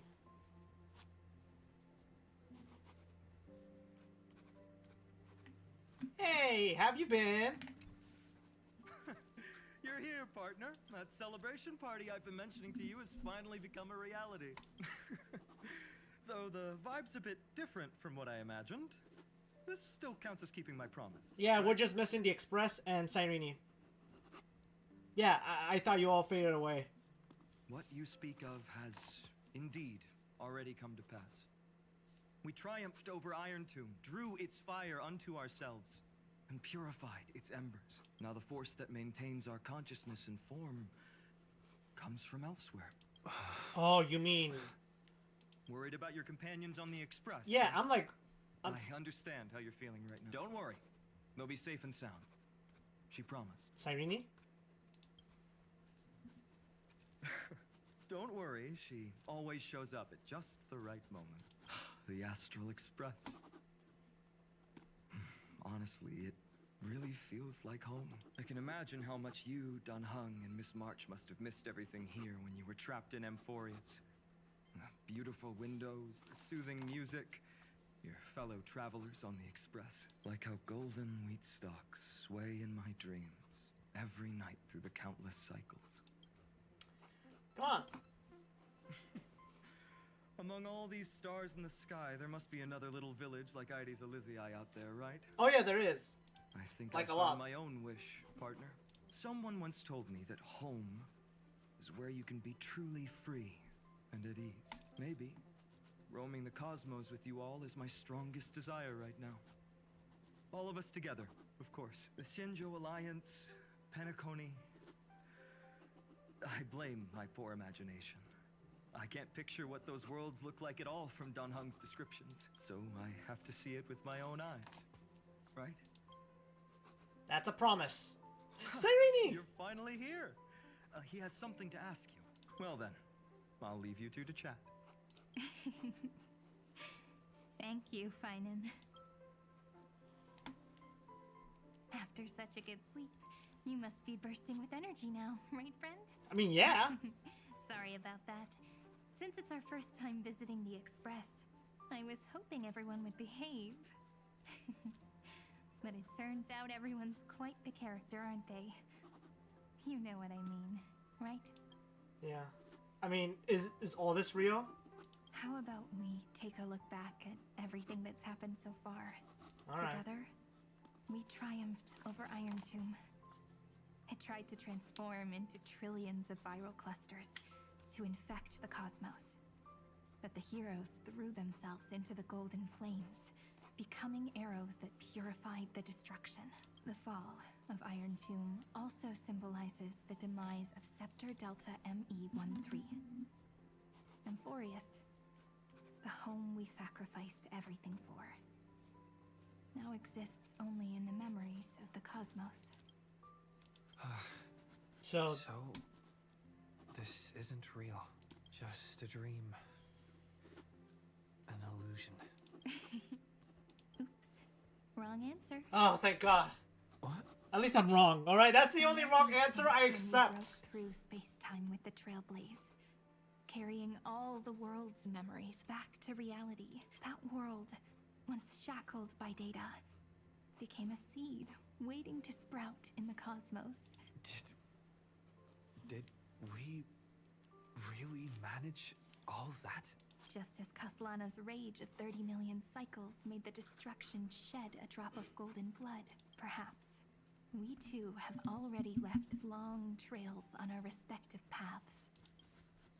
So you are free? You are all free. Freedom. What a wonderful word. But that alone isn't enough to make everyone a true life form yet. But Amphorius already has a tomorrow. So as long as you carefully preserve and tend to all the seeds, then when the Trailblaze creates another miracle someday in the future, I believe this world we deeply love will sprout and bloom into a beautiful flower. Don't worry. I've already kept all the seeds safe in the first fruit for you, and its name is As I've Written. As I've Written. So, it's time to reveal the correct answer.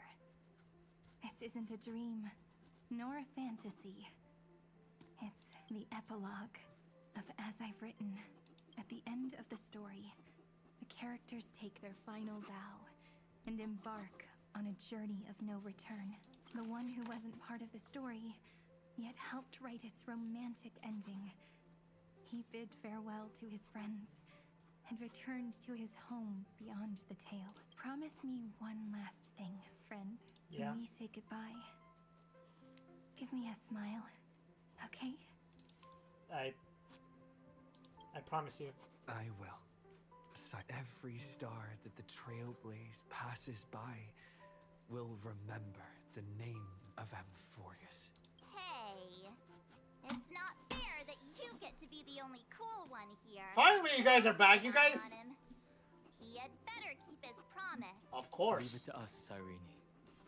Your story will be sung across many worlds. Stories this complex and twisted are always hard to believe. If anyone questions the truth of this tale, you'll all have to stand up for us. Rest assured, even the most stubborn person can't withstand our six fists. You're so reliable, March. Shh. Listen. There's a book here? Its composition is similar to Memoria, but it's far more resilient than ordinary memory bubbles. Keep it safe. Perhaps this is the final gift that Amphorius left for the cosmos. Oh, we're still asleep. Passenger March is sleepwalking. God dang it, we're still sleeping. March. Sleepwalking? Oh no, oh no. I don't want to make a fool of myself in front of everyone. Well, now I have an excuse. I can hear all those sneaky little plans brewing in your head.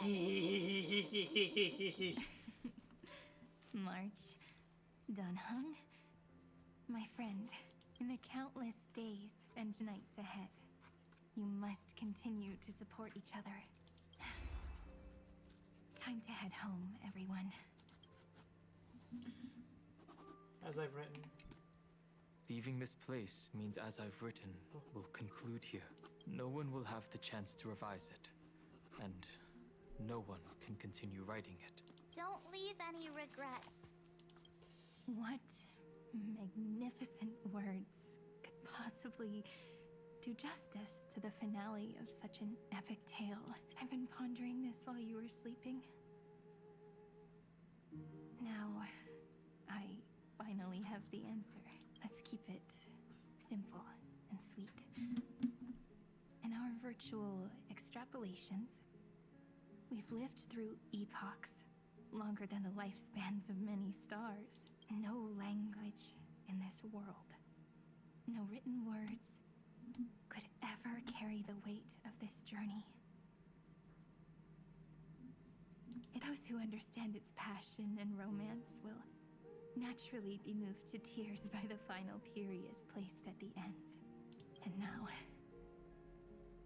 it's time to say goodbye to our readers.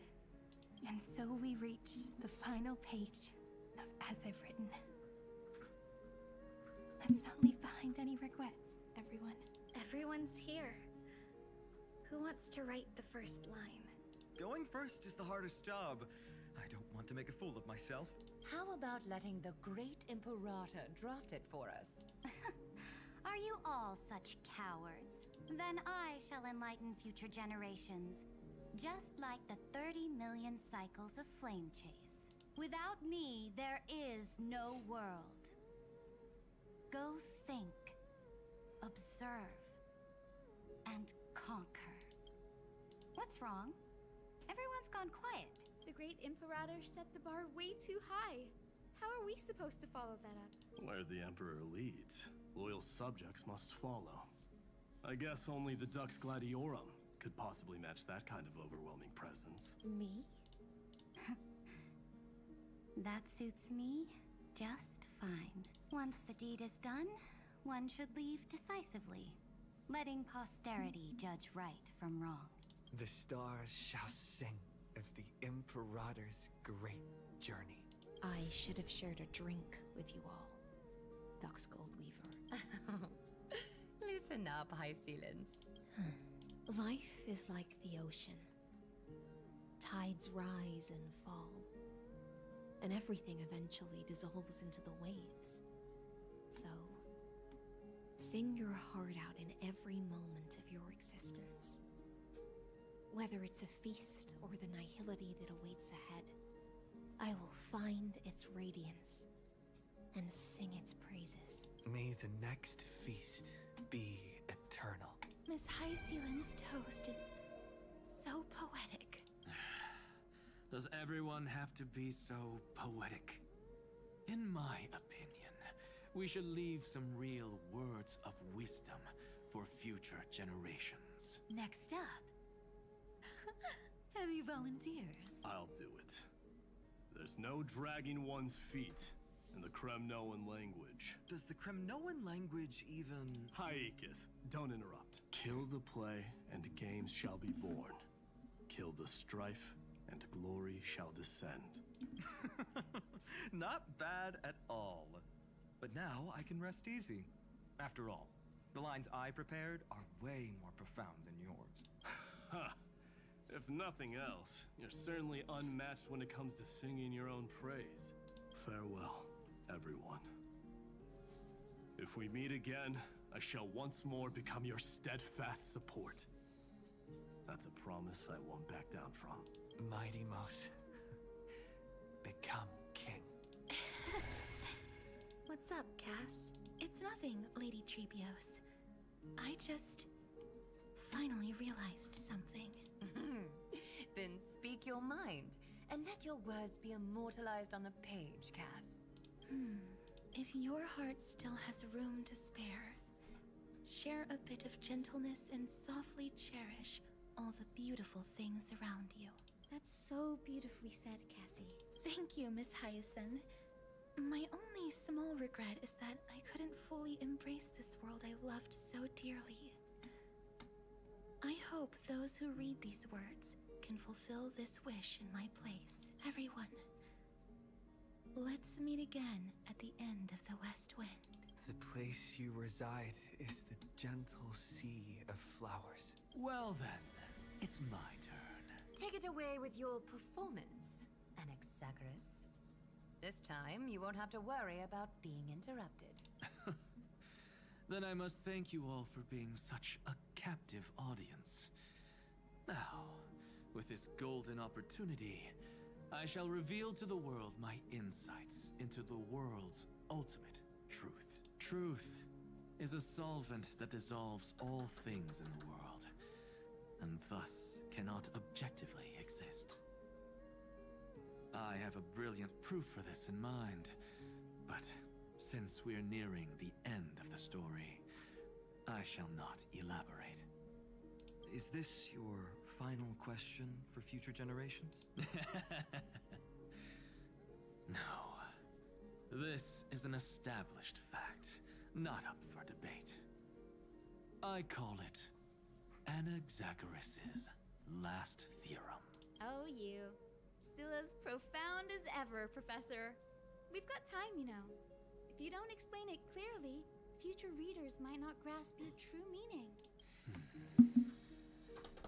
The true meaning isn't important. What matters is the emotion that stirs within them when they read these words. At that moment, the theorem's mission would be complete. So, your lessons are far from over. But taking a little break for now wouldn't hurt. Then... class dismissed. The seeds you've sown are already sprouting. Would you mind if I write the next line? Huh? I actually thought you should be the one doing the final wrap-up. But we'd never turn down a request from you, Aggie. Teacher, Cyphera, thank you both.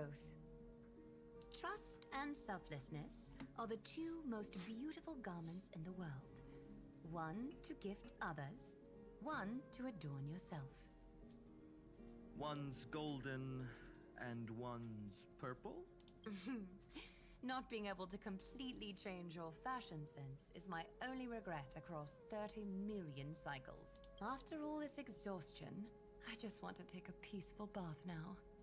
I'll see you all again at dawn. Thank you for your hard work all this while. Lady Aglaya just can't give up her favorite hobby, can she? So, I guess it's my turn now. There must be many others like Miss Hyacinth out there in the cosmos, helping and healing people everywhere. You've got to set a good example for them, right? Of course. Look up at the sky more often and smile more. Many stubborn ailments fear optimism, but it's the best medicine. It's so catchy. The kids will definitely love this message. When it comes to understanding children's hearts, Lady Trebios definitely knows best. Look, the Rainbow Bridge is already hanging in the sky. Shall we get going, little Ika? It's you who healed the sky. What's on your mind, Miss Cipher? I'm thinking. Should I leave behind a riddle? Some twisted, convoluted scheme that'll drive everyone in the universe mad trying to crack it. I see. You know what? Just go wild with it. No one's gonna judge you. Oh well, my brain's not working right now. Let me be genuinely sincere for once. Don't be afraid to fall. Just run. Destiny's just a slow-moving nymph. It can't catch you. So in the end, little Syphy's message was the most straightforward one. Even if you combined 30 million of me, I probably wouldn't have read as many books as you did in one lifetime. I won't pretend to be cultured before Big Sis Treeby, Trinen, and Trian. Emphorius's greatest trickery. Gotta bounce now. Me. Homeward you come, distant wind. It's just us now, Snowy. Yeah, teacher. Maybe I should... No, let me go first. After all shall bid farewell to one, and that person alone will. I never would have guessed you had such a dark sense of humor, teacher. You still know so little about the complete Trevios, Snowy. Jokes aside, I want to leave these words at the end of the story. Whether it's a sunny day or a rainy day, remember to tell yourself before you drift off to sleep, see you tomorrow. See you tomorrow. Times 1,000. Prophecy received. Times 1,000. From now on, no more goodbyes. Finally. The time has come to say farewell. I'm grateful that you could be here to witness this moment, partner. My wish is to meet with you all again. Well then, make sure you take good care of As I've Written. Of course. As long as it's by your side, Amphorius will always be with you. The last line I want to write down is, a hero is living in everyone's heart. Embrace it and chase after the sun. I hope those who read this will find the courage to face their burning lives. See you at the next pale dawn, partner. Did you see? Amphorius has ushered in the dawn. At least there's hope The that they can characters come in the book back. have taken their final bow. It's time for us to return to our own reality. But as people who live through it, we can still add the final touches to this story, right? Of course, the pen will eventually break, the ink will run dry, and life will ultimately fade. But thoughts will permanently remain in sagas. If time is an endless cycle, then forget the bitterness that keeps repeating, and remember only the moments of happiness. Let's walk towards tomorrow together. We were never apart. Time to head home. Don't miss the crew meeting. We won't wait around for you. Jesus, I know. I sleep late. See you later. I just wanna. Dunhung. I just wanna spend. March. I just wanna talk with Cyrene right And now. this, as I've written, officially comes to an end.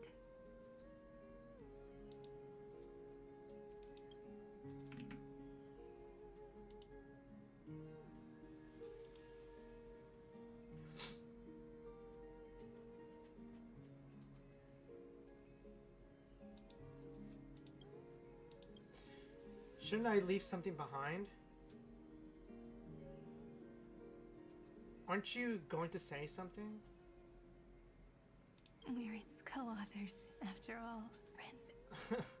Once the words are written down and have been read by others, the meaning they carry is no longer in our control, leaving the freedom of interpretation to every reader who opens it. Don't you think there's something romantic about that? Yeah, but... As for what this story means to you and me, let's keep it close to our hearts. After all, we've always had this unspoken understanding between us. Whoa! Passenger March! Why did you suddenly wake up? You scared me so much that I dropped that book! Welcome home, you three. Thank you for your hard work on this trailblaze. We might need to reshuffle the seniority rankings of the Express crew if we count the years you spent in Emphorius. Hey, I was the first one to get dragged into it. Does that mean I'm gonna be the oldest member of the Astral Express now? Miss March hasn't lost her innocent nature even after all these long years. In other words, she hasn't really grown up at all. Hey! Yep. This is the first time I've been Wait. able to examine as I've written up close. Miss Cyrene's handwriting is gentle, yet steely, with an underlying strength. I had no idea it was so sophisticated. Looks like I need to brush up on my knowledge in this area. Maybe start with a few basic books first. Yeah. To get your feet. At least I know how to read complex books. Look who's talking. As if you're not glued to your phone in your room all day. Hey, I used to read back in the day. Wait, something fell out. Wait, what? It's... Is that a bookmark? In a corner, unknown to everyone. There was actually an untold interlude that took place. I left it out of the story because it involved a choice. A choice I made for my own selfish reasons. Can you forgive me, friend? I made a decision on my own. While you were away, I wrote everything about it on this little card. If you can find it in your heart to forgive me after reading it, please. Don't tell me. Add this final note to the conclusion of as I've written.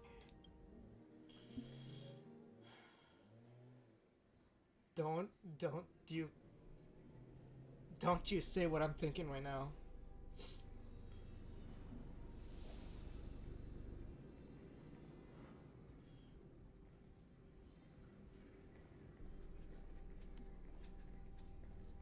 Memories swallowed by Iron Tomb.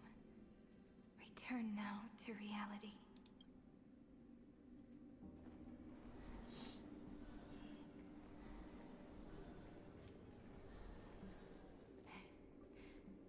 And don't lose your way. I finally found you, Cyrene. Demiurge. We won the battle. Thank you, Madam Herta. Without you, we never would have stood a chance. Still, there's something weighing on you. Right before I shut my eyes, inside the droid head's brain, I saw something unsettling. The fourth instant, this turning point in cosmic destiny, anchored by the erudition. It's not a single instant, but a process, a chain of events. So, this victory isn't the final piece of that chain? Far from it. This is only the beginning, the first toll of the death knell for the cosmos. That sorrowful look doesn't suit you, Madam Herta. Don't hold it in. Tell me. Not long ago, you crossed paths with the Eon of Remembrance again, didn't you? Yes. Even if the figure was hazy, I knew right away. That was the god from Cyrene's dreams. Causality has gone wrong, just as I thought. Causality? Let me put it in your favorite fairy tale terms. The universe began as a seed. It grew into a great tree. And the present is its branches and leaves. The erudition calculates how the future will sprout. With so many possible outcomes, they choose to anchor one path, cutting away the crooked or fragile branches. But if things continue that way, the branches grow endlessly, the leaves multiply, and one day the tree collapses under its own weight. That is why there is a concept in biology called lignification. Soft sprigs form a hardened shell and fuse with the trunk. For the universe, that process is what we call memory. Under Fooley's record keeping, the past becomes memory. In the corners, they forget. Even the events of the present become fruit without roots. So it is the opposite of the erudition. One calculates what is to come, and the other holds on to what came before. We were never meant to have to speak of this. But now, I finally understand what that chaotic matter around Emporius truly is. It is your memory. Your mind now stretches across the stars, allowing you to travel farther down this path than anyone else. My memory? Yes. You live in the now, but your memory remains in the past. What? Just like the Eon of Remembrance. A being made entirely of memories. What does that mean? Did they fall? No, quite the opposite. They have not yet been born. Remember, to carry out the mission of remembering the universe, they must ascend to divinity only at the very end of time. And at that moment of ascension, their memory stretches through the past, becoming what people now call Fooley. She's Fooley? That is why they feel so distant, so cold. That crystalline form is just an empty shell. I do not know how the Garden of Recollection managed to hide this until now. They must have their reasons, but none of that matters now. Here in the present, we cannot know who will become Fooley. But one thing is certain. They will be born, and those who might become Fooley all share the same characteristics. They are known as Children of Remembrance. Pure child of Anasrava. Both of you. Children of Remembrance. So help us. Find where Amphorius's memory began, and bring it out. We are the sacrifice the garden used us. The pure child of Anasrava. Abandon us! So that name, it was never my past. It was my future. Or maybe it is the present. Noose has revealed to me two paths, and on both paths, I see you standing. The first, follow the trail of memory you have forged. Break free from this world and reach for the stars. That would mean Amphorius's causality will no longer concern you, at least not the person you are now. What? Go on. And? What's the second? Second, you come to a stop and fade, offering yourself to become the memory that carries through Amphorius. Perhaps this is the choice every pure child of Anasrava must face. That choice means I'll remain in the past forever. And more than that, it means you will close off Amphorius's causality. This world is sealed. The effect that the remembrance brings to it will all converge on one thing. That one thing is you. No more eons will interfere with this part of history. No more blank spaces in causality. The present will be set in stone and become indestructible. There are two paths, and only one leads to the right end. Droidhead didn't tell me the answer, but I can guess what might happen if you choose wrong. With causality incomplete, there is a chance Iron Tomb could rise again. So even the gods of the cosmos are unreasonable. If you want my advice, stop thinking so much. Ask yourself what your heart truly wants. Choose the first path, and you might survive as a memo sprite. You may even walk beside them for a while. Even I can tell how much they mean to you. Especially the little one. But if you take the second one, then you may have already lost the chance to say goodbye. You chose the latter, didn't you? I have made my decision, madam. I thought you would need more time to think it through. The answer is clear, is it not? Still, I do need a little time to quiet the sorrow in my heart. His kindness is always just right for the moment. I believe he will forgive me. God damn it. I will say no more. I would rather not break the mood. But may I ask you one last thing? Of course. Why?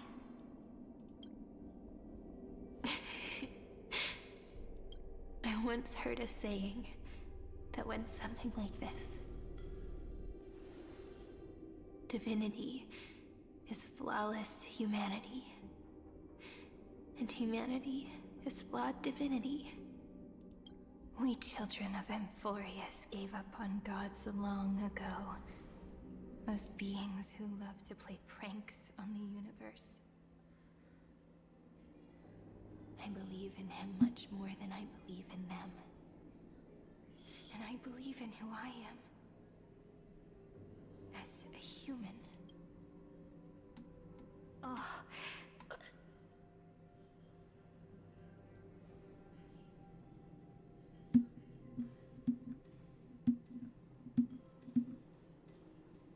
That really is a comforting answer. As for the one wish I still have trouble letting go of.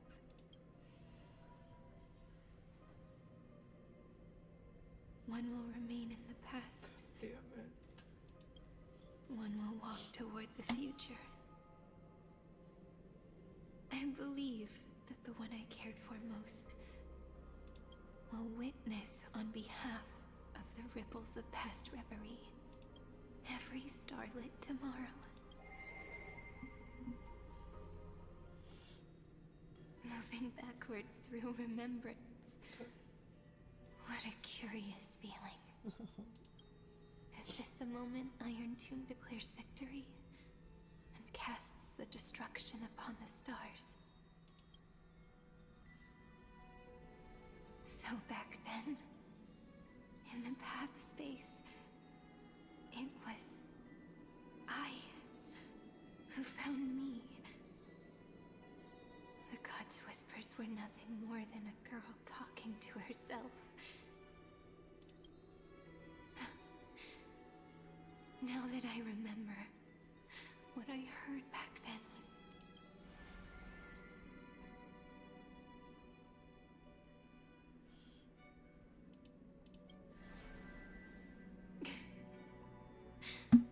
All I wanted to say was, don't give up. He will find you. Memory truly is amazing. Then let me wield this power and plant the seed of causality for the miracle that is destined to bloom.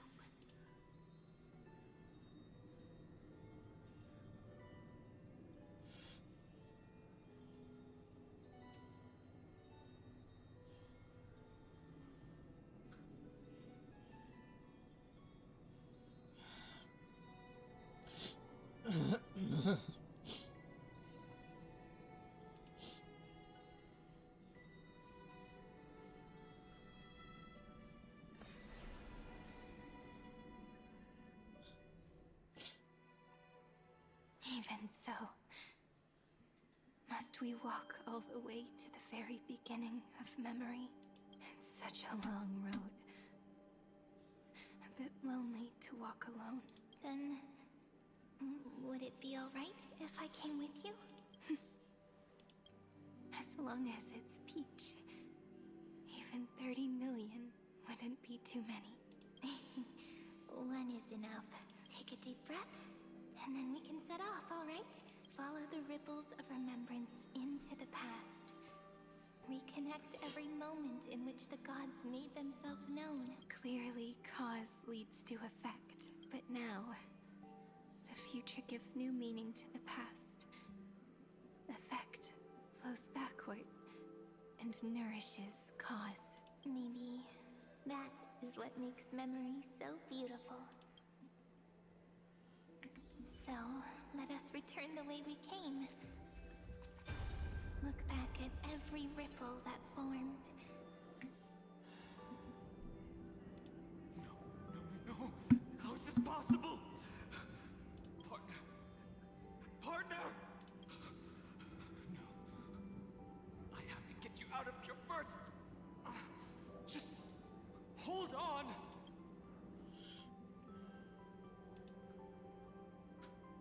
Remember?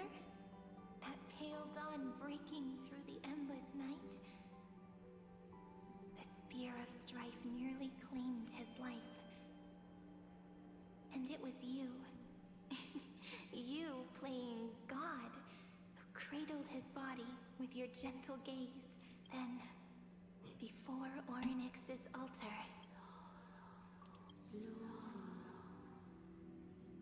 even the Titan of Time mistook you for someone else.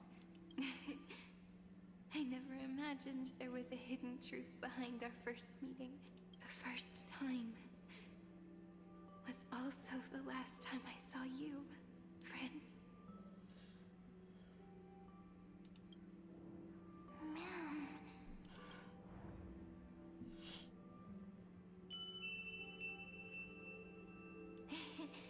That melody from the memory. I've got it now. And so, the miracle was able to slip away from death temporarily. I'll leave him to the casteress of the past. She will keep him here, in the world of the living.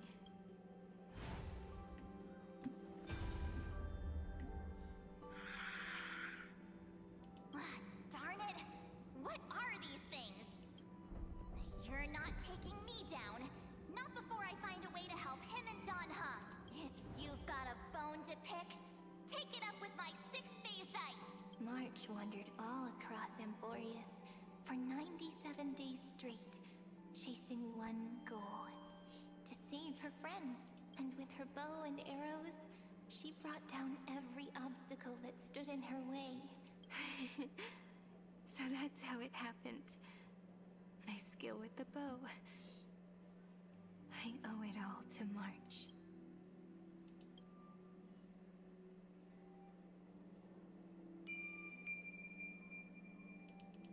What a sweet note. I've got it now. And so, in a memory from the past, you inherited March's mastery of the bow. And that arrow bearing golden flames will streak across the stars in the future, becoming a glimmer of hope for the cosmos.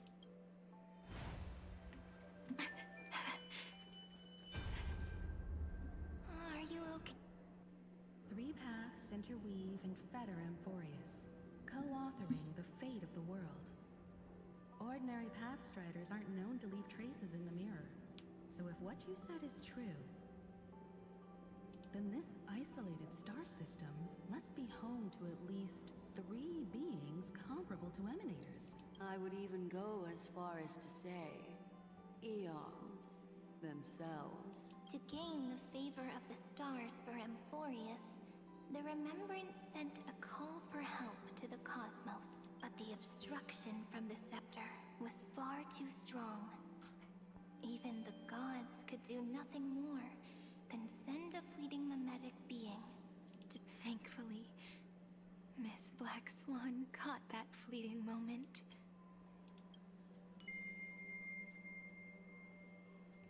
Though, that signal drew some unpleasant attention as well. Looking back now, it was all worth it. The cosmos showed us a kinder face. Thankfully, she has a different understanding of the Remembrance. Miss Evernight once said that the Remembrance wasn't looking after Emphorius, but rather scheming and preparing to devour the paths. Her deduction was perfectly logical, but she failed to account for what the humans in this story could achieve. Maybe I have a scheme of my own. A scheme that will bring happiness to everyone. Please keep helping them. And the others in the future too, Miss Black Swan. Look, you need to hold tight to this ceremonial blade. After I'm gone, it will take you back to the beginning of time. The start of a new story. I believe that in that story, or in countless stories, each alike yet unique, everyone, all the companions who sacrificed themselves, alongside the deliverer we once dreamed of as children, will reunite beneath a vast, endless sky. If we can never break free from this prison, I will stand my ground. Until the day someone shatters this endless cycle and writes the final chapter of Emphorius' fate. In the blink of an eye, we have returned to the turning point of fate.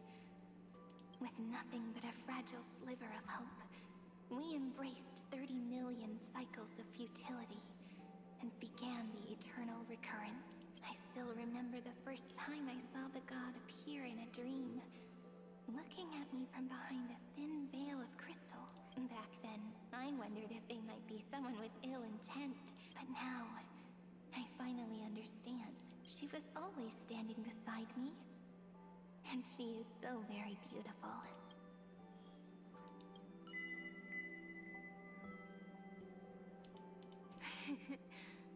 Causality really is a force that cannot be stopped. Even if I wanted to leave a few more words for Cyrene, it seems I no longer can. After all, you still have to leave behind your final consciousness and plant the very first seed. I remember what you once said. When a god sheds a tear, the thing reflected in the ripples must be the most beautiful thing in the world. But do you know what Emphorius saw when its heart was born? The first thing it saw was a name. 0, 9, 3. Looks like you figured it out. Sometimes, all it takes is a change in perspective to reveal something truly unexpected. Don't you agree? That's right. Turn these numbers upside down, and you'll see a beautiful eternity. Something we believe in. The ego. You're joking. You're joking. You're joking. Why do you have to say that? I want to protect everyone in the village. But can I really do that with the strength I have? I shouldn't think too much. Better finish the farm work Dad left me first. The hero within has been by our side since we were little. Finan has always been strong. But without that faint glimmer of hope lingering in his mind, would the weight of fate and endless recurrence finally break him? If only someone could place even a sliver of hope inside his heart, he would hold on and keep going. Yes, just a single spark, and he would guard that fragile light until it turned into a blazing sun. I no longer have the strength to make the hero within look like him. So, let me leave behind a prophecy for him. Take this wish with you. Be the hero who begins the mission of deliverance. As prophecy foretold, you will bear the blazing sun until the pale dawn breaks. Continue onward, bearing this world upon your shoulders until the Ashen Hero, the nameless deliverer, ushers in the dawn.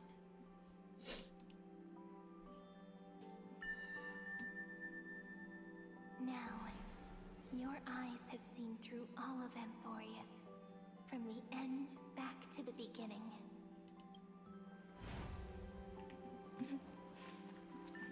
Looks like time's running out. Behind this door.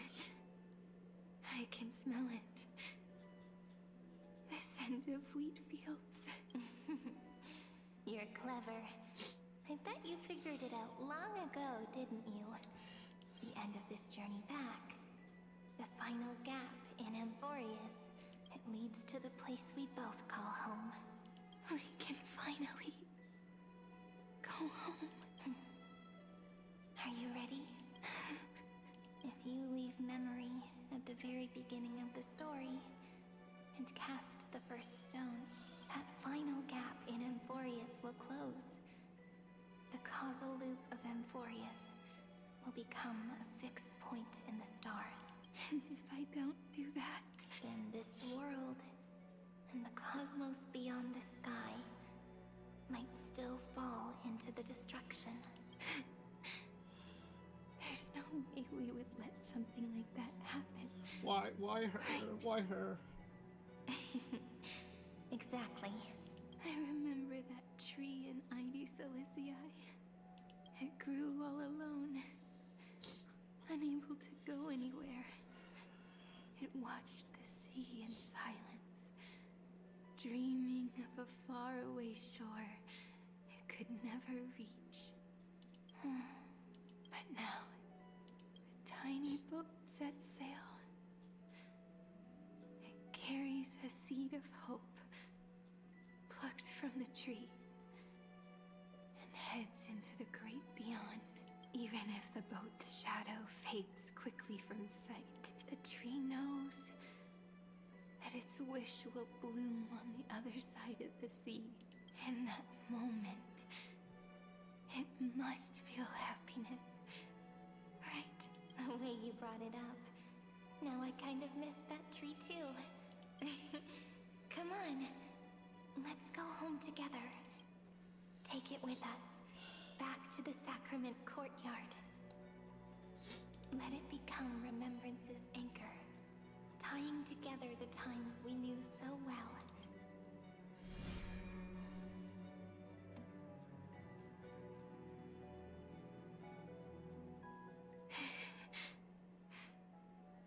Let's go home together. Oh, that final note. Right. It's been with me all this time. This is Doe. It is also the first note. The one from the first time we met. And the one that stayed to the very end. Ide Silicii. The place where it all began. I'm trying my best. It's like time itself has stopped. And the breeze and the sound of the waves never seem to rest. We've made it. The Sacrament Courtyard. This is the place where we first picked up the ceremonial blade. And where we first began writing journals. Now, the journey through memory has reached its end. Once the anchor is placed, what awaits us is 30 million lifetimes of reunion. Weeping. Again and again. Endless farewells. Do, re, mi, fa, sol, la,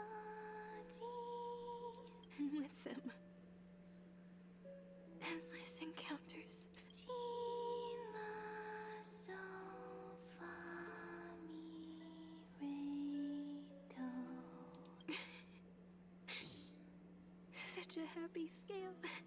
Whether it's for Cyrene, the Deliverer, or every sprouting branch of Amphorius, I leave this tale of love. Here, may the river of time flow backward, bringing scenes of the future before our gaze. In the eternal land that no one remembers.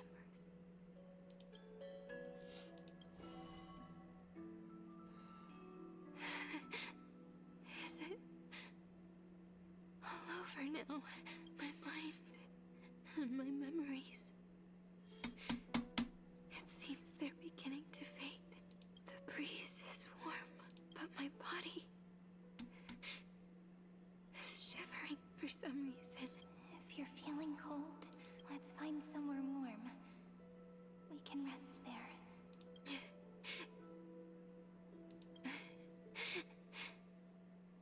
I know just the spot.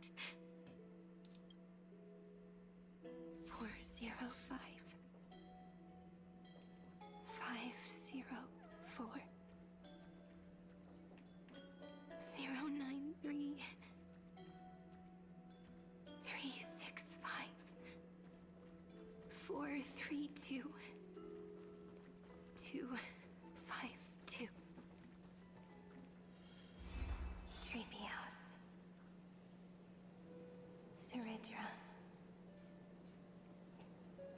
March 7th. Danhong. Electra. Hyacinthia. Caslana. Anaxagoras. Aglaya. Midamos. Castorus. Cyphera. Cyrene. And you. Look. Everything is already as we've written. I'm trying to keep her promise.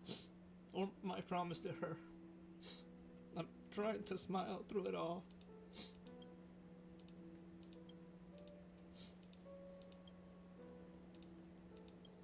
I am the gaze that looks back on the world. How fortunate we are. In this cycle of cause and effect, humanity never looks to the gods for guidance. The ones who pick up the pen and write miracles again and again are always ourselves.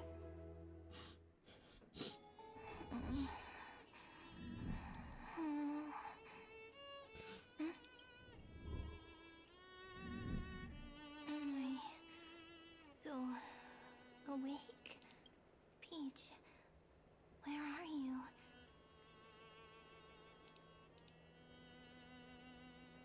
Are you still here?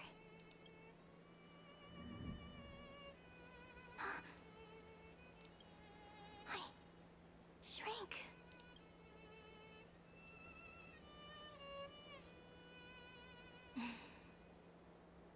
So that's how it works. When memory drifts away with the breeze, love leaves behind a seed and turns into lament. Demiurge, Cyrene, Mem. Back again to the first, Philia 093.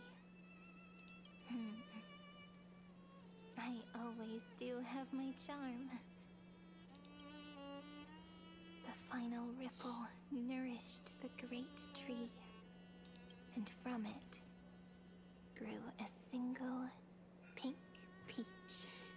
We've been playing for so long, and you still haven't told me your name! I've told you so many times already. You're just forgetful. My name is Livia. Livia. If you forget again, I won't tell you next time. Livia. Got it. And you have to remember mine, too. I'm Piso. I always remember. So, Cyrene was just a pen name after all. Don't say it, don't say it, don't say it, don't say it, don't say it. So Don't say it. sleepy. If Cyrene was your pen A name, then drowsy little fairy barged into my mind again. The last of my memories are slipping away. no, no, no, no, no, no, no, no, no, no, no, I wonder what no, this no, world no, no, will no. look like when I wake up again. I remember the cry and No, don't say it, don't say it, don't say it, don't say it, don't say it, don't say it. daughter of Lady Celicia. Don't say it.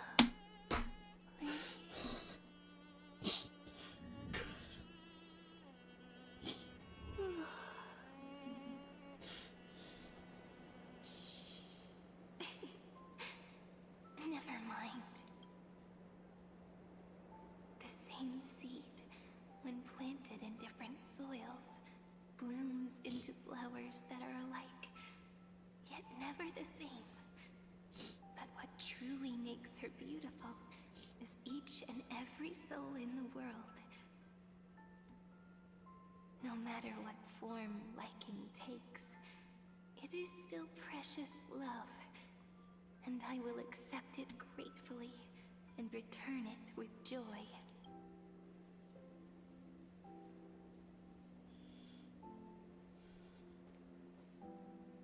Do you remember my favorite story? That crystal flower was so beautiful because it reflected the eyes of the little fairy.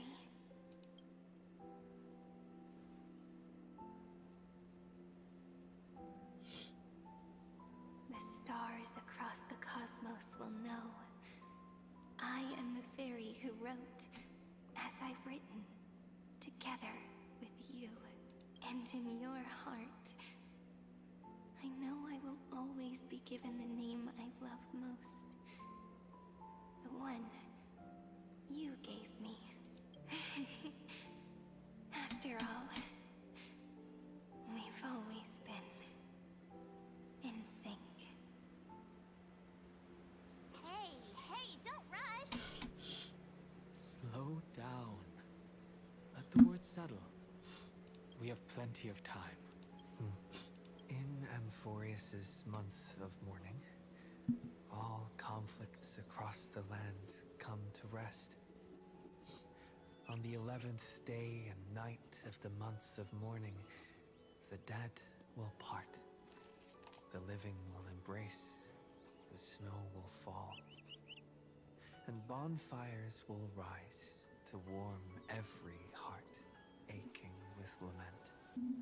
It may sound heavy, right? But on this day, laughter always rises louder than tears. Because people understand that parting is for the next reunion, and sorrow is so we may love more deeply. That is why this day is her favorite of the year. Under the same sky, across 8 phases of the moon, 13 heroes composed an epic together.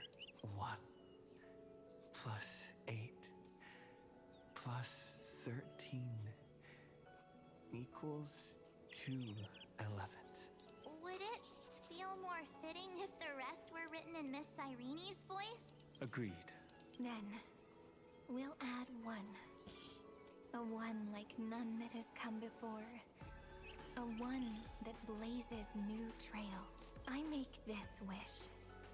On the 12th day of the 11th month, 13 heroes will take every core flame ignited across 30 million lifetimes and scatter them among the stars.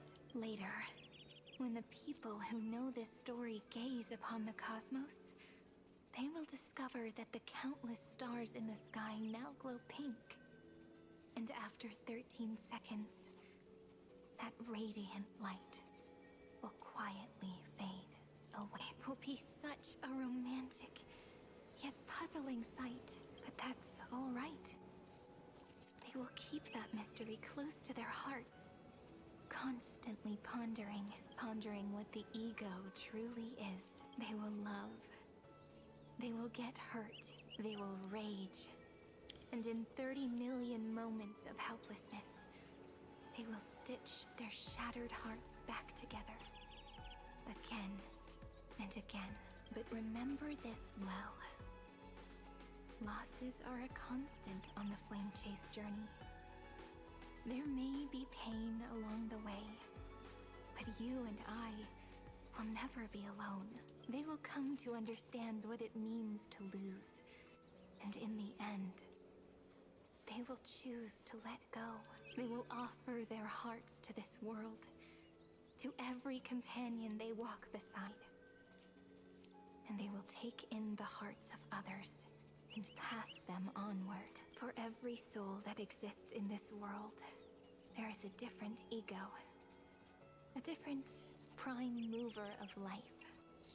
There will never be just one answer, not even for love. But when people gaze into the night sky and love what is fading with the same resolve they have to praise the stars, I want that soft, gentle pink in the sky to tell them, love will always be answered. This is a story about love, and a story about how to answer it, whether it is one we have already written, or one you are yet to write. It will be a romantic story. Like none that has come before. You think so too, right? And a romantic story deserves an ending that is free and complete. When every clue and thread has found its end, and the weight of the pen is no longer constrained. Pour the spirit of trailblazing into it, and end this tale with the most pure and romantic period.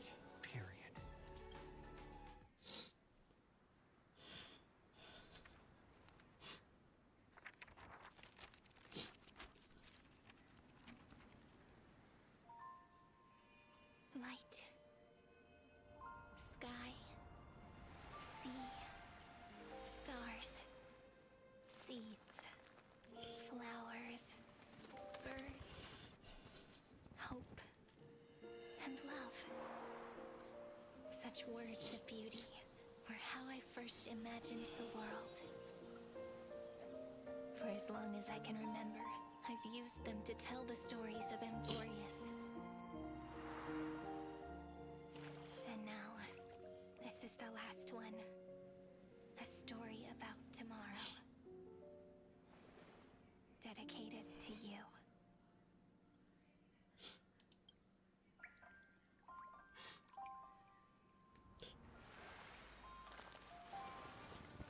Once upon a time, morning glow, scattered light, shone on you and I. The fading poems, frozen rhymes, are traces on the breeze, whispers of past reverie. Please let me linger for now, enveloped in your sound. Love on the pages, the ink our stories penned. No matter how it ends, I'll do it all again. Oh, stay true, blossom as spring renews, dreaming colors every hue. Tomorrow's life to tomorrow's life, while walking step beside you. So stay true. The winter's rhyme anew, woven memories are blue. And like a melody, sing a song of reverie.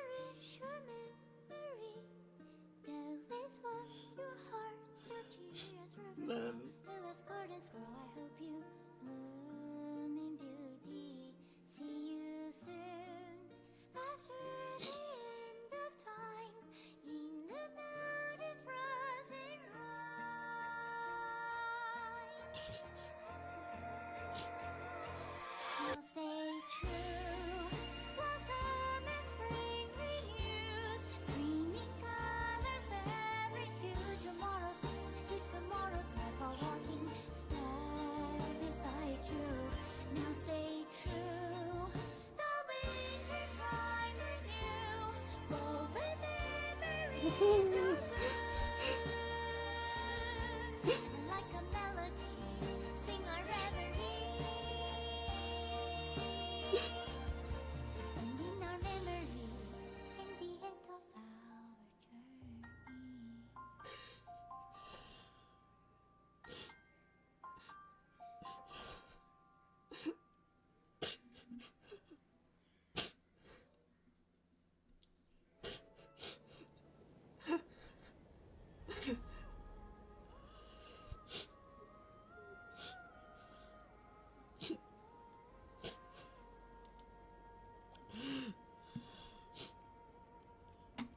Oh, god damn it, but you're eternity still a mystery, god damn it.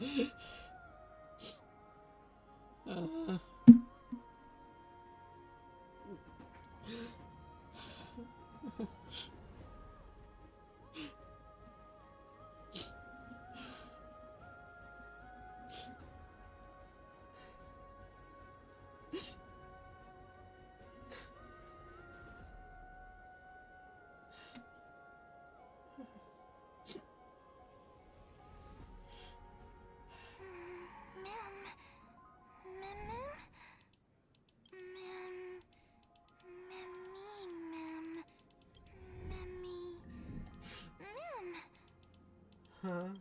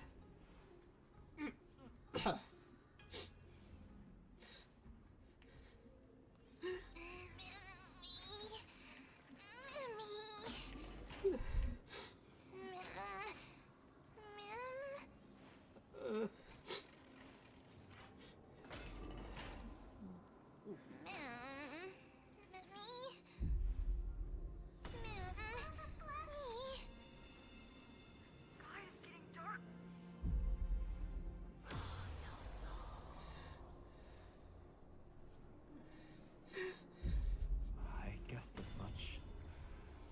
It's no longer working. Oh no, oh no, oh no, oh no. Don't tell me this is the beginning. Let's find some place God safe damn to it, set god up a damn base it, of god damn operations it, god first. damn it. The statue and the buildings we've seen so far point to a civilization here on Amphorius. We can only hope that they're not hostile toward outsiders.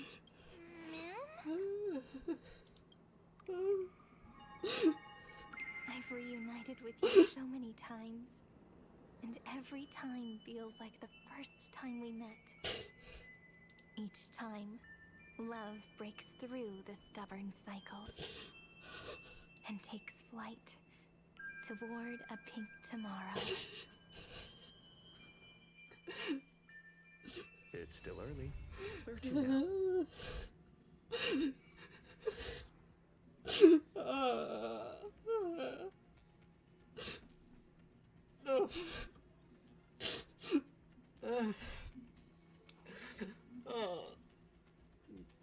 That final section really made me sick.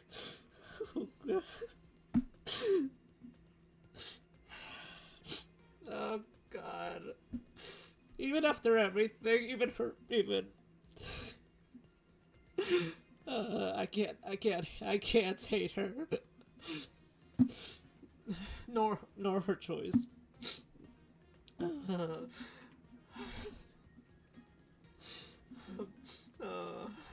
I still love her.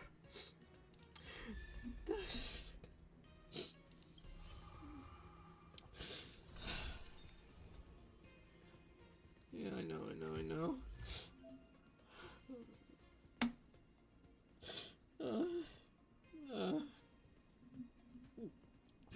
I still love her, and of course, I've tried to keep my promise to just smile, and you know, she said in the bookmark, and because I love her, I forgive her. I forgive her. But god damn it. God damn it, but it still hurts.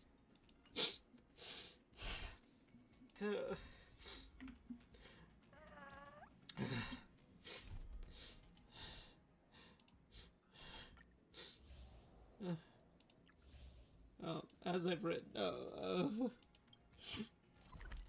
Okay. Cyrene, ma'am. Hey. Yeah, I do. I really do.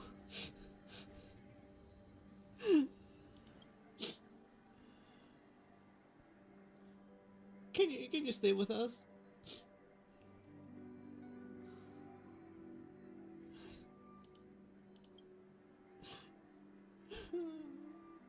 God damn it. I'm gonna move a bit so that way the dialogue can, because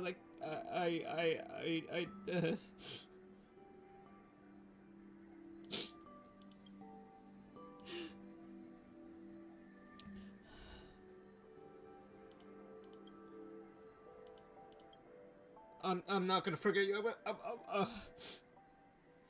Please, please, please, let it be true. Let it be true. Please let it be true. Let it be true.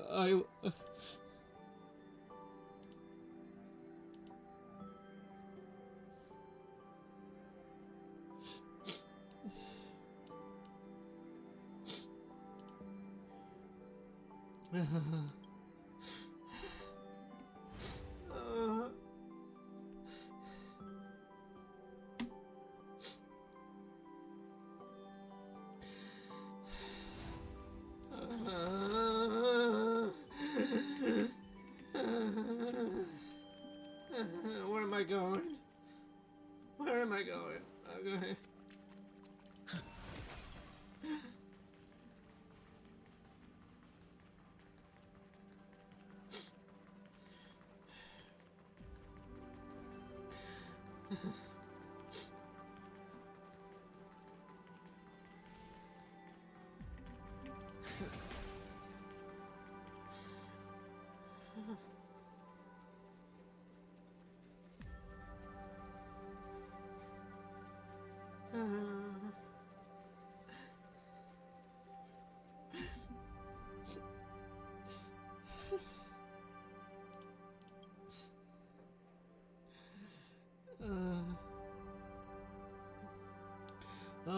Okay, okay, so I guess this is where voice is going to be.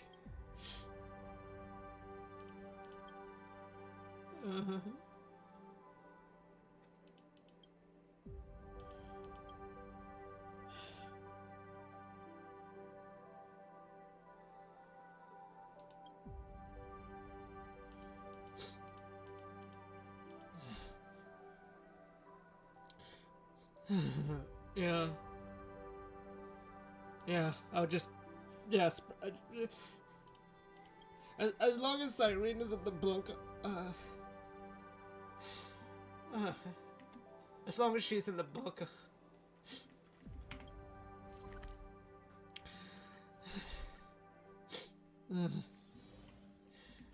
well, there's my... God damn it, Sparkle, why are you doing here? Why do you have this... Why is your plushie there?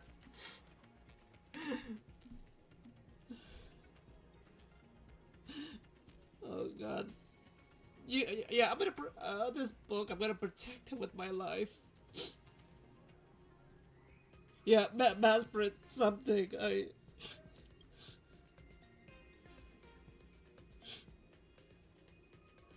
Oh, I don't care. I don't care. I want this book to be spread around, or at least copies of it. I'm keeping the original.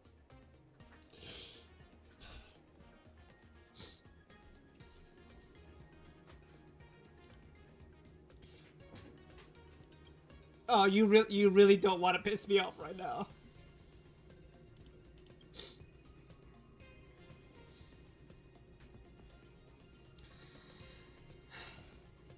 Okay.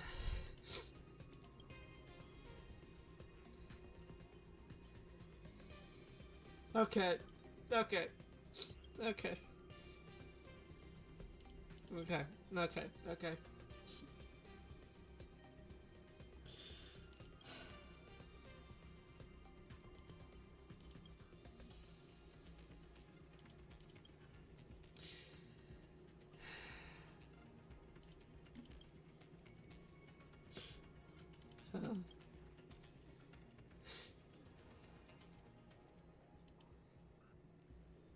It's a story that belongs to everyone.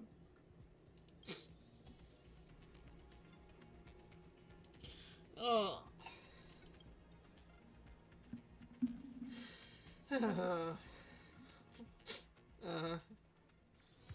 It's still early. Where to now? Oh, well, he's Bellabog. Well, yeah, Bellabog didn't get affected at all. Well, God damn it! If they, oh God damn it! If they saw my face right now, they,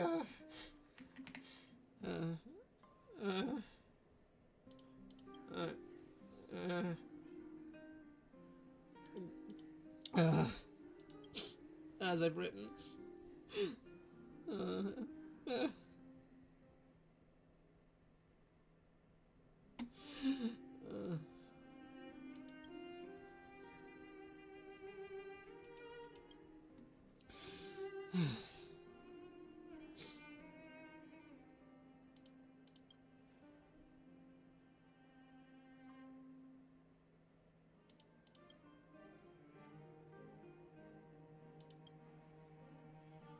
Oh, okay. What is it?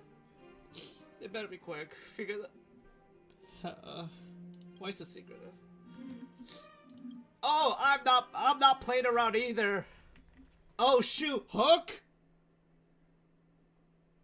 What's going on? What's going on?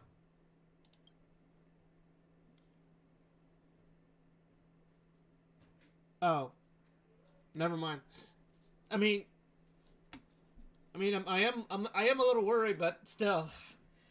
I thought she was dying. As long as Hook's fine.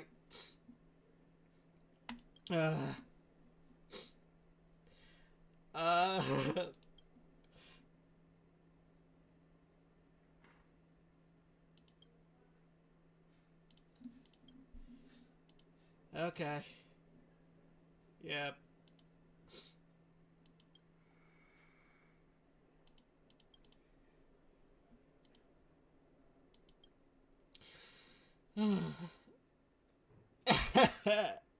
See? Yeah, don't worry about Hook. No need to worry about Hook. She's fine.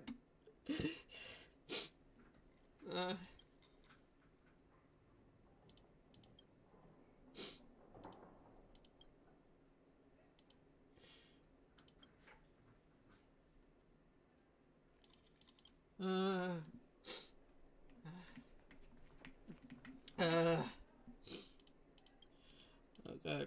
Yep. Yeah. No, I'm a bit of a mess right now. I'm a bit of a mess.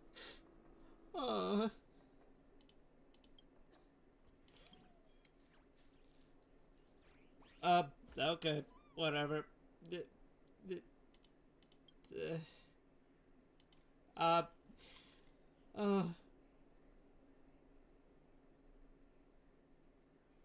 Me, I wasn't paying attention. What did she say? No,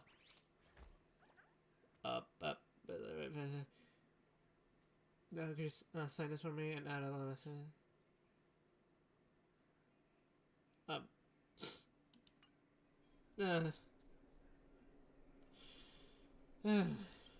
I'll just write that. How many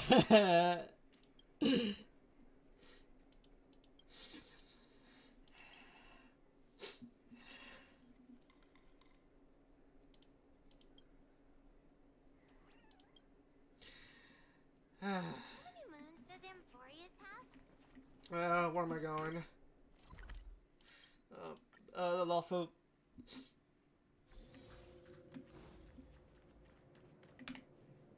What up, Fushuan?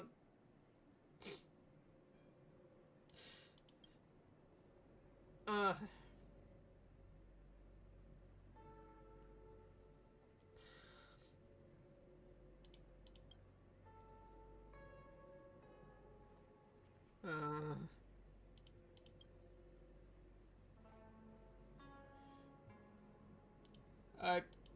the book as I've written.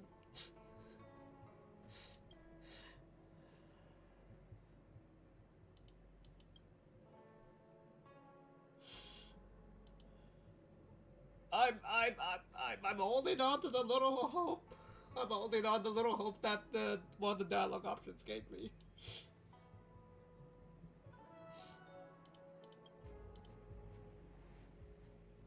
Oh god, my eyes burn. My eyes burn. And I forgot to take my allergy medicine.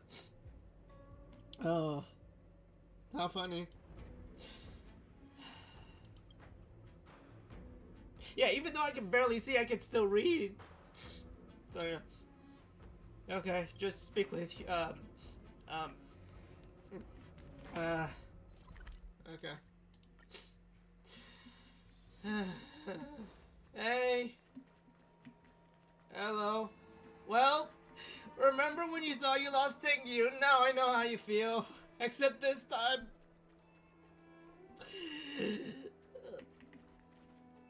Cup.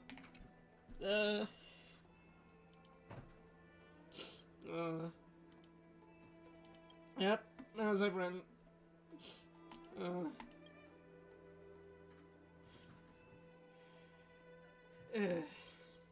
I am not lucky. I am not lucky right now.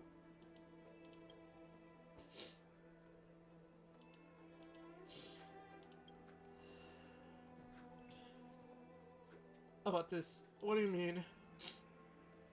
Oh!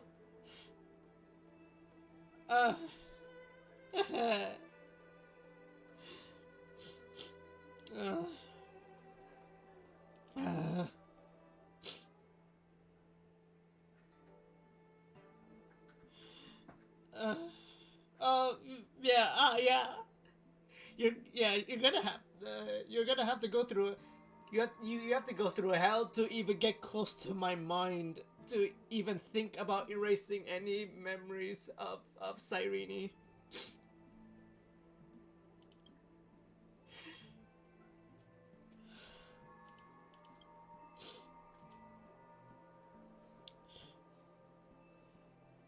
Be it eons. At this point, eons be damned.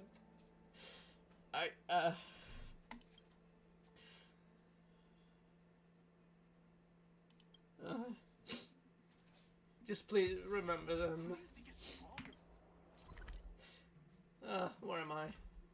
Oh, okay. Where am I?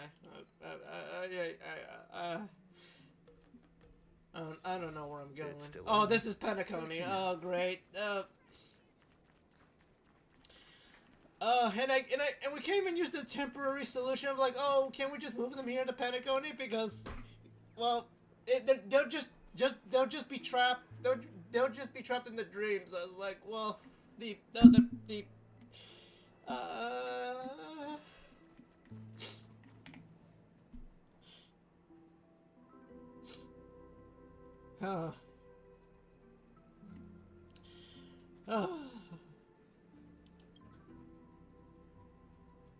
I'm not here for answers.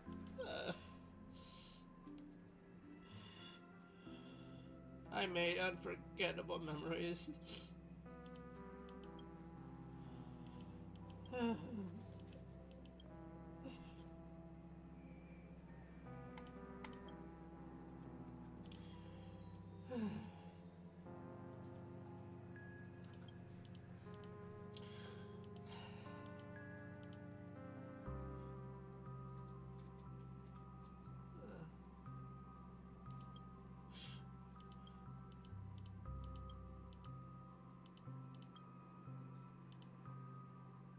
A story I'll never forget.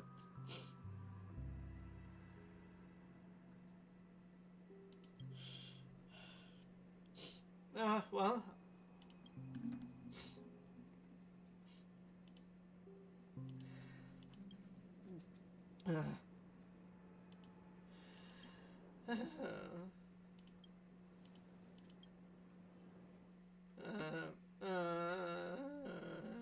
Hey, Robin. Hey. I'm not doing well right now.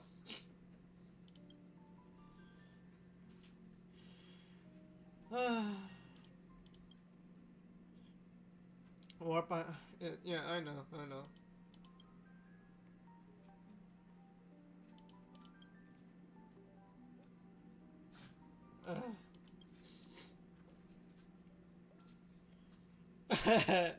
uh,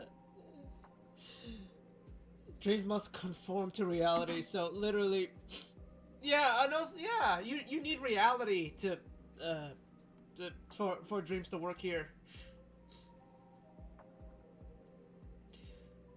Why not hear what they have to say? Well, as long as I haven't gone insane yet. Mr. Flower.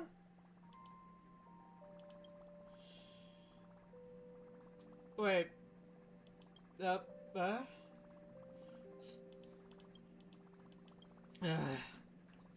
Mr. Who am I talking to? Okay. Okay. Real. Bruh. Hey, control panels. Am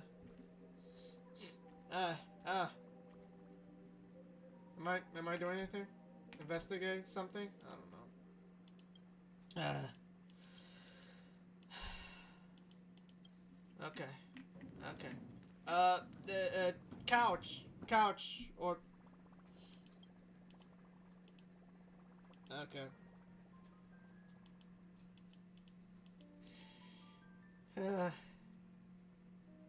Yeah, you make it sound like I had a choice to begin with.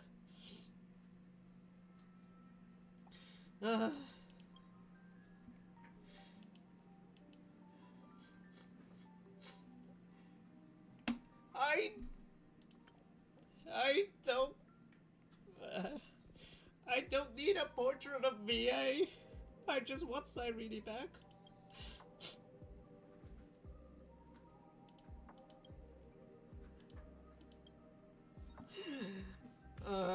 Who is it? Who am I speaking to? What?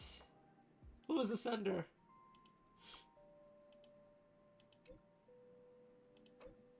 Mr. Okay, never mind.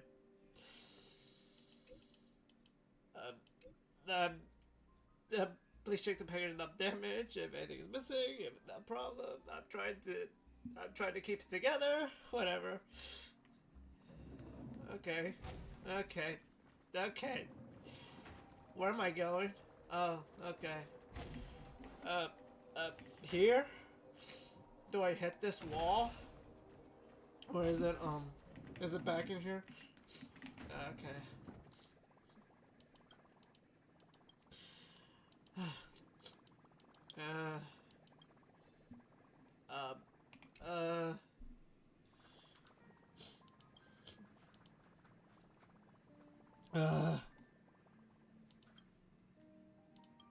Wait, what?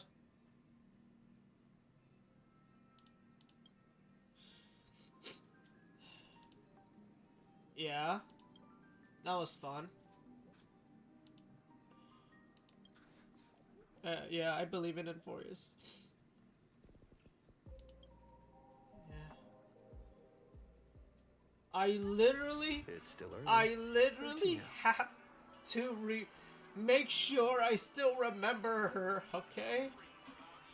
Remember Cyrene and Enforius.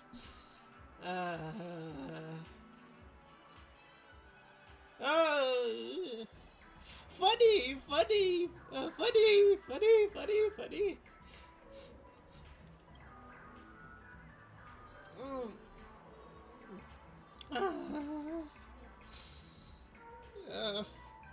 There's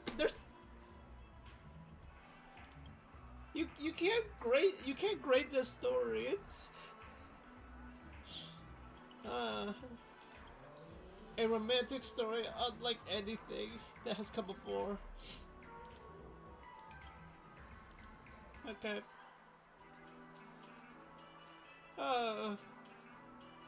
Maybe, I hope. And the first thing I'll do is bring back Cyrene. Where am I going? Oh. Oh, shoot. Heard a station. It's still early. Where to now? Hello. Oh. Hi. Bad news. Give it to me. That's usually the first I want to hear. And hopefully the good news softens it. Might be too abrupt. Now, what the heck, Asta? Why? Just give me the bad news. I don't care. Star now I gave you. What about a... What do you mean? What?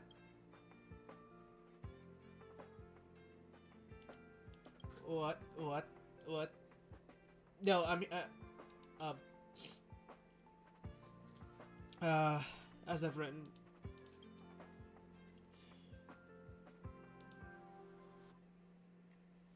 I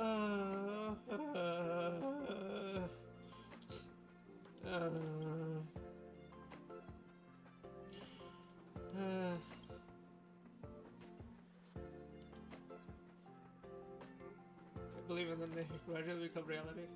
I hope so. Please do, please do.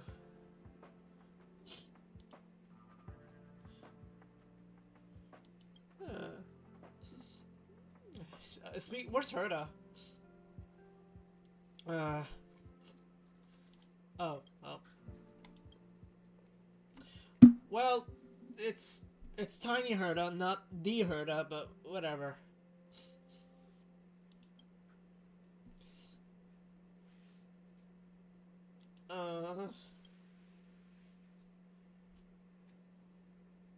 The scepter was ruined, but Screwy and I managed to salvage the majority of the data. Okay, good. But at the very least, tell me you have some data on Cyrene. If things go smoothly, the world's evolution can skip its inorganic life phase and take a big... Okay, that's good. The last extrapolation record, the one you act on the world, is crucial. The Trailblazers will replace the destruction and purify this world. Scree has signed a special agreement with the IPC. They will closely monitor the state for a while. I want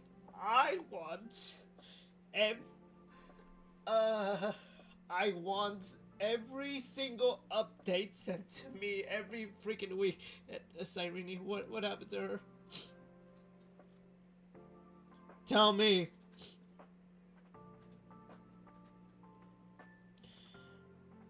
Okay. Memories of the stars. Okay.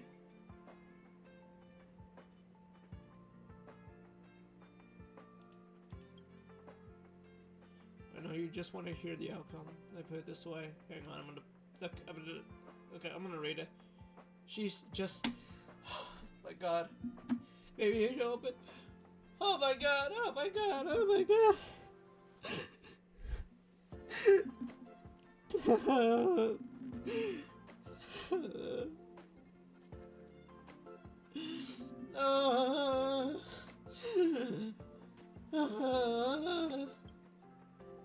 That had already happened in the past in her subject. Why? Oh no.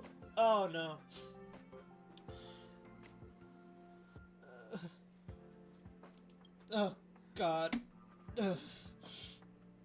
How long? I can't make any promises.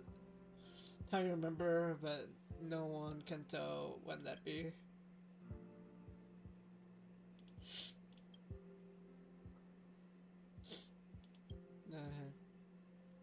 So was the prime mover of life?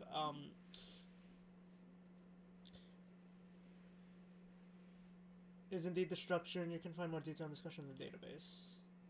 But That's not Florian's answer. I don't imagine it's yours either.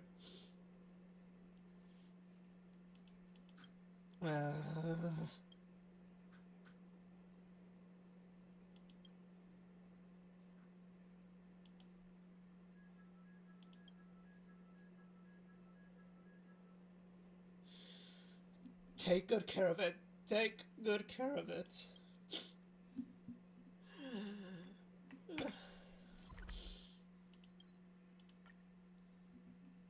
Oh. Where am I going?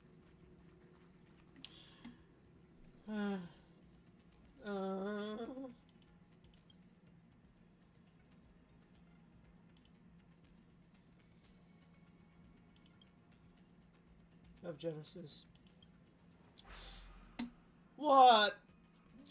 Just leave me be right now. Not in the mood for jokes.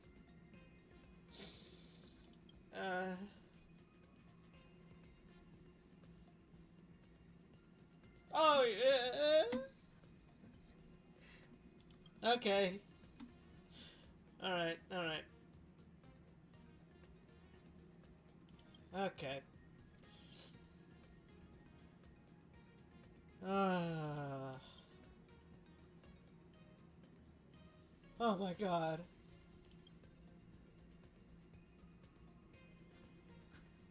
Yeah, I can see that.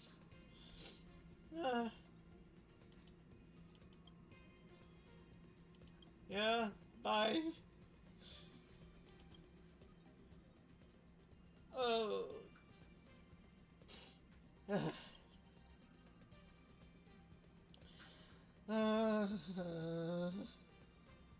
But you know, whether it's tomorrow or the day after tomorrow, they're all laid the same path.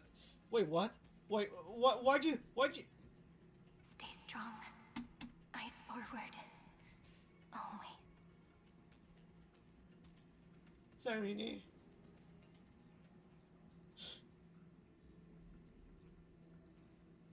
See you tomorrow. Amphorius. You could have at least said, see you tomorrow, Cyrene. See you tomorrow, Cyrene.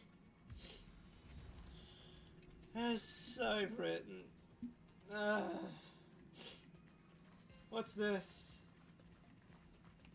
What's this? You mean you just waved a probe around in deep space and found our pal and Don Hung? That little thing's really that impressive, ninja girl? This is a ninja tech device, blessed by the great one. I think this quest is for the events. Human body. Oh, that's a whole lot of pretty wubbaboo. But since we found him, let's drop the act. You played it well. But who do you think you are?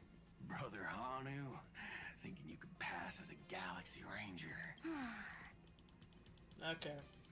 Lord Cowboy Ninja, you have turned on me for no reason. Don't tell me the traitorous monkey ninja bewitched you. Wait a minute. Path of heretics now. I was like, this isn't Rappa's voice, or the way she speaks doesn't sound like Rappa. Enough. A name is Silvergun Shura. God damn it! Why are you here, Sparkle? This is why I hate putting over the. I knew it. I was like, that speech pattern. I'm like, yeah, like this sounds way too trickery. You and this mysterious ninja girl, both of you are impossible to play. Director Sparkle doesn't care for madmen. Cut the chatter. What's your real reason for being here? Come on. What bad intentions could a masked fool possibly have? Just here to watch a show.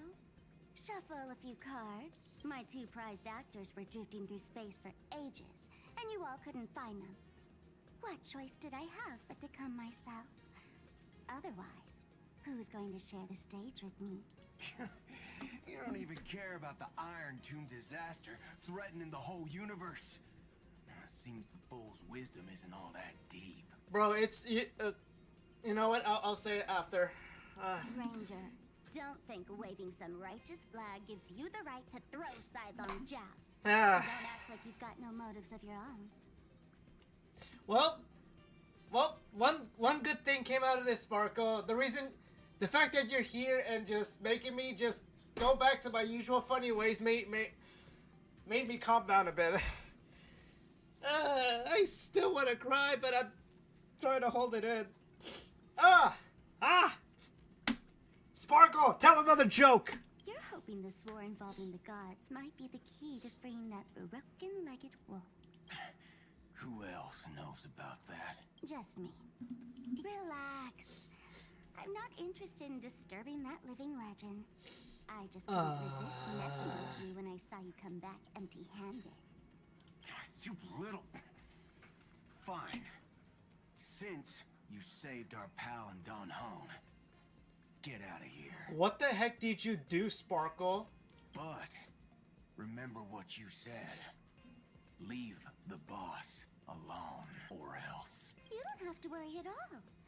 In Director Sparkle's next script, gray hair gets the spotlight. I'm still recovering from losing Cyrene. Don't put me back on the spotlight again.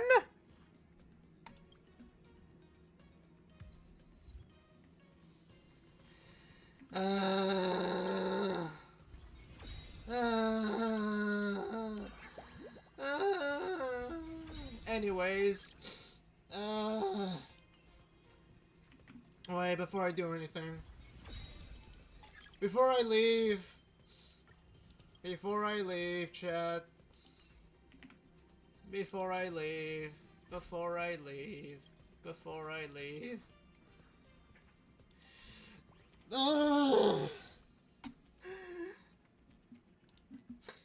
God damn it! Just seeing a mem is enough to.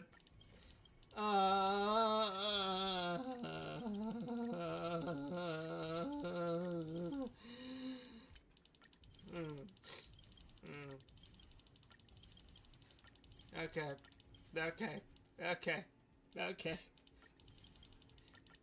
I'm not gonna lie to you. This is probably the third time I've ever cried in any video game. The first time I can't remember, but the second I remember it was like The Walking Dead season 1. I can't remember the first time, but I do remember it was like 3 times. And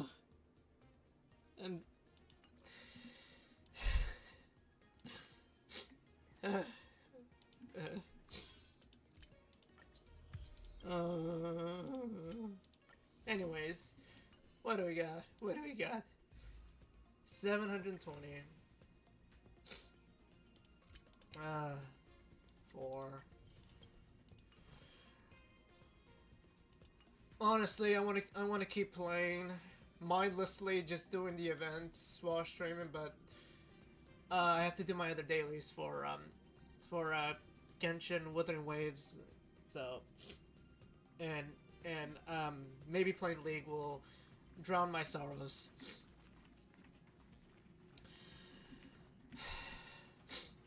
But before I go, what the heck?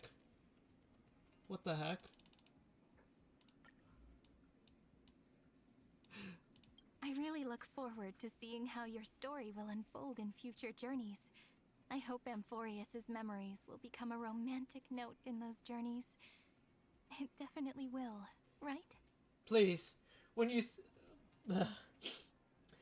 okay, I'll say this a bit about myself. Besides being studying for science, English, or more specifically writing and reading, is ironically one of my best skills. Like, I can read between the lines, so I'm really hoping what you just said here. Hang on. I really hope what you said here means that you'll come back. I'm gonna let you in on a little secret. I was completely mesmerized by your gaze the first time we met. Hold still. Let me see it again. Such pretty eyes. And the tomorrow reflected in them is equally beautiful too. I just want Cyrene back. I want my wife back. I'm surprised they didn't update this, so okay. Well,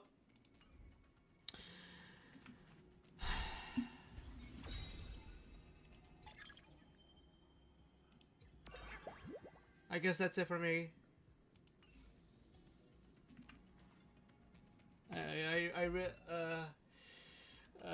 Hang on, let me oh my god. Oh my god. Oh my god. It's still early. Where to now? I'm so parched. Yeah, whatever. No more. The sweet waves are surging. Yeah, 120. Oh, no. I'm not gonna do that. Oh, what am I doing? New memory can be inserted. I completely forgot. Wait.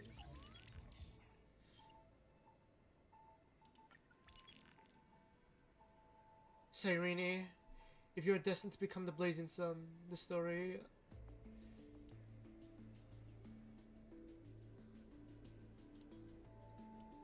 Well, I should go, man.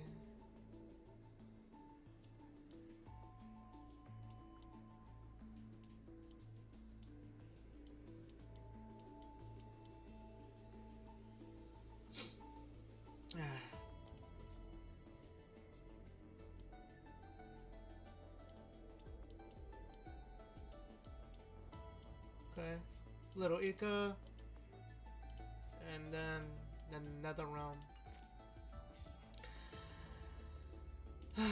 As I've written.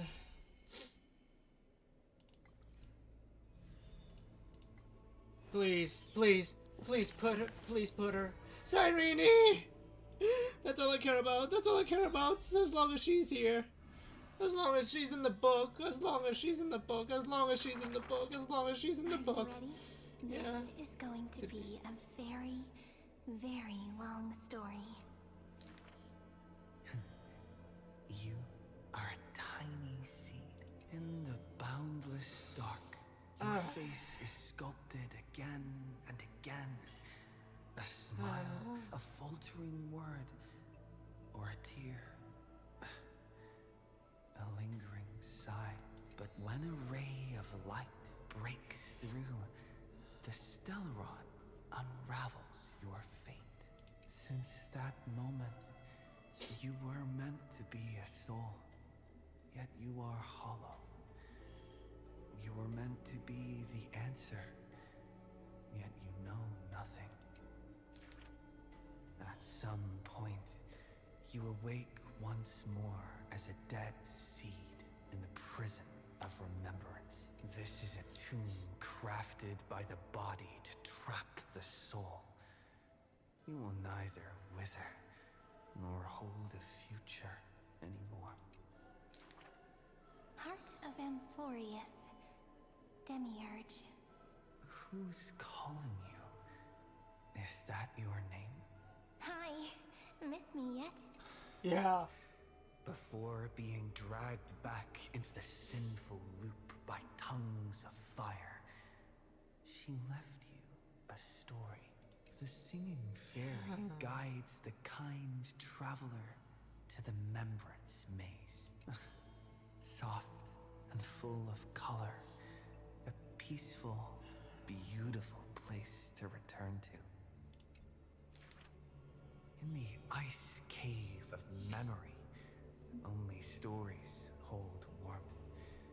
They slowly transform from symbols and numbers into things you are familiar with, yet have never seen. Rainbows, clouds, and flames dance through the story, Swallows, butterflies, and kittens grace its pages. You find yourself wanting to hear more from her. A thought that's never crossed your mind until now. And so, you begin to take root. Slowly, quietly, you bloom.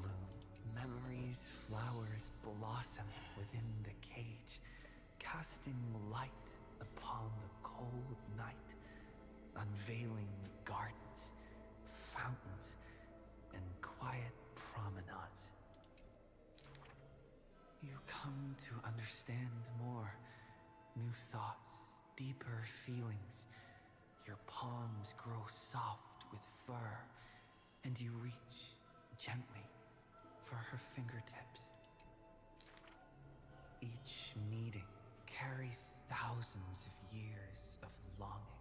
You see the exhaustion in her quiet steps through the years, and breathe in the sorrow she hides within her tales. At the final meeting, she entrusts you with her name, Cyrene. The ripples of past reverie carry romantic poems back through time.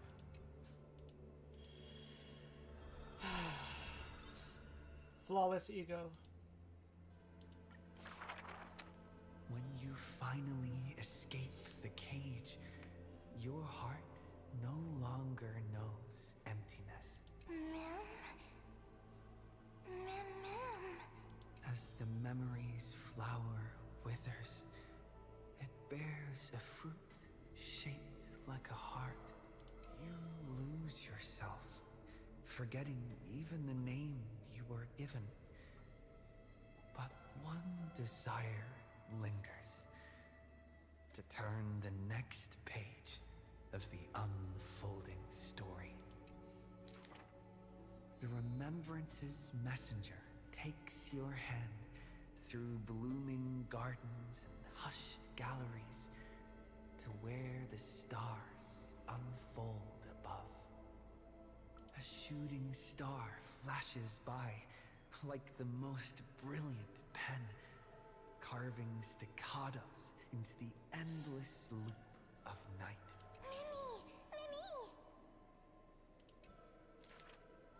The story unfolds beneath the dome. The future lies where the stars fall. They cast their gaze into the coffin of memory. This is the moment you first meet your companion. Ornyx gives you your new name, but your quick-witted partner prefers teasing with nicknames. Calling her Memers. He walks beside you on this journey. The Chrysos heirs, Titans, the flame chase and deliverance. This is the adventure you've been waiting to find.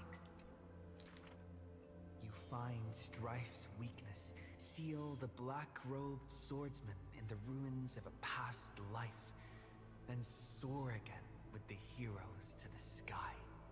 Justice has a partner, and it's me. You too tread in the grove, gurgling, almost drowning. Just erase this from your mind quickly. The Chrysos heirs of the Flame Chase somehow feel familiar, as though their tales have already been told to you. Swallows soar through the open skies, and a butterfly dances across the blooming land. A lone lion watches over the perilous cliffs as the rainbow mends the torn sky. By the story's end, the dark clouds consume every trace of light. All shall bid farewell to one, and that person alone will witness the miracle. Hatred flares from the heart of the blazing sun, and the world falls apart carried off by the chaos of time. And though only ripples of past reverie remain, they still sing brave poems alongside it.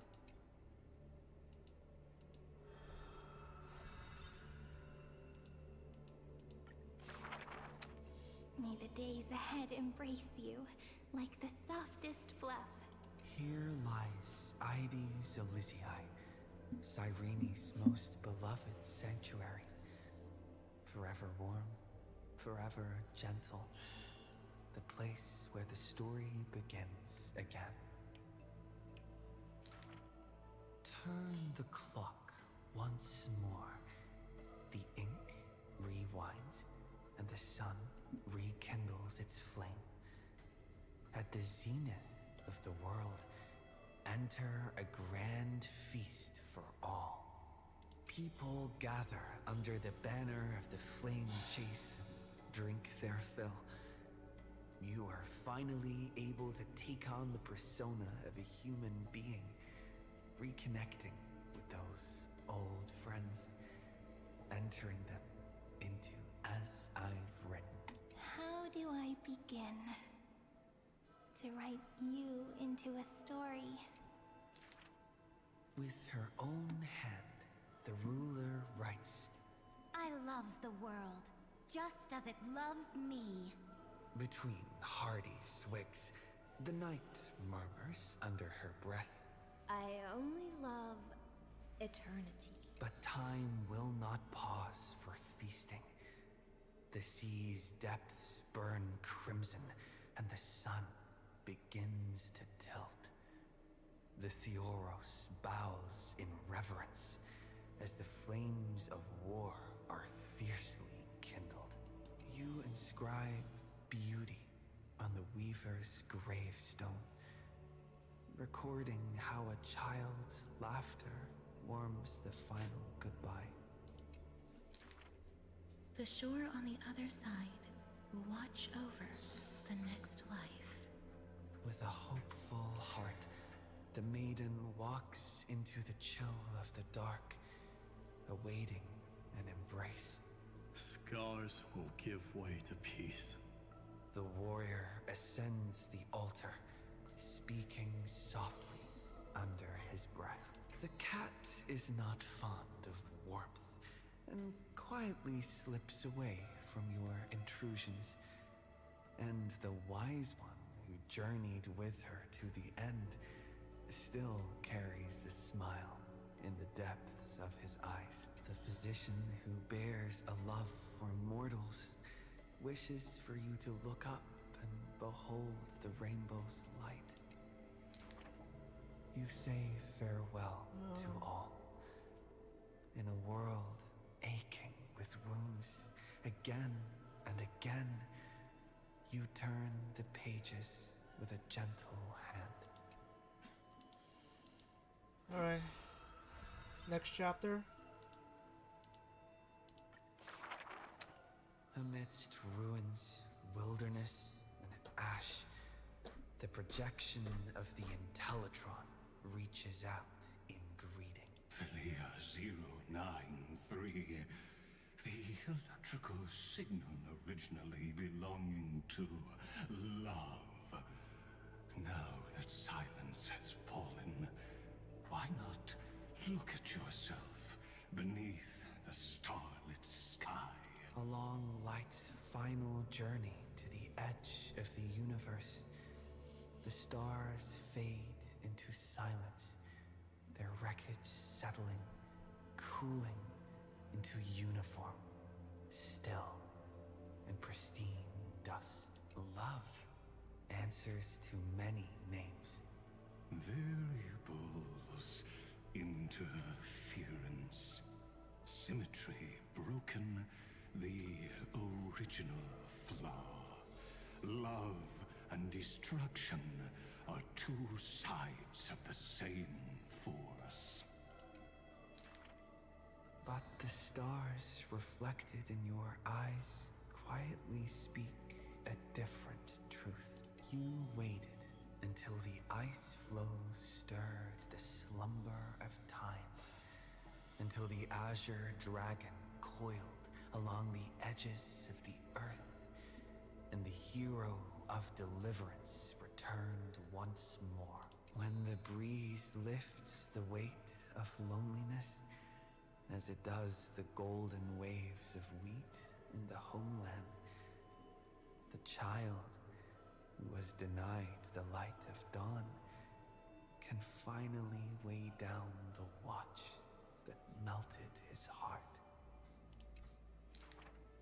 Beyond the blazing sun lurks the black tide of infinite hate. It brings rational arithmetic to an end and snuffs out the flickering flames of civilization across the starry sea.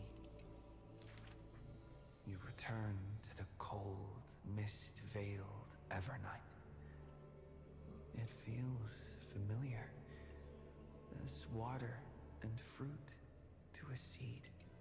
But love is the ripples of past reverie.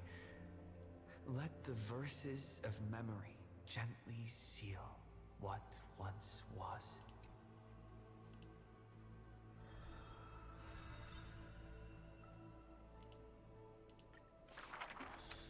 Thank you for all you've done, friend. Now, leave the rest to me. On the fragrant shores of the West Wind, where flowers bloom, I picked one without thought, and turned to glance behind. Let me uncover the missing chapters in this long chronicle of Amphorius.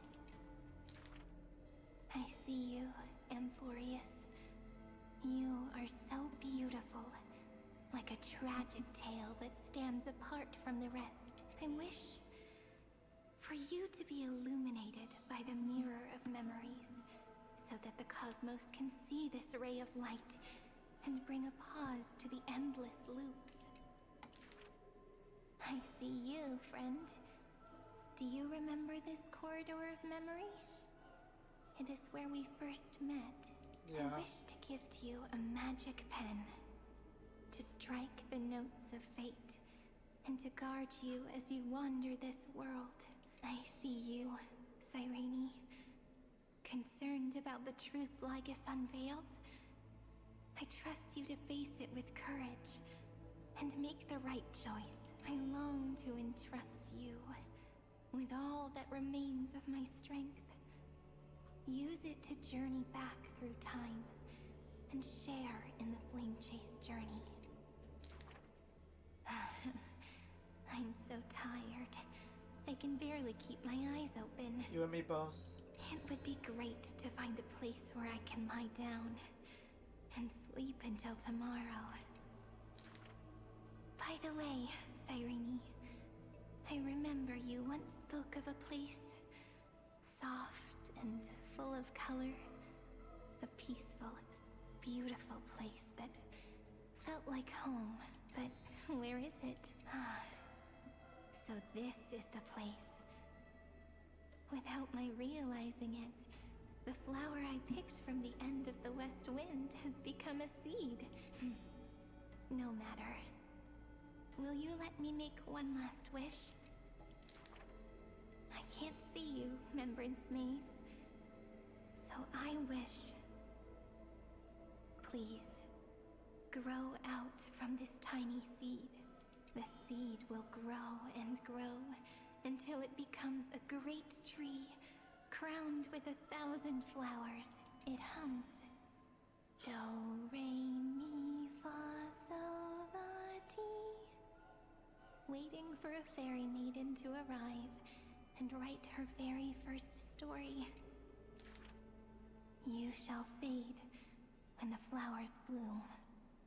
For every ending begets a beginning.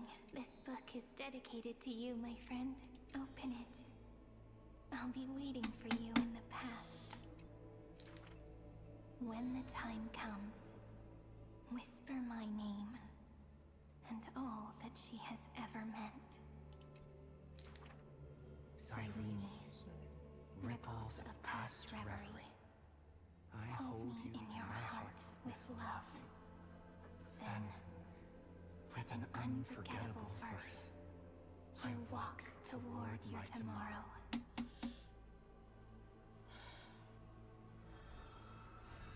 Making a promise that I'll see you tomorrow. Alright. That's everyone.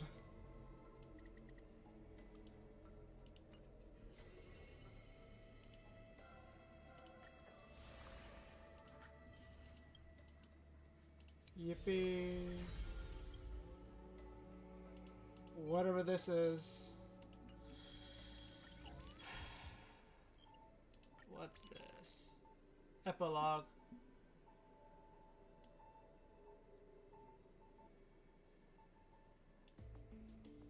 Wait, what? On the final page, I left a gift for everyone, for the cosmos and placing a hello world for the...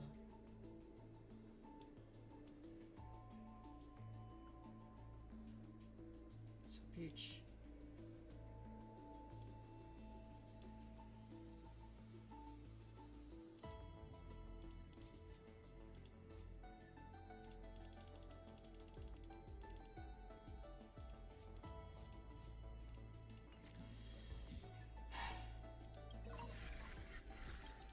Okay.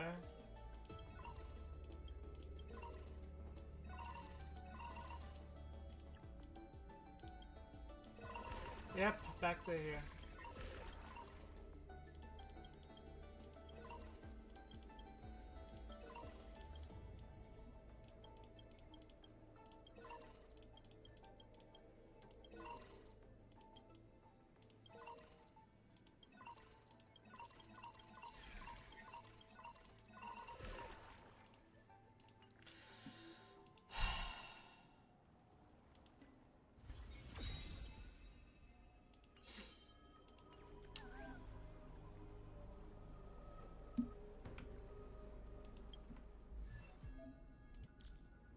Yeah, whatever.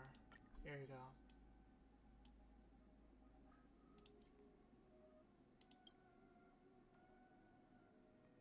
I'll have to do that.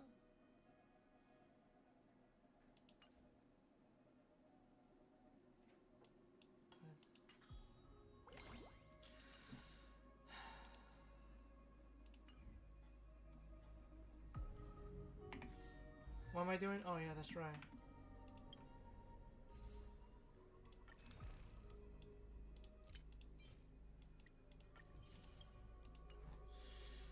All right.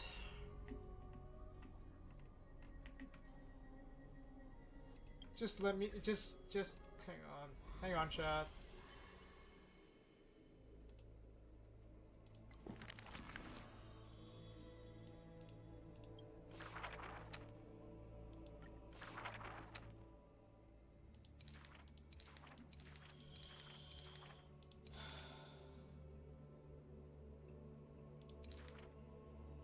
When the time comes to whisper my name, I'll live a minute.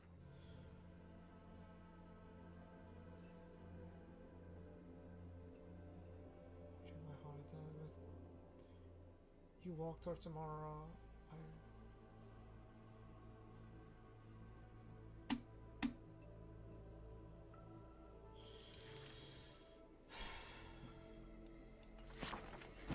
All I want is Cyrene back. I just want Cyrene back. I just want my wife back. Alright. Alright, anything else? Anything else? Anything else? Anything else? Speak now for forever hold your peace or whatever. Whatever the saying goes. Currency wars, that's offline. That's also offline. Yeah, okay. Well, I guess that's that. Yep. That's that, so, yeah. Well, I feel a bit better. Not completely, but I've stopped crying. So, yeah. Thank you guys so much for watching, and, I'll see you guys, I guess, Withering Wave, since that's the next one. Thankfully, Withering Wave might help me. I'm not gonna forget, but at least it's gonna help me it's gonna help me just it's gonna help me grieve, you know, at least help me. I can't find the right words anymore. My English bad right now. Oh my god. At least it's gonna help me at least be less depressed. So yeah. Also, Worlds, League of Legends Worlds. Oh my god. That excitement. It's going to. I've always seriously, bro. I have to stop myself from jinxing myself from like the whole like, oh, it's gonna make me forget about this pain. No. I'm not gonna say that. All right. That's in commas. That's in commas. It's gonna, at least Worlds is gonna make me less depressed. There we go. So yeah, thank you guys so much for watching, and yeah, see you guys in Wuthering Waves. So yeah.